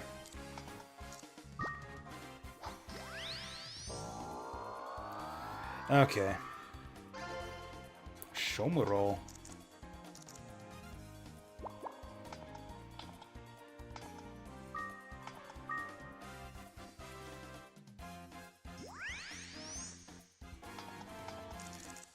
Okay, let's use Shomuro on Kyun. I can still use those other crappy eggs we've got. I can, like, throw these at enemies.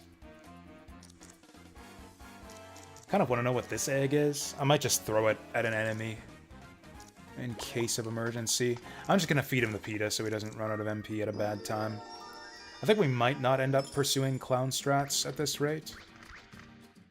Although if I could Acid Rain Ball, like some Tyrants and Naplasses, that could be amazing. Ooh, also if that's a Flame Ball. If that's a Flame Ball... Oh, it is. Okay, this might be what we need. This might be what we need to win the run here. Because, yeah, we can use that to get some kills. And train up the clown. That guy's coming for us.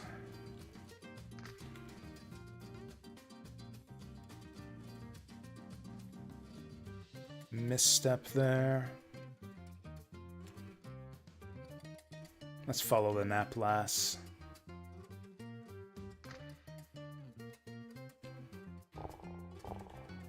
Huh. Where's that exit? I hear a lot of sleeping dragons around here. It's making me nervous. Ooh. Ooh, if I could sleep ball those guys. Alright, let's go for it.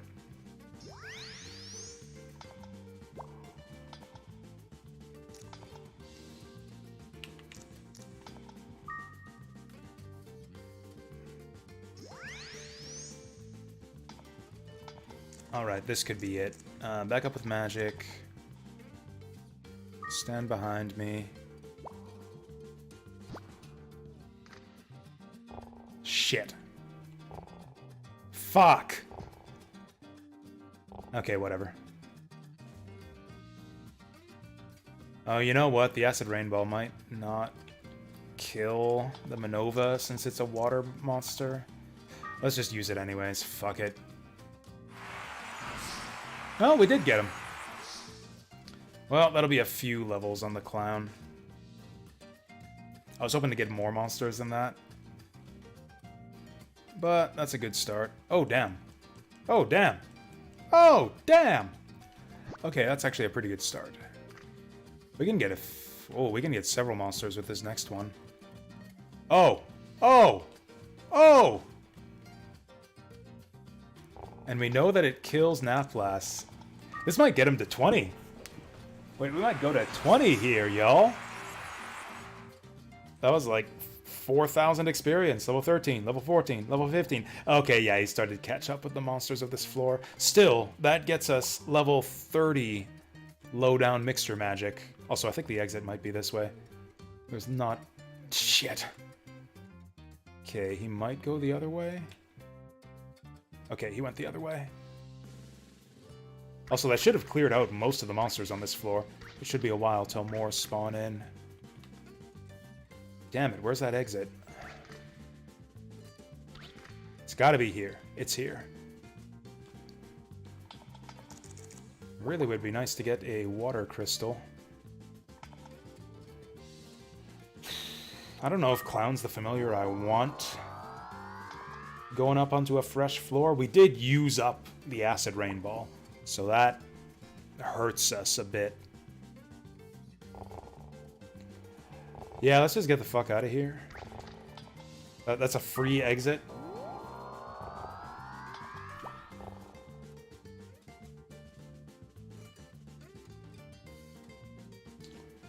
Shit.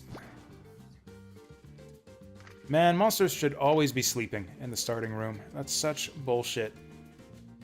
When the monsters just start chasing you immediately.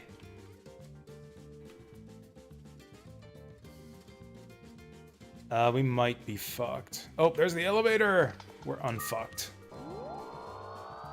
This is actually a bad floor to start using the clown on. Because it's pretty much all fire monsters. Oh boy. That dragon could breathe on us.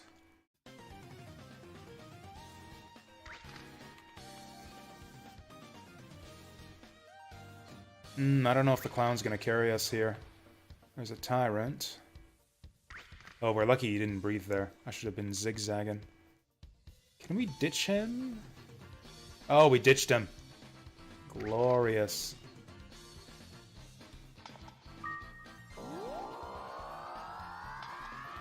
What I would love to start seeing is some enemy blizzard monsters. Boy, do I wish I had my acid rain still. Let's... I don't know what the fuck we let's do.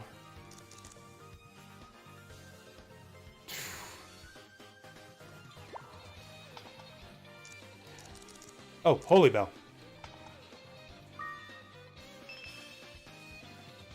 Ain't no better time for a Holy Bell.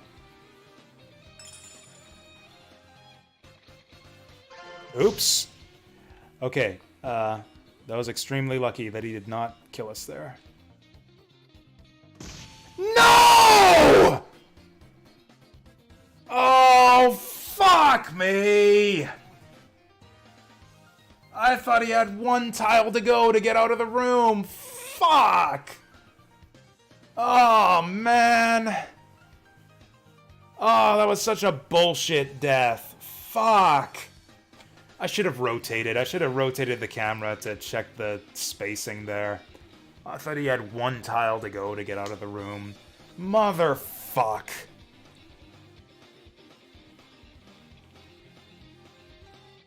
Oh, we lost that egg, too. We lost all the eggs. We lost the fucking diamond shield. Ah. We're never gonna beat this game. We're never gonna beat this fucking game. Actually, we should beat this game pretty easily now with a high-level clown. Unlike other previous runs where we, like, lost everything, that was still a very productive run. Getting a level 15 clown basically secures us the win for next time, but going through the lower floors is going to be really rough with no items. Really? I'm sure I've done louder than that. I'm sure I've done much louder than that. Although it might be the stupidest mistake I've ever made on stream.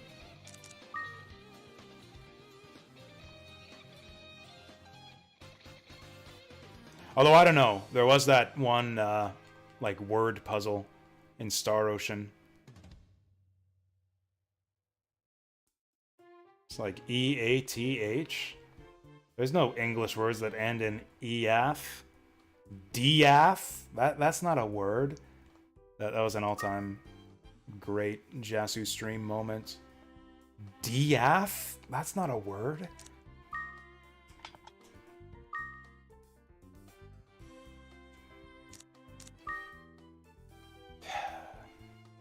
That was basically a winning run. We just threw that away. There were so many things I could have done to deal with that. We could have hit him with the lightning with impunity from back there.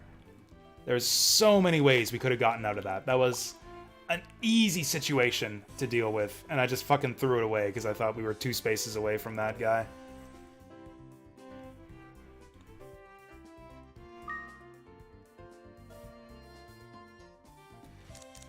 I don't have anything else to put in my inventory, so I guess we'll take a medicinal herb.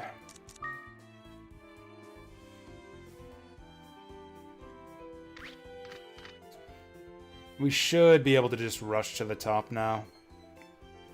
I think I'll just use the clown all the way up. We'll grind him up. We need to get the staff now, though. I need to luck into finding a magic staff. This sucks so much. We're going late now, too. I wanted to, like, go to bed within the next hour. Maybe I'll just give up. I probably should have just given up on this whole plan when I failed to beat the game on the first stream. What an ugly starting room that was, too. Holy shit. Fucking Tyrant. Tyrant, Dragon, Killer. Give me a fucking break. And they're all awake at the start.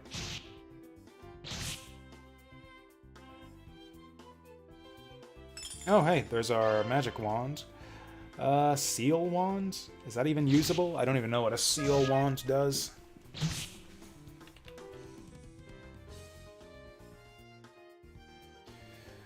Okay, let's just sprint everywhere.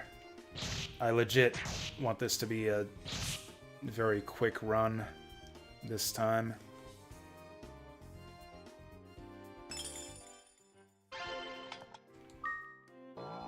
I do not want another, like, 45-minute to 1-hour run here.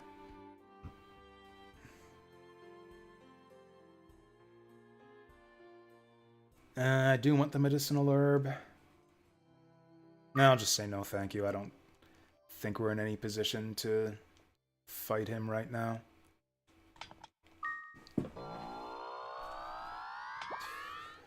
Okay, so I think we're gonna climb until... I don't know. Until we can't handle the monsters anymore, which is pretty much right now. Amazing.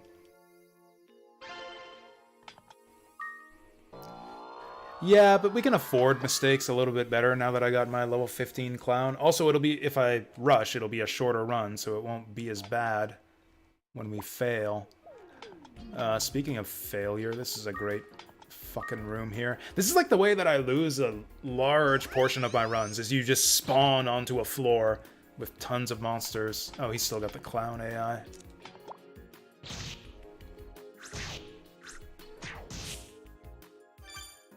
Great.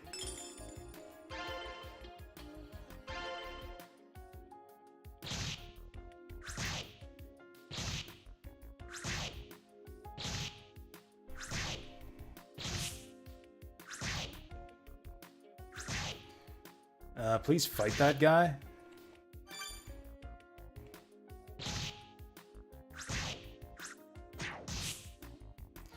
Maybe we just leave Kuhn out. I can't fight these guys on my own. At least leave him here until I get an inventory of decent items. Ooh, that's a decent item. Okay, now we can afford to keep our familiars out a little bit. Is he on the wrong... Oh, you know what it is? Yeah, you can't have both collars set to occupy the same space. So when I put the clown here, it bumped Kuhn over here.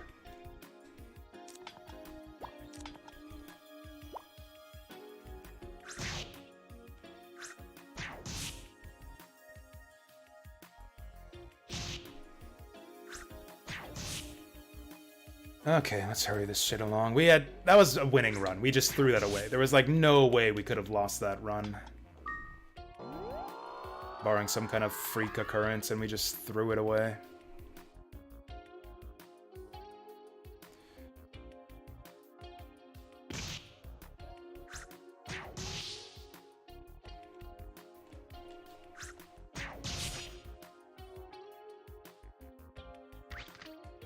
More pitas? No pitas. Oh, hey, an egg. Actually, if that's a flame egg, that's a good find.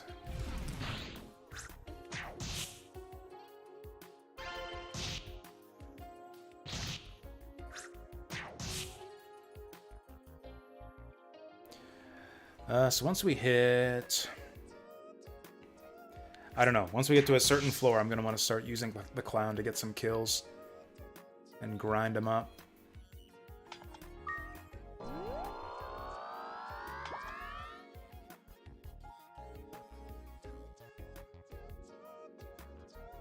Oh yeah, we could still use a better sword, I guess. Like a slightly different copper sword. Is that an elevator there? It is. We'll visit some of these rooms first.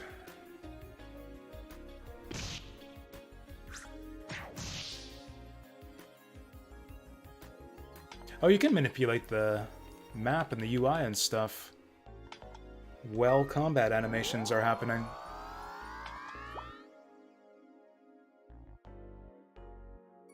Oh, I think I saw an elevator there. Ooh, some items too. Weak ball. The aptly named weak ball.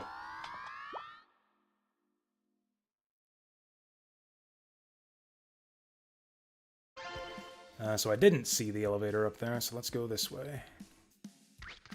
Hey. Getting good elevator luck. The game wants me to rush. Oh, hey, there we go. Okay, top left. Didn't even see what kind of ball that was. Oh, fuck. Was it not here? It must have been here. It's not here. What the fuck? Game's showing me mirages of elevators.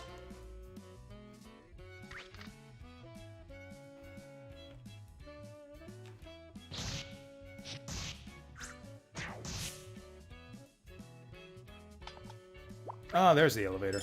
Is that a good rod? You know, I think I like Paralyze better than Seal.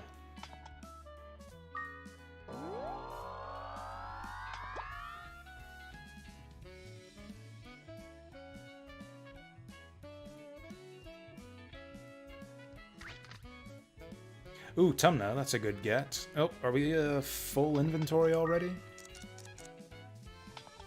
Okay, that's useless. Oh, hey. Gotcha!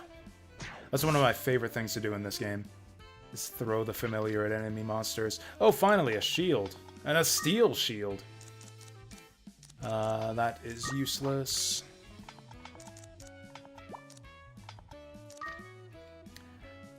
Do I use the red sand on a copper sword? I don't think I do. In fact, I don't think I care about red sand at all.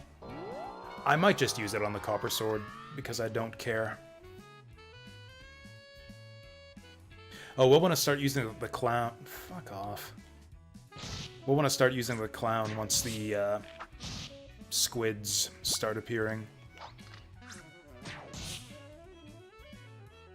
The krakens. Because, yeah, the clown's perfect for dealing with those guys. He's got the right elements, and he has a ranged attack. Whoops.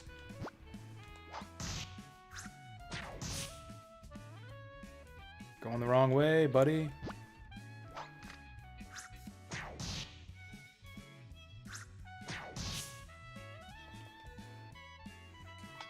Ooh, that's the good stuff. Yeah, let's just use this to get it out of here. Check out this wand. Stream wand, is that the good one? That's water. Yeah, Gulf Wind, I think, is the one we want. Because that one improves your wind magic, which is the main thing we're going to be using.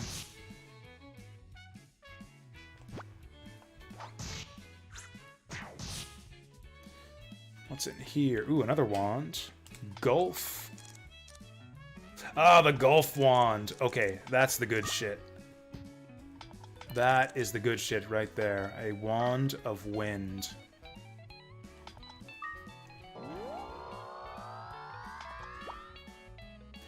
Okay, so we might want to start using the clown right now.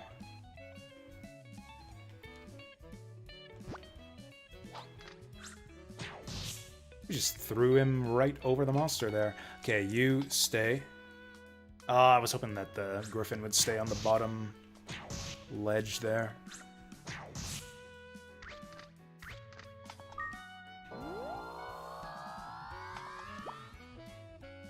You know, we know that Kuhn is strong enough to take out... Oh, actually... Yeah, he's more than good enough to take out that Kraken.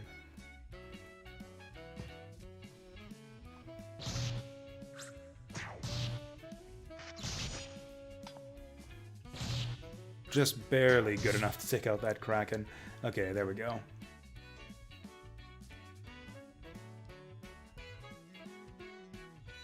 Wait, is Leo Lamb a good one? I think Leo Lamb's an irrelevant one. Pita is the only really good fruit for where we're at right now. How's he doing? Cure all. It's better than nothing. The weak ball is really not useful at all. You can use it to de-level your own familiar, I think. Which has some uses if your magic levels get out of sync. That's about the only good thing you can do with it. Up we go. Oh, you know what we should do? Yeah, we should keep using Kuhn. Might as well use this. Keep using him until the floor where the snowman starts appearing. Then we'll start rocking the clown.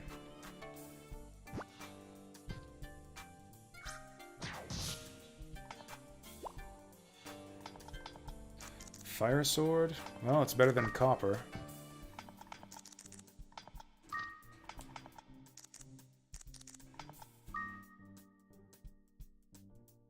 What? Oh, I don't actually have the sword on. It's cursed. That's actually horrible. That's actually extremely bad. I can't use the Gulf wand now. We need to find ourselves a decursed scroll. Yeah, that's actually extremely bad.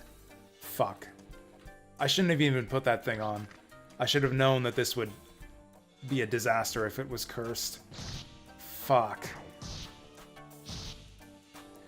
It might almost be faster to go back. Just go back home and restart the run. We'll hope to find a decursed scroll.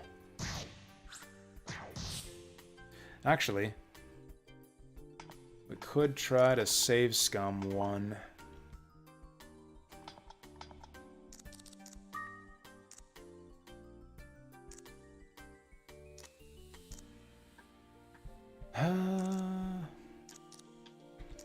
Trap's probably the least useful. Oh, that's actually very good. What else? Man, can I not? Okay. Huh, all this stuff's kind of decent. Treasure's not super good. Don't really care about having a new shield. Don't really care about that without a good spell ball to use it on. Okay.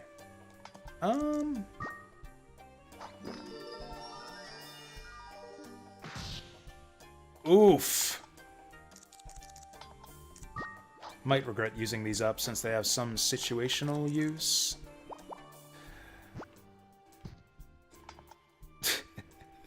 Yeah, he did not want to eat his greens. That guy does not like broccoli.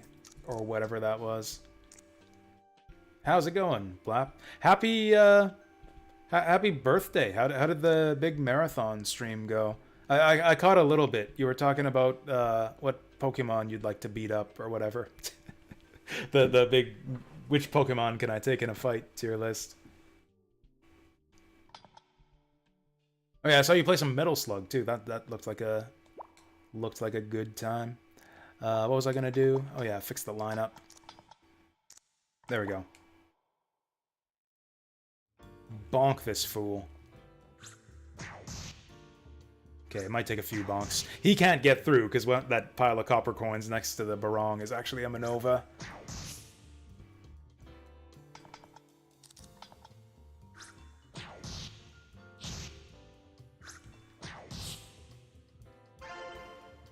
I don't want to get hit by that Manova, so I'm just going to do this. Screw you. I see through your disguise. Man, this run seemed like it was going so well till I hit that cursed sword. We really need to get rid of this. Maybe I just hang out on this floor trying to find some more Barongs. Because we can cycle through lots of items just by visiting Barong and feeding him. So the situation right now, I'm still working on that save file where I tried to beat the game in one stream last stream. I'm gonna try to beat the game in 2 streams now. I have assembled all the pieces I need. We did some farming. Did some barong feeding with my pet barong back home, and we got ourselves a roche fruit, which I used to get myself a clown familiar. We did what was supposed to be the winning run last run, but I completely messed up. I got disoriented by the camera perspective, and I thought that a monster was 2 spaces away when he was actually right next to me, and he killed me. But we leveled up our clown quite a bit, so hopefully he's going to be able to carry us to victory on this run.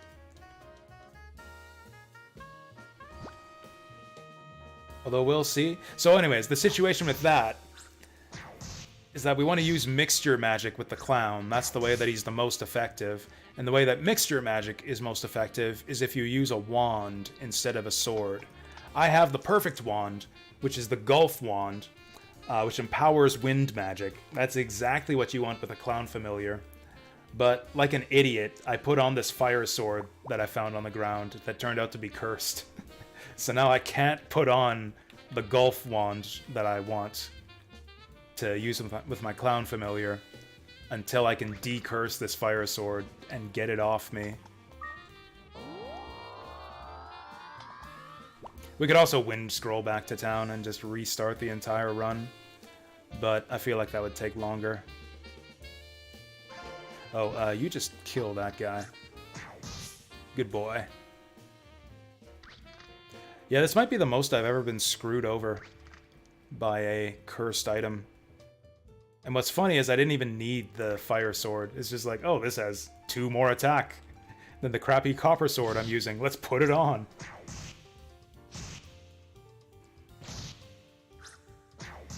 I'm not even attacking monsters for much. We're doing like 2 damage no matter what sword I use. Should have just put on the Gulf sword. I'm frogged again. Last run, it was the bump traps. We hit like 8 bump traps on the last run. This time we're getting frogged all over the place. That's the 3rd time we've been frogged. At this point, my familiars are so jacked, I think we can just about win the game just on that basis. Oh, and also, Saturday or Sunday streams part of the regular schedule? I mean, they're always meant to be. I mean, if I could manage it, I would just stream every day. I never have the energy after work. Like, I honestly don't have the energy right now, but I wanted to do it anyways. I said I'd do the Berwick Saga tier list, and I totally forgot I didn't do the Berwick Saga tier list after we finished Berwick Saga, so I really wanted to find time to do that before Wednesday. Jerk.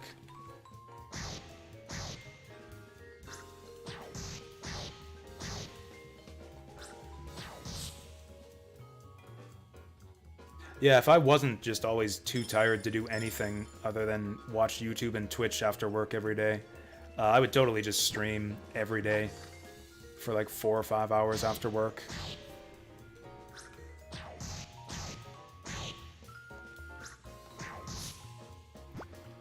You know, I think Kuhn's even tough enough to take on Arachnes.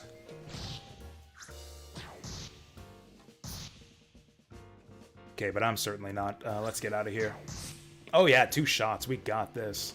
Although actually, this would be a great place to level up our clown also. Yeah, actually, let's... Oh, we got the Vipers showing up soon. Map's getting a little bit wobbly. That's weird. Why is it doing that? I've never seen that. Like, it's obviously a pixel scaling thing, but I've never seen that happen before. There we go. Fixed it. Okay. I'm gonna get sick if I look at that for too long.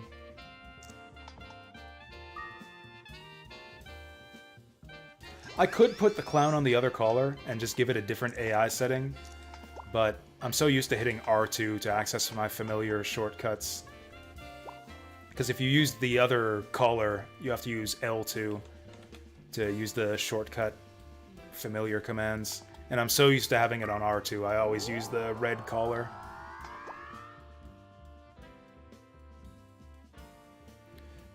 I think I didn't see an elevator over there, so let's go this way. That is a very annoying crack trap. Can you imagine a crack trap that just, like, showered you with a mountain of cocaine?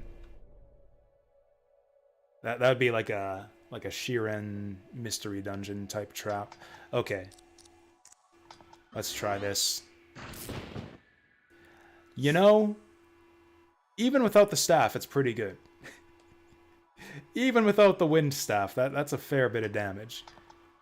Now, he was a water type. This guy's a fire type. Let's see how this goes. Yeah, that's a lot less good. I believe that the Wind Wand would double our damage here. I think we'd be doing double damage with the Wind Wand. I think using a wand is like a 50, maybe 30-ish% buff to mixture magic. I think using a wand of the correct element would be close to double. How annoying. Maybe I should bring Kyun out for situations like this. So sand... You know what? I actually don't mind that. I actually don't mind losing a bloom egg. Sand does not work on wands. Also, I don't... So there is one specific wand that can actually be buffed up with sand. It's called the Trained Wand, and it's an extremely rare item. But I don't think that adding the pluses to it buffs your magic. I think it only buffs the attack power. Although I'm not positive on that, because I so rarely get to see trained wands that I'm not 100% sure of the mechanics of it.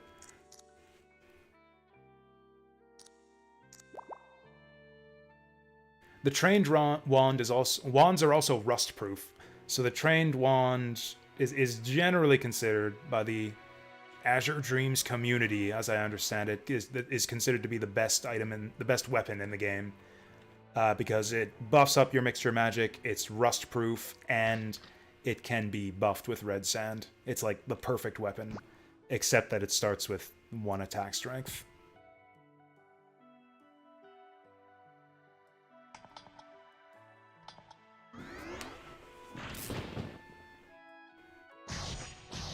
Oh, he's smacking my clown. Hey, we got him in 2 shots.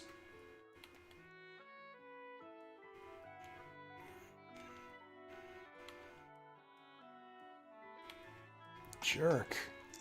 Actually, I think we got him before he even reaches us this time.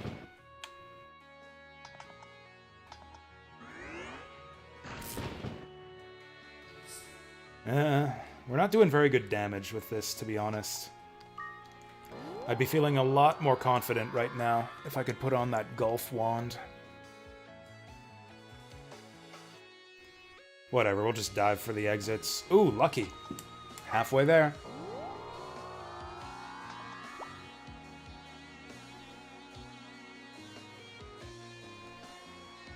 Ooh. Alright, let's see how we do against the Viper. Oh, nice. Yeah, see, when you have the elemental type advantage, mixture magic is extremely good. That fire crystal is pretty good. Oh yeah, pro tip, if you feed a medicinal herb to a monster that has full hit points already, nothing happens. What?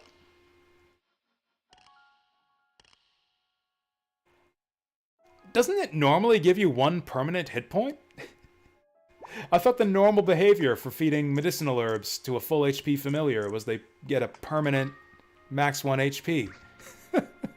That's what normally happens. Does it specifically not happen to the clown, or did I just dream that? I could have sworn that feeding medicinal herb to a full HP familiar gave him a permanent maximum 1 hit point.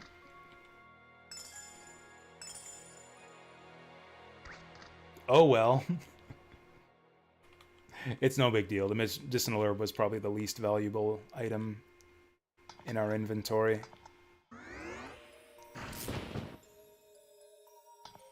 Oh yeah, you try and run. You try and run from me. He's trying to run. You know what? I think I'll let him.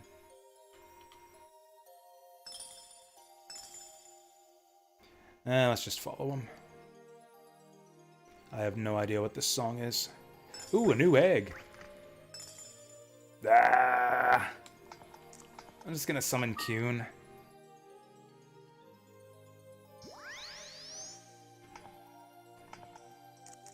Oh, he's almost out of MP. I mean, you know, he's 3/4 out of MP.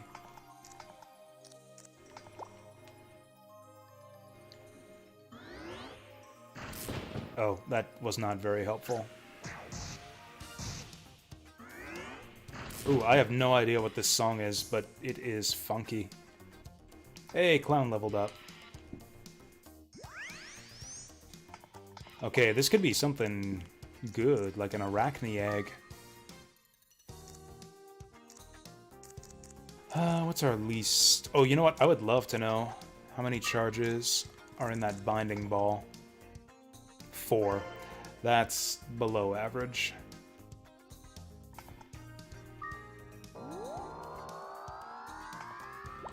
Should be coming to the snowman floors soon. That'll be a great place to grind our clown.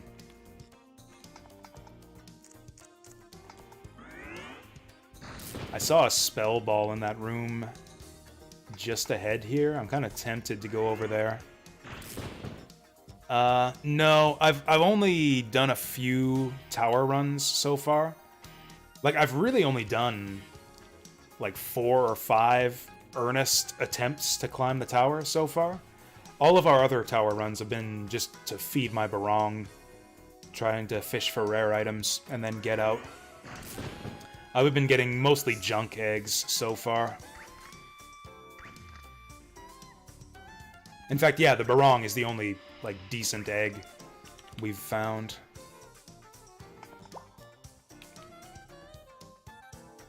Other than the clown. Actually, no, we didn't find the clown egg. That's right, we used the roche fruit to get the clown.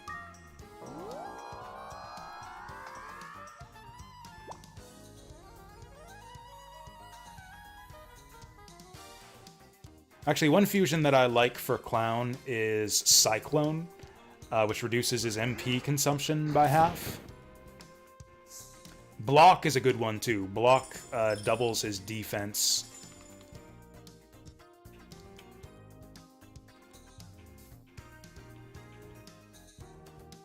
Let's just follow this guy. So Clown is amazing at just melting water monsters right now. But he's not great against wind familiars, and he really sucks against fire. That'd be interesting if it does. Arachne... Basically, there are a few monsters that essentially double your natural stat. So, like, if you fuse with Arachne, it has a special property that essentially doubles whatever that monster's natural attack stat would be. Block does the same thing for defense. He doubles your natural defense stat. Clown doubles your natural magic level. And yeah, those are some of the most powerful familiars in the game for fusing with. They're pretty much good on anything. Yeah, you can see Clown is level 17, but he has level 34 low down. That's why he's able to kill monsters that are so much stronger than him with the mixture magic.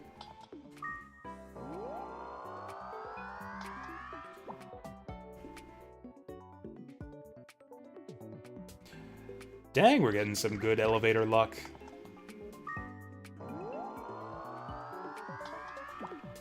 Kinda sucks that we just flew past those Viper floors, though. I would have liked to grind some Vipers. Let's just get out of here. Oh, this is where the snowmans start appearing. I might be tempted to just grind some snowmans. Nope, they're just gonna give us an elevator. We just get a free elevator. Again. Man, this game's just giving it to me here. This is like, here, we know we stole that last run from you. Take this free win. Do I just feed him the fruit right now? I don't have anything. Let's try this again. See there, that's what's supposed to happen. That's what's supposed to happen. Max HP is increased by 1. That's the normal thing that happens when you give a medicinal herb. Oh, did I feed him Cheryl's herb? Did I give him a cure herb instead of a medicinal herb? That's funny. That'd be hilarious, because that would not be the first time that I've done that. So there's a quest item that you need, which is the herb to heal Cheryl Child's whatever disease she has.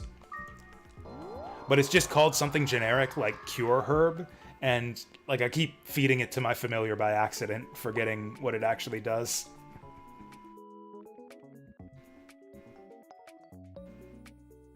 I see in my inventory like, oh, Cure Herb.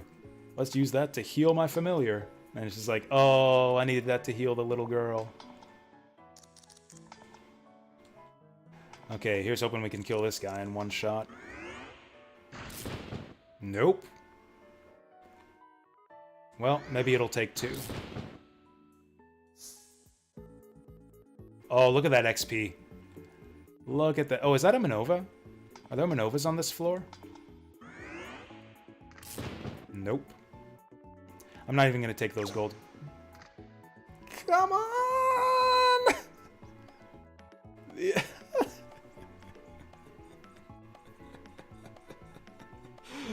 I keep forgetting that the warp trap is a thing. That's so bad. Okay, we gotta... Thankfully the exit's right here, but the monster's right on there. Let's do it like this. I gotta keep a wide berth around those coins, because there could be Manovas here. Then we're gonna go Tumna, so that he's no threat. I walked right next to the coins. Okay, good, and we managed to exit before my familiar gets himself killed. He was just right over there. Pita Fruit at full MP is permanent +1? You know, that is logical. I never considered that. I never attempted it because Pita Fruits are so valuable. But that's actually really, really cool if that's true. I would do that a lot more often with some familiars. And you get a free Pita Fruit every time you go to the tower. If you tell your mom, I'm going now, she gives you a free Pita Fruit. You could just grind that. Oh yeah, you can feed anything to the bad guys.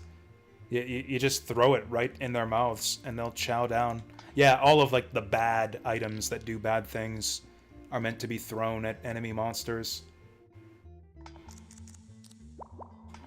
Are there Manovas on this floor, or do coins just keep spawning together? Okay, yeah, there's Manovas on this floor. Screw you. How dare you try to trick me. Oh, we got Naplasses on this floor, too. See, this is kind of a bad section of the game for Clown, because there's so many fire monsters coming up. We got, like, Naplasses, Tyrants, and Kid Dragons. Oh my. And Clown isn't going to be able to do anything to any of those. Well, this was the wrong direction. I'm surrounded by Naplasses, aren't I?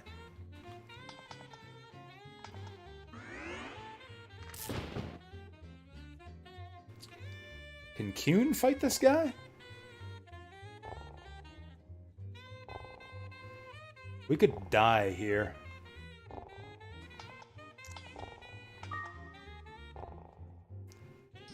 It's okay. I have a plan.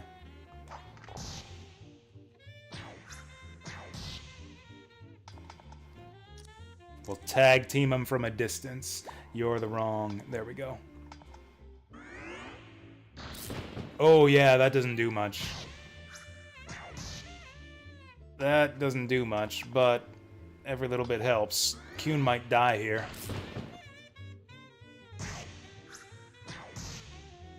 Oh, we gotta get in there. Shoot. I did not expect Kuhn to do that badly there. Wow, he really sucks.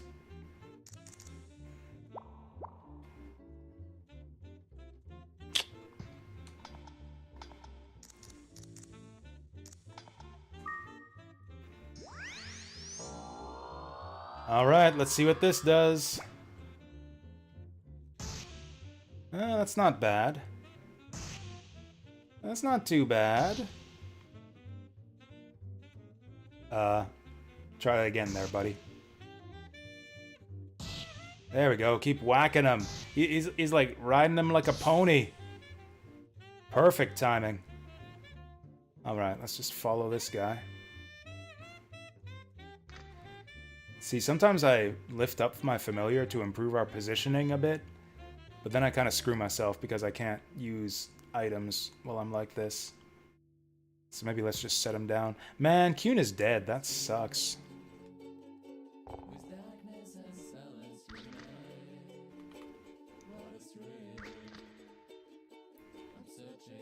Ooh, Spell Ball. Is that another Naplast coming towards me?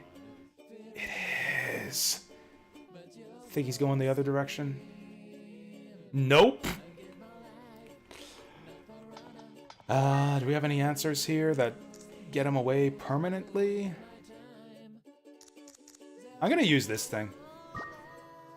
Let's see what this is. I want to get this Naplast out of here for good. Oh! That was a good egg.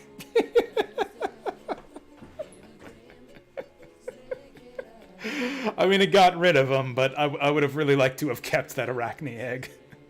That was an extremely good egg that we just threw away there. Man. Oh, you know what? Poison Ball is usable. It's kind of a slow-acting way to kill the enemy, but yeah, we can ball with that.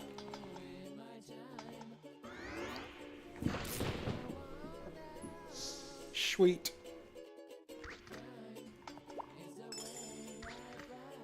Wind Crystal. We ain't using no Wind Crystals on this run. We're going straight to the top or bust. Man, this is a horrible floor. How long have we been here? This is so huge. Naplast coming at us. Elevator's up there, isn't it? This is just going to lead us back to the previous rooms. Maybe elevator's in here. Maybe the elevator's in here. It's not. I bet you at least 2 of these are Manovas. There's one. And that other one in the door frame has to be a Manova too, because items don't spawn in doorways like that. Idiots. Clown's level. Oh! Alright, we're in business now. I have no idea what evolutions do for you in this game. I think maybe his stats go up a little bit. Not positive on that. I actually don't really like his new design either. His portrait looks cool. I like this. Not a big fan of the design. I kind of like the... It's the classic Pokemon dilemma. It's like, do I evolve him and make him look strong? Or do I evolve him to make him stronger, but then he won't be cute anymore? The elevator's gonna be over here, isn't it? Let's see if he goes the other way. This guy's a little troll. He's like hugging the right-hand wall, but he keeps going left. We're getting pretty hosed here. Okay, let's see if his magic is any stronger now.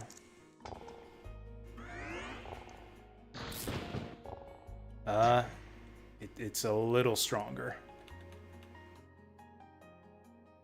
Alright. Okay, so we won't change directions after waking up. This has to be it. There are no more rooms on this floor.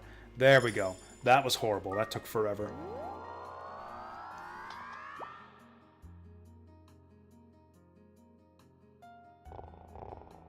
Well, there's the exit. Freebie. I'm actually not feeling super confident about my clown right now.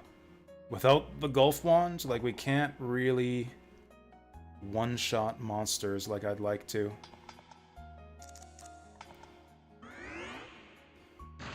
I'm so tempted by that Spell Ball. I'd really like to get over there and get that. But yeah, the killer's probably going to wake up. He was actually good enough to just... Oh, Clown can't get up here because he's not on the ledge. Although the killer is probably going to get stuck. Yeah, he's stuck. He's too stupid to know how to get around there.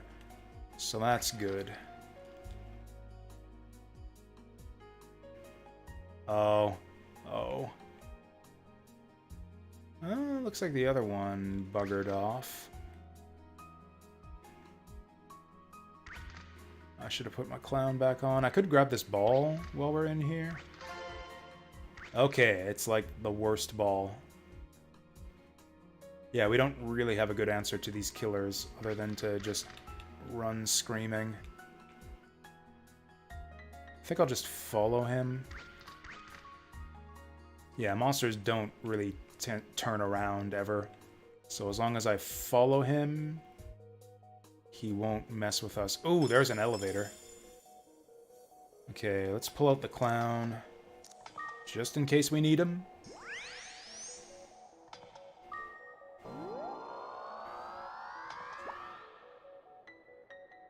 Where are we at now?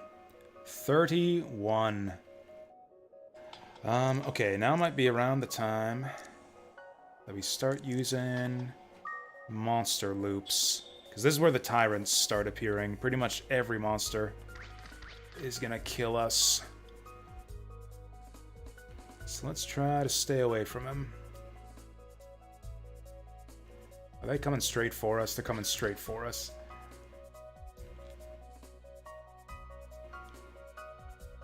What a horrible floor.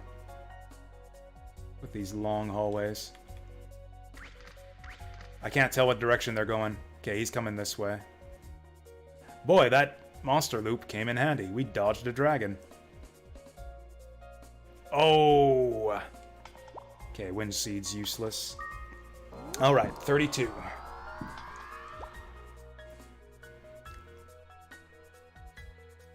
Oh, no monsters in the starting room. No elevator in the room that it showed us. So let's go this way. There's the elevator.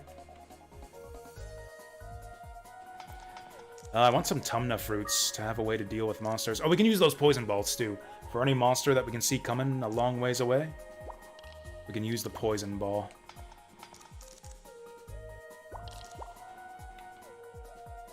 Let's just dive.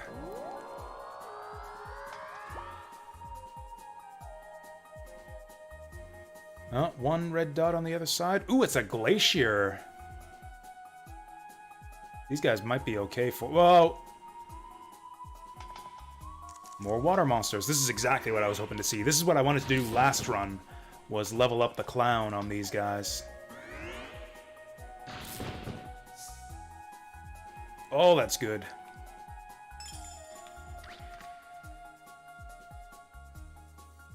Do I even attempt to get past here? I won't. That guy's gonna wake up.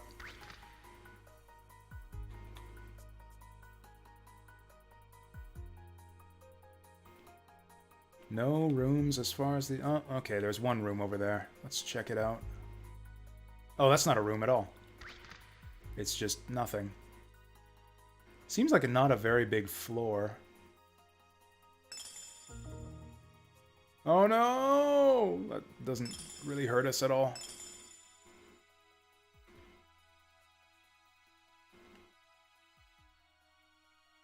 Well, this is annoying. What are there, like 3 rooms and a million miles of hallway on this floor? Sheesh. There's the exit. Ooh, what do we got here? Oh, that's the man we want to see. Dude looks like he's wearing shades from the front. There's a tyrant behind him. Boo. I kind of wanted to check out these seeds, but we gotta leave now. Or is he patrolling? Okay. Thank goodness he's patrolling. I thought he was coming in here, and then we'd be screwed while I was confused. Actually, Mahel Seed can save us if we ever need to flee from a monster. This is 33 now? 34. Oh, that golem is not awake. I should have tried to kill him. Ooh. Oh.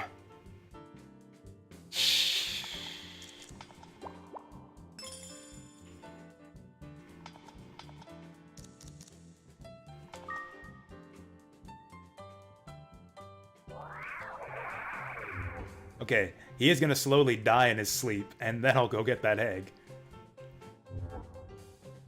Actually, let's help with that. Let's speed this process up. Okay. You know what? That's not really speeding up anything, is it? Let's get... Oh! Oh, it didn't hit him.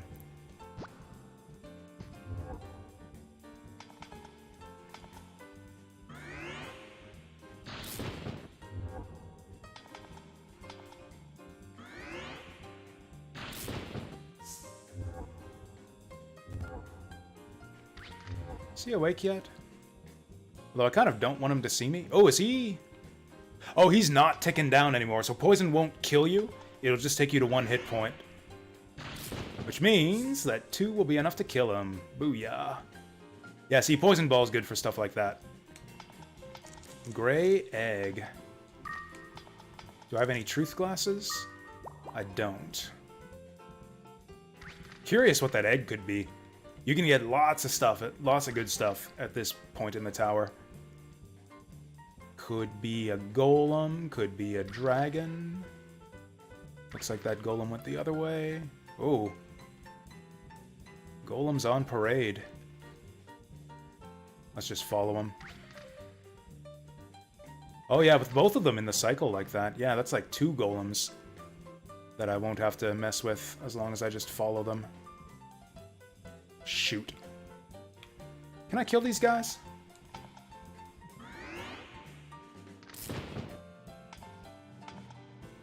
Also, do I have a fireball? I think I do. Oh, come on. What's the range on this? Is that 10 damage? Yeah, that's not happening. Do I have a blaze ball?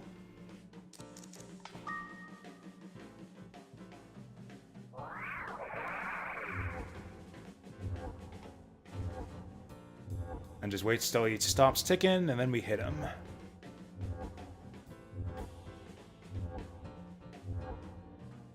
He's got to be getting close. Oh, yeah. This is a powerful combination. Poison plus lightning. Oh, come on! I bet you the exit's down that hallway. Let's go this way if they don't want to let us the other way. Oh, he sees me. Is there a room up there? Impossible to tell. Well, there's a golem up there, so let's go this way. Oh, there's nothing over here but that room we were just in, and the golem's chasing me. Oh boy.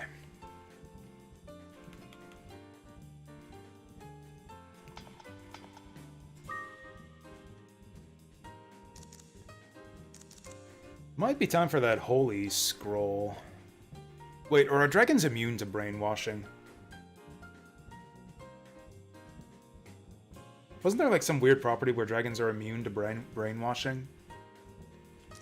I feel like I just remembered that. I might just get rid of this egg. Like, we just want to win the game. Honestly, I'm just going to get rid of this egg. Let's see what it was. It's a Naplas! Okay, that was badass. That was badass the Naplas. Saving our asses there. Okay, yeah, that was real good. No! We got outs. We got outs still.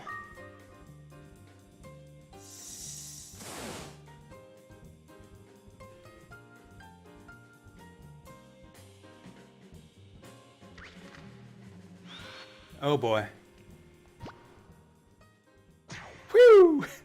I would have lost my familiar there if I hadn't lifted him up.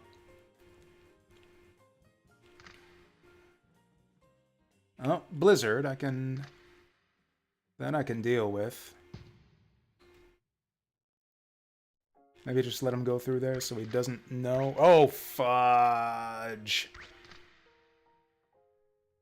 Okay. Okay. I think we can deal with this. I think I actually got this shit on lockdown. As long as he doesn't fire the stupid ice block at me. Might even get some levels out of it.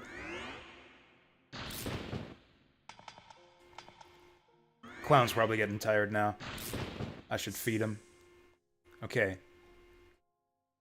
It never ends! Okay. Let's feed him.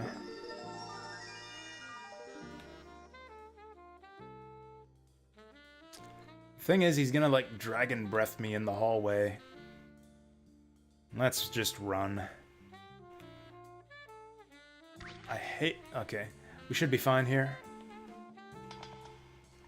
I hate it when this happens. Like, the elevator is almost certainly in that corner, but every time I try to approach it, a monster that I can't deal with shows up. Let's try the other direction. Oh boy, it's another golem. Oh boy, he's coming this way. We've leveled up a couple times. Can I damage this guy now? Well, not from here I can't.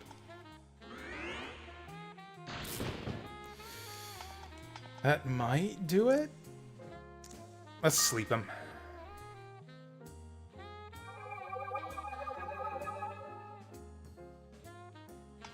Is the dragon still coming for me?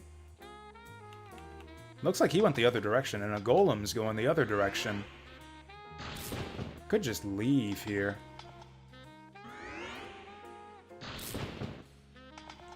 How many hits does it take to kill one of these guys, anyways? A lot, it seems. A hell of a lot. There we go. There's the level up. Okay, let's follow that guy. Back to his secret elevator base. Although the last time I did this, a dragon showed up in the hallway anyways. It's gotta be in here. There's like nowhere else. It's not in here. What the heck? They're really making me work for it this time. Red sand's useless. There it is. Nope. Are you kidding me with... Oh, there it is. There it is. Man, they're really making me work for these elevators now. Right on the home stretch. This is 35? 36 now? 35. Do I have any loops? Let's just go in the nearest room.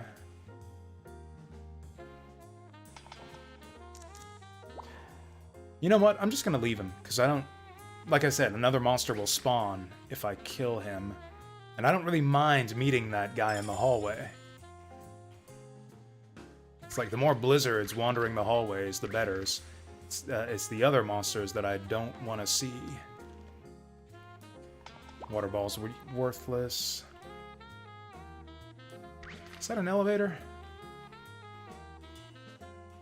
I think I don't see an elevator in there. I'm gonna go this way.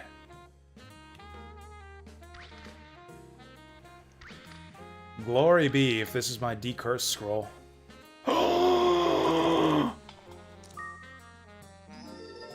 Oh, that's amazing. Okay, let's see how much of a difference this Gulf Wand makes. So we're doing like 12 damage to golems right now. I mean, hopefully we just don't encounter any golems for the rest of the game. Is that a golem right there? Okay, I'd rather just not encounter that guy.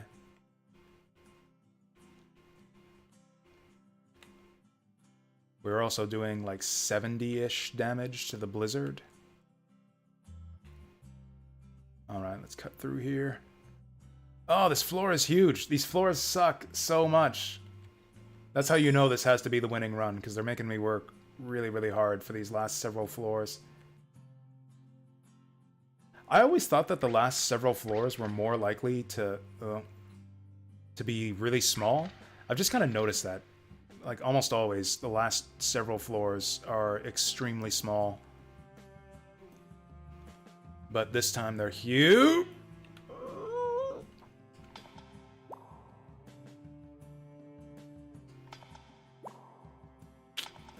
Do we have any way out of this? I do, sort of. It's gotta be the holy.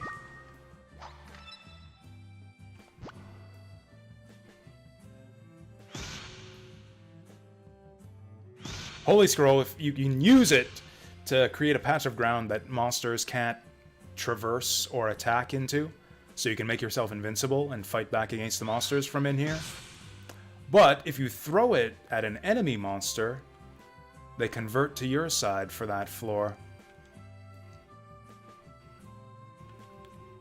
which is incredibly useful, and I really wish we could have saved that for one of the upper floors, but oh well. Ooh, another ball. I'd take a pillar ball, right? Ice rock, that's a good find. Ice rock will save your life at like a 50-50 shot when you use it. Oh, I accidentally hit quit. I don't want to quit. I want to go on. This is 36. Oh, that panned by so fast I didn't see elevators in any of those. Okay, this guy should be easy to deal with. Okay, we were doing 70 to this guy before. How are we doing with the wind wand? Okay. I might have greatly exaggerated the amount of magic buffs you get from the wind wand. Unless maybe he's just taking less damage because he's a higher level monster than the ones on the lower floors.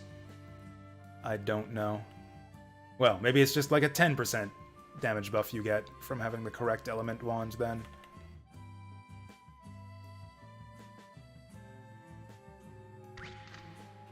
Oh, is that an elevator? It's a crystal. Most of the tiles in that room are not elevators, so I'm going to guess that there's no elevator there. Another crystal. So nervous when I can't see into the rooms. Ooh, water crystal. That's a decent find.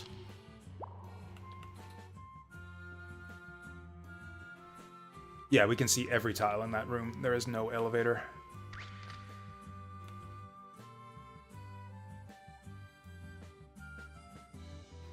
Oh boy.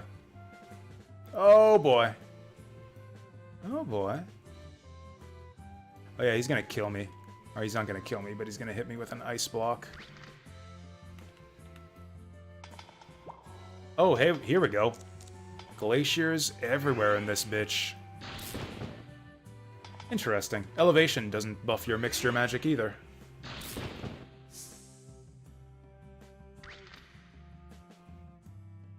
This is another one of those huge floors.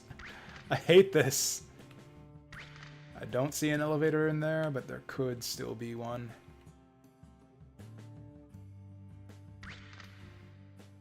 The monster spawns are being kind of nice to us. Lots of glaciers here, which is a monster we can actually deal with. This floor is enormous. Oh my gosh.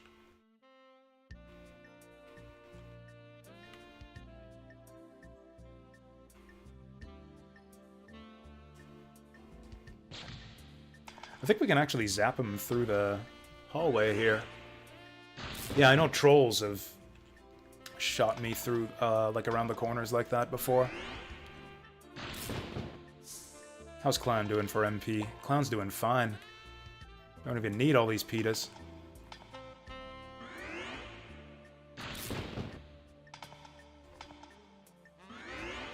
Man, I hope we see nothing but glaciers straight up to the top. Oh, hallelujah. Elevator, elevator, elevator, elevator. You wanna go up? This is 37 now? Gosh, they're making us work for these. This might be the end. Is he asleep?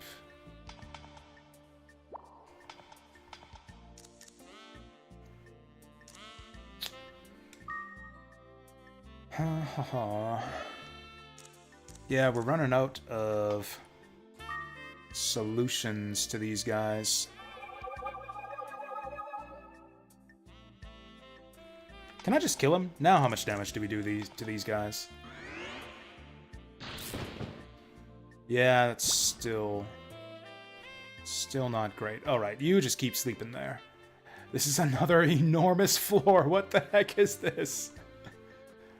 I have never seen such enormous floors past like 35 in my life. Never in my other life, Azure Dreams, have I seen so many enormous floors this far into the game. Let's see how many charges we have left on sleep. Ooh, 5. That's a good number. Treasure loop. I guess I'll just use that. Oh boy. Yeah, another enormous floor.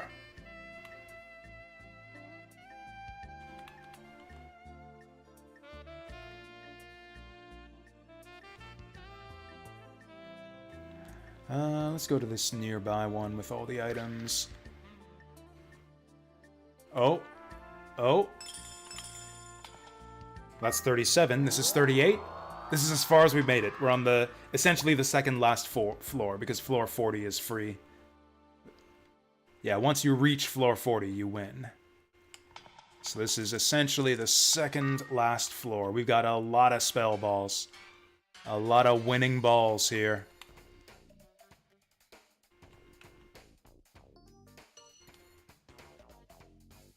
This seems, by the design, like, yeah, just a tiny floor with just a few rooms. Which is often a bad thing, because that means, like, densely packed monsters.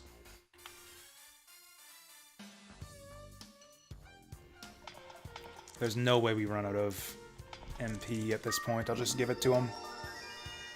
Clown deserves a treat. There's a dragon. Okay. This is actually a really big floor again. We were just in a tiny little, like, corner of it.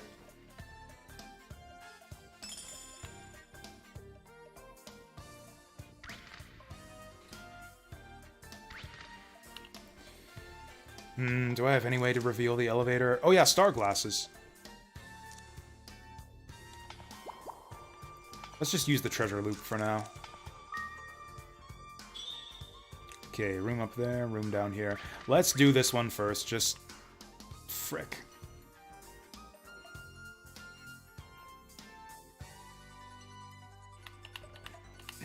So this is approximately how we died on that one run that almost made it.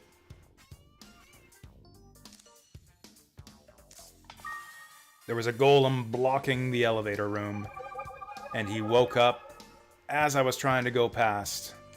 I'm gonna double up here, because we got so many spell balls, I can afford to waste a few. In case he wakes up, I'll throw the ice rock here as well. Fuck. Hit him with the sleep again.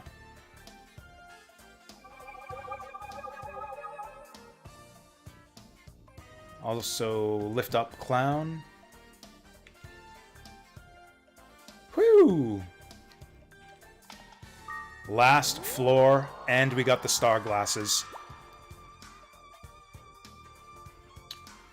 Full of monsters in the first room. We gotta get the heck out of here before we waste turns using star glasses. You know, golems are actually kind of a not too terrible monster. Because they tend to waste turns just doing that mace attack that never hits you. And then you can just get away from them. Okay, star glasses. Where are we going? God, it's another enormous floor. Oh, we're on the right track, though. The exit's in the corner here, and we got 2 inns. There's a dragon, so let's go this way. 2 inns, 3 balls. Frick. Might have a solution here. Can I poison him from all the way back here? Oh, we can!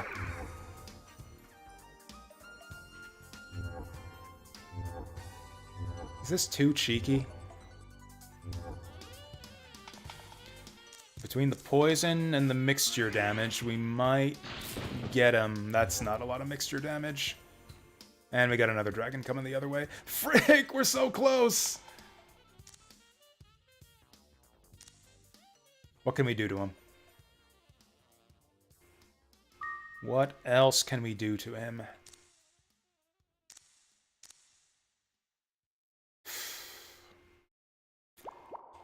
Let's go this way and see if he heads to the right. He's not heading to the right. Okay, that's fine. We'll just do him like this, and then follow the other dragon.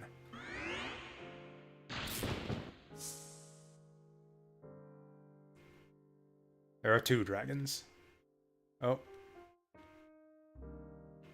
They should just bounce off. Oh, is he coming this way? Actually, I think poison hits in an AoE. We might get both of them. Yeah, double poison. Which is good, because they're both coming this way. This is ridiculous. How many dragons am I going to have to fight my way past to get to my exit? Man, I forgot how insanely good poison was in this game.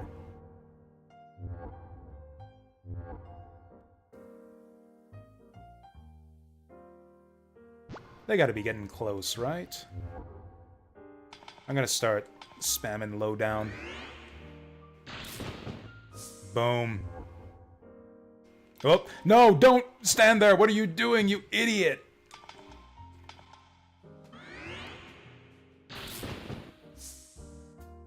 Alright, level 26 clown. See, that's the beauty of the clown. The clown at level 26 has enough magic power to kind of deal with monsters. Whoa.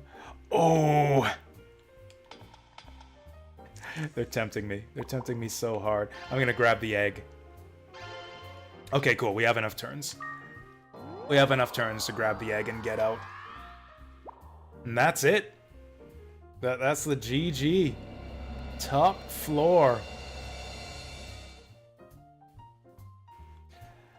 Okay, that was like an 8-hour playthrough. We were hoping for 4 or 5, but yeah, that was an 8-hour playthrough. Oh hey, Kuhn woke up. I thought you were dead, buddy. Good to see you're okay. Oh, even Beldo thinks we did a good job training him. I'm such a great monster trainer. Surprise! This guy is a part of me! That looks disgusting. Especially on the portrait. Holy shit.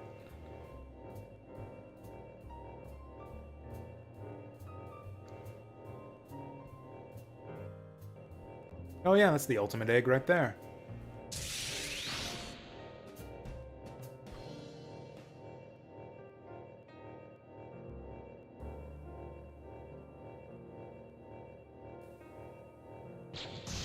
Oh yeah, so the Kuhn turns into his arm thing isn't like a special thing that Kuhn can do. Beldo has the ability to fuse with monsters. Oh, also, yeah, Guy cut off his arm. Good for Guy.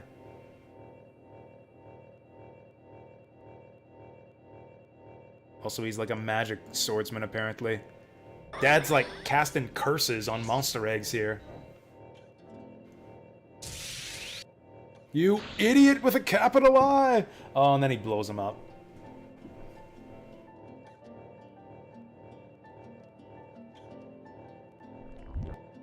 That was a gross sound effect.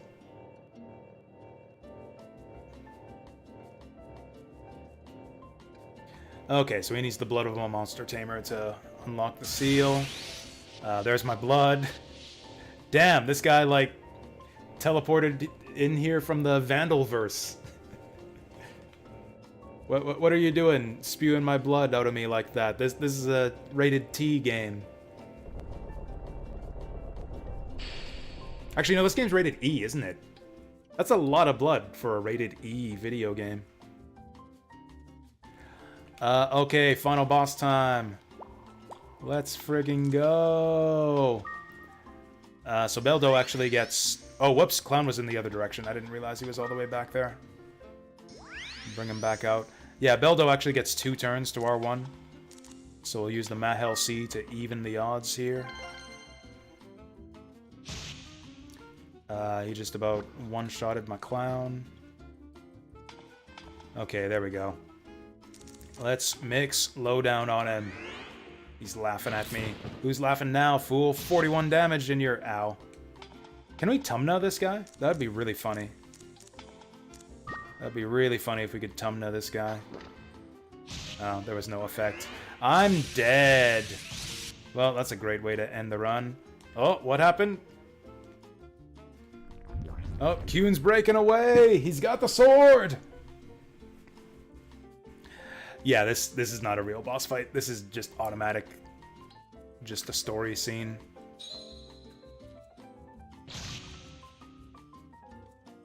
Woo! Make it rain blood!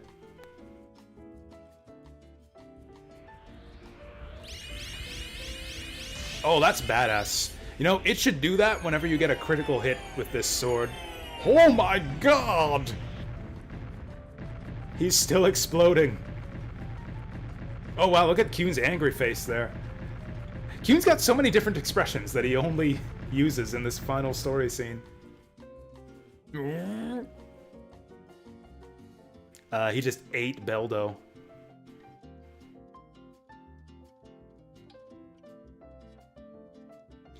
Can we forgive him? This is really funny here. So if you tell him that betrayal is never forgiven, he just fucks off forever. Kuhn just leaves you and never comes back. I actually did that on my perfect save file where I caught all the monsters. So yeah, my quote-unquote perfect save file has every monster in the game in the monster hut except for Kuhn, because I told him to take a hike during the ending. This Kuhn is very high level, so we'll keep him. It's not bad to have a talking one.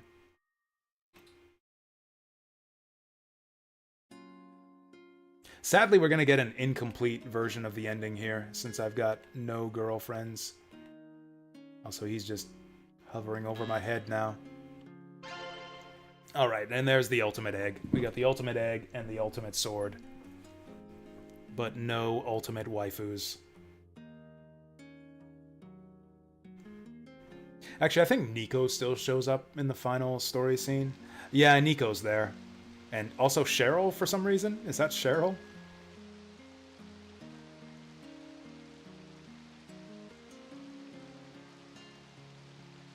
Dude just called his wife a poop face. 4 half days. We've been in the tower for 4 half days. Oh, that's right. The last time it rained was the day that our father died. It's okay. Mom knows that we're fine. She believes.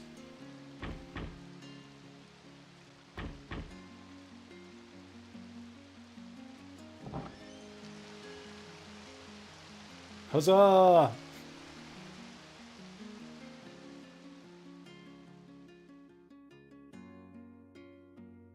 Hooray for Jasu! Congratulations, we did it! Maybe I'll stay forever. This dialogue option actually makes no sense.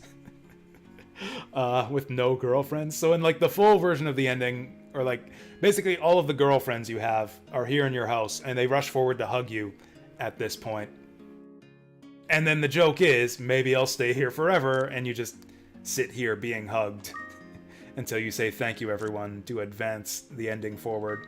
But since we ain't got no bitches, we're just, I don't know, basking in gratitude rather than hugs. Thanks everyone for not hugging me. Yeah, that is Cheryl there. She's just a generic NPC. Unless you romance her. Doesn't even have a portrait. Oh, I guess since we got music over the ending, here we go. And then we get like an animated, like, cool pencil drawing of the main two guys. That's rad. And that's Azure Dreams. We finally did it. Yeah, probably like a 7 or 8 hour playthrough. Not exactly speedrun material. You know, that might not even be the fastest I've ever beaten the game. Hey, it's pictures of Nico and all the girls we never got to meet.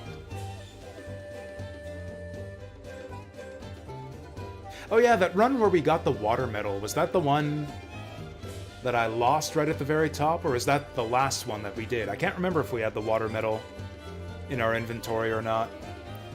I think the water medal was on the run that we lost.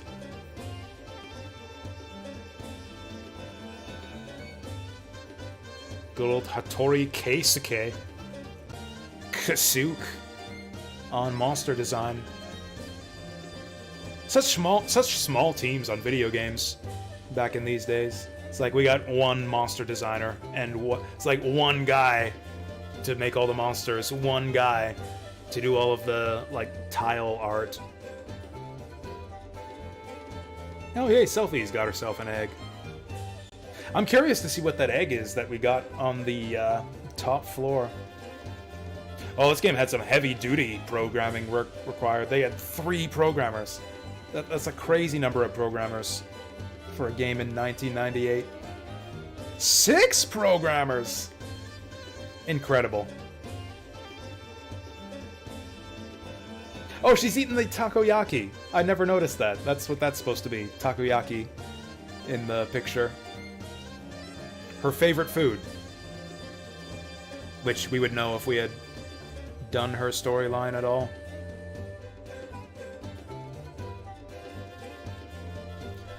Who are these people? I wasn't paying attention to what credits were on. Oh, you know what? What's her name? Library girl. Actually looks really cute in that photo.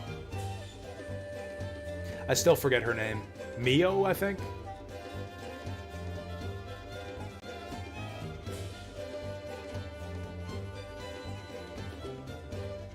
Movie. How many movies are in this game? I think just the intro and ending. Shining prawns, her specialty. Music by... Sound effects by... Oh, okay, there they are.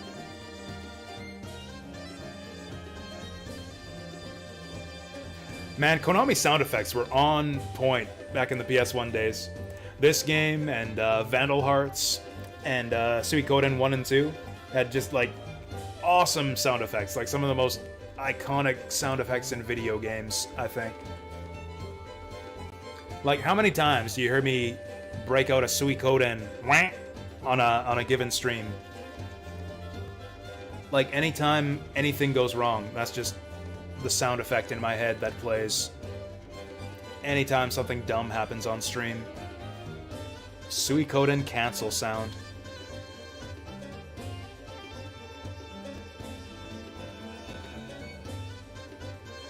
So this is not actually the end of the game.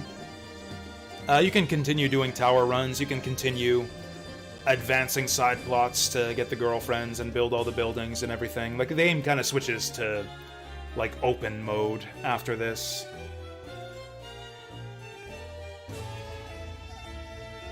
Hey, Cheryl's the last one. She has the most boring picture.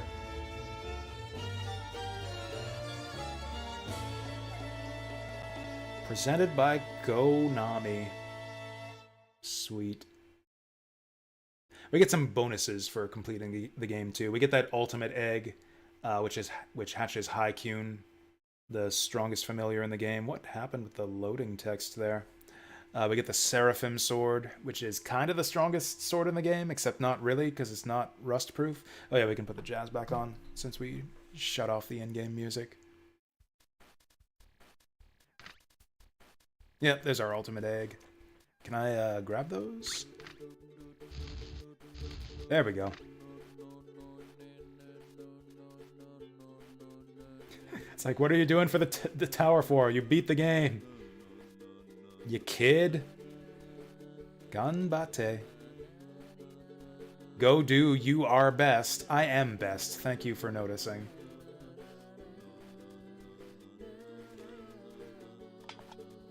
Oh yeah, so here's our full inventory after beating the game. So here's our ultimate egg. We hatch that.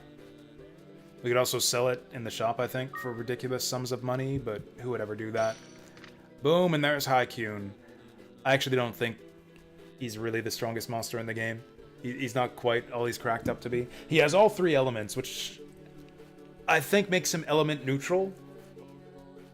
But his elements don't really matter, because he's just got ridiculously high stats once you train him up. And his magic is an instant one-shot. The Dark Wave, I believe, one-shots any monster in the game. But it's incredibly expensive. Like, he has 120 MP, which is a really high amount, but he'll burn through that super fast if you have him using magic all the time. What are the name options for Haikyun? Maxima, Ultama, Fina, Hyper, and Epine. Then what about that egg we got near the top?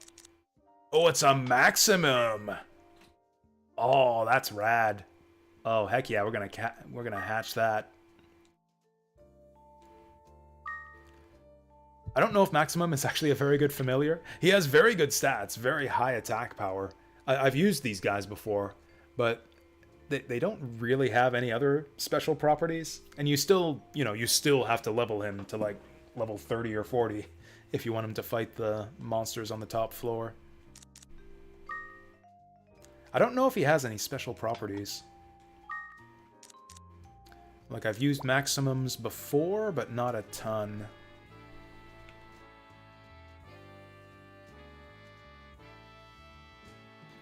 I mean, oh, as long as you have the will for adventure, the adventures of Jasu will not end here. Alright, the adventure continues. Please enjoy. Well, I'll enjoy selling my garbage to fur and then going to bed.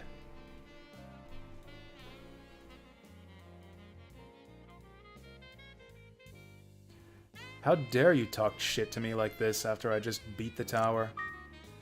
It's fine, I'm in a good mood. Alright, we still gotta save out. We still gotta save the game to find out our final time. I'll keep that Gulf Wand. Can't believe this sells for so little. Yeah, it's only got 8 attack and it's not rust-proof. Yeah, we got the clown. We totes got the clown. Nice, we actually get some decent money after this round. I guess we'll keep 1 pita to take in with us. And we can just sell this other crap. I say take in with us as if we're playing this anymore.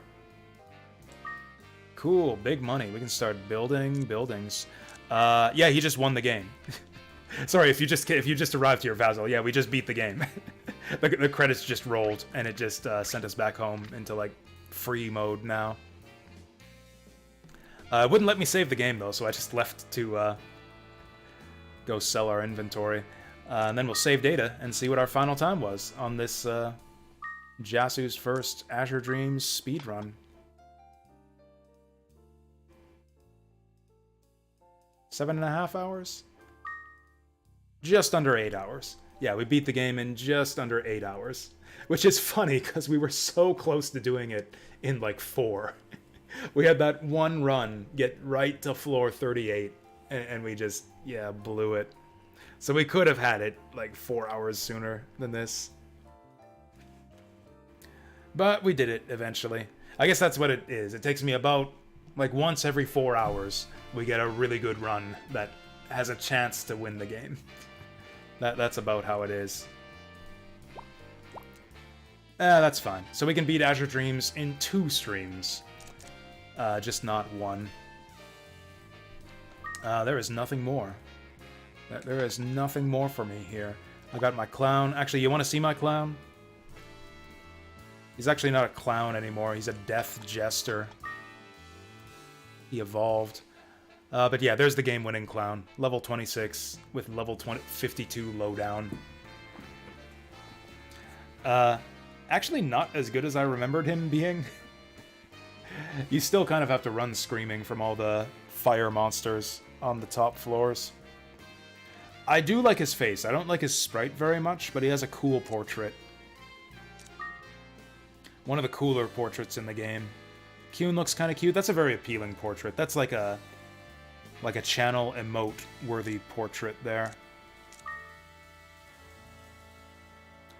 Manova just looks weird. He's got, like, night vision goggles for eyes or something. That's just fucking weird. I don't want to look at it anymore. Also, how dare you stick your tongue out at me? This guy's kind of cool. It's like he's got, like, a pair of, like, novelty sunglasses on. It reminds me of, like, a Muppet. You know what? I would love a Muppet of this guy.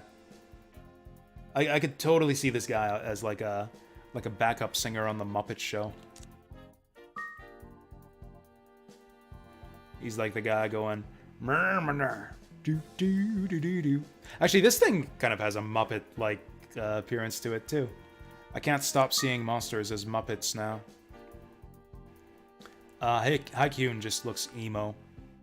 This is like Kyun, but serious face. Yeah, don't care for Kyun. Honestly, kind of wish I would have sold his egg, or at least checked to see how much it's worth. I could just check online. Yeah, and then we got the maximum egg on the final floor, too. Q&A, maybe I've earned it. Maybe I'll do it once I actually do beat the game in less than 4 hours. We'll try this challenge some other time, and we'll see if I can actually beat the game in like a single 4 or 5 hour session. I said we were going to play Battlefront if I beat the game early enough. We didn't beat the game nearly early enough. Not even remotely. I was hoping we would have beaten this like 1 or 2 hours ago, but we made it there eventually. And I was tired in the first place. That's my excuse for not beating the game faster and for messing up so many times. I was tired in the first place, so I should probably get to bed right now, so I maybe have a chance of doing another stream tomorrow. Although we kind of polished off the agenda for tonight. I did everything that I like definitely wanted to do. I definitely wanted to do the Berwick Saga tier list, and we did that. And I definitely wanted to finish Azure Dreams, and we did that. I was kind of hoping we could do both those things in like 4 hours or less, but you know, we did them in a certain number of hours that only took one stream, so I guess that's fine. We could do... What's on the stream list right now? We could do Bomb Rush Cyberpunk tomorrow. We could continue our Berwick Saga playthrough that we started up tomorrow. We could do Bulk Slash. Probably what I'll do tomorrow is just do the dishes and get to bed early. That's probably what's going to happen tomorrow. But if I do decide to stream anything, I will keep you guys posted. Oh, you missed the first FFX stream? That's another thing we could do, is play some Final Fantasy VI, because that's a nice, kind of casual RPG that I think I could enjoy in the evenings. Oh, or maybe I won't. Or maybe I won't play it in the evening to give you a chance to get caught up. Anyways, I'm going to go get caught up on some sleep right now. Thank you guys so much for watching. Have a good rest of your day or night. I will see you guys next time. Oh, are we rating anyone? Probably not. I don't know if anyone's live right now. You probably all left when I said I'd see you next time. I'm just gonna leave. Go find someone to watch. I'll see you next time.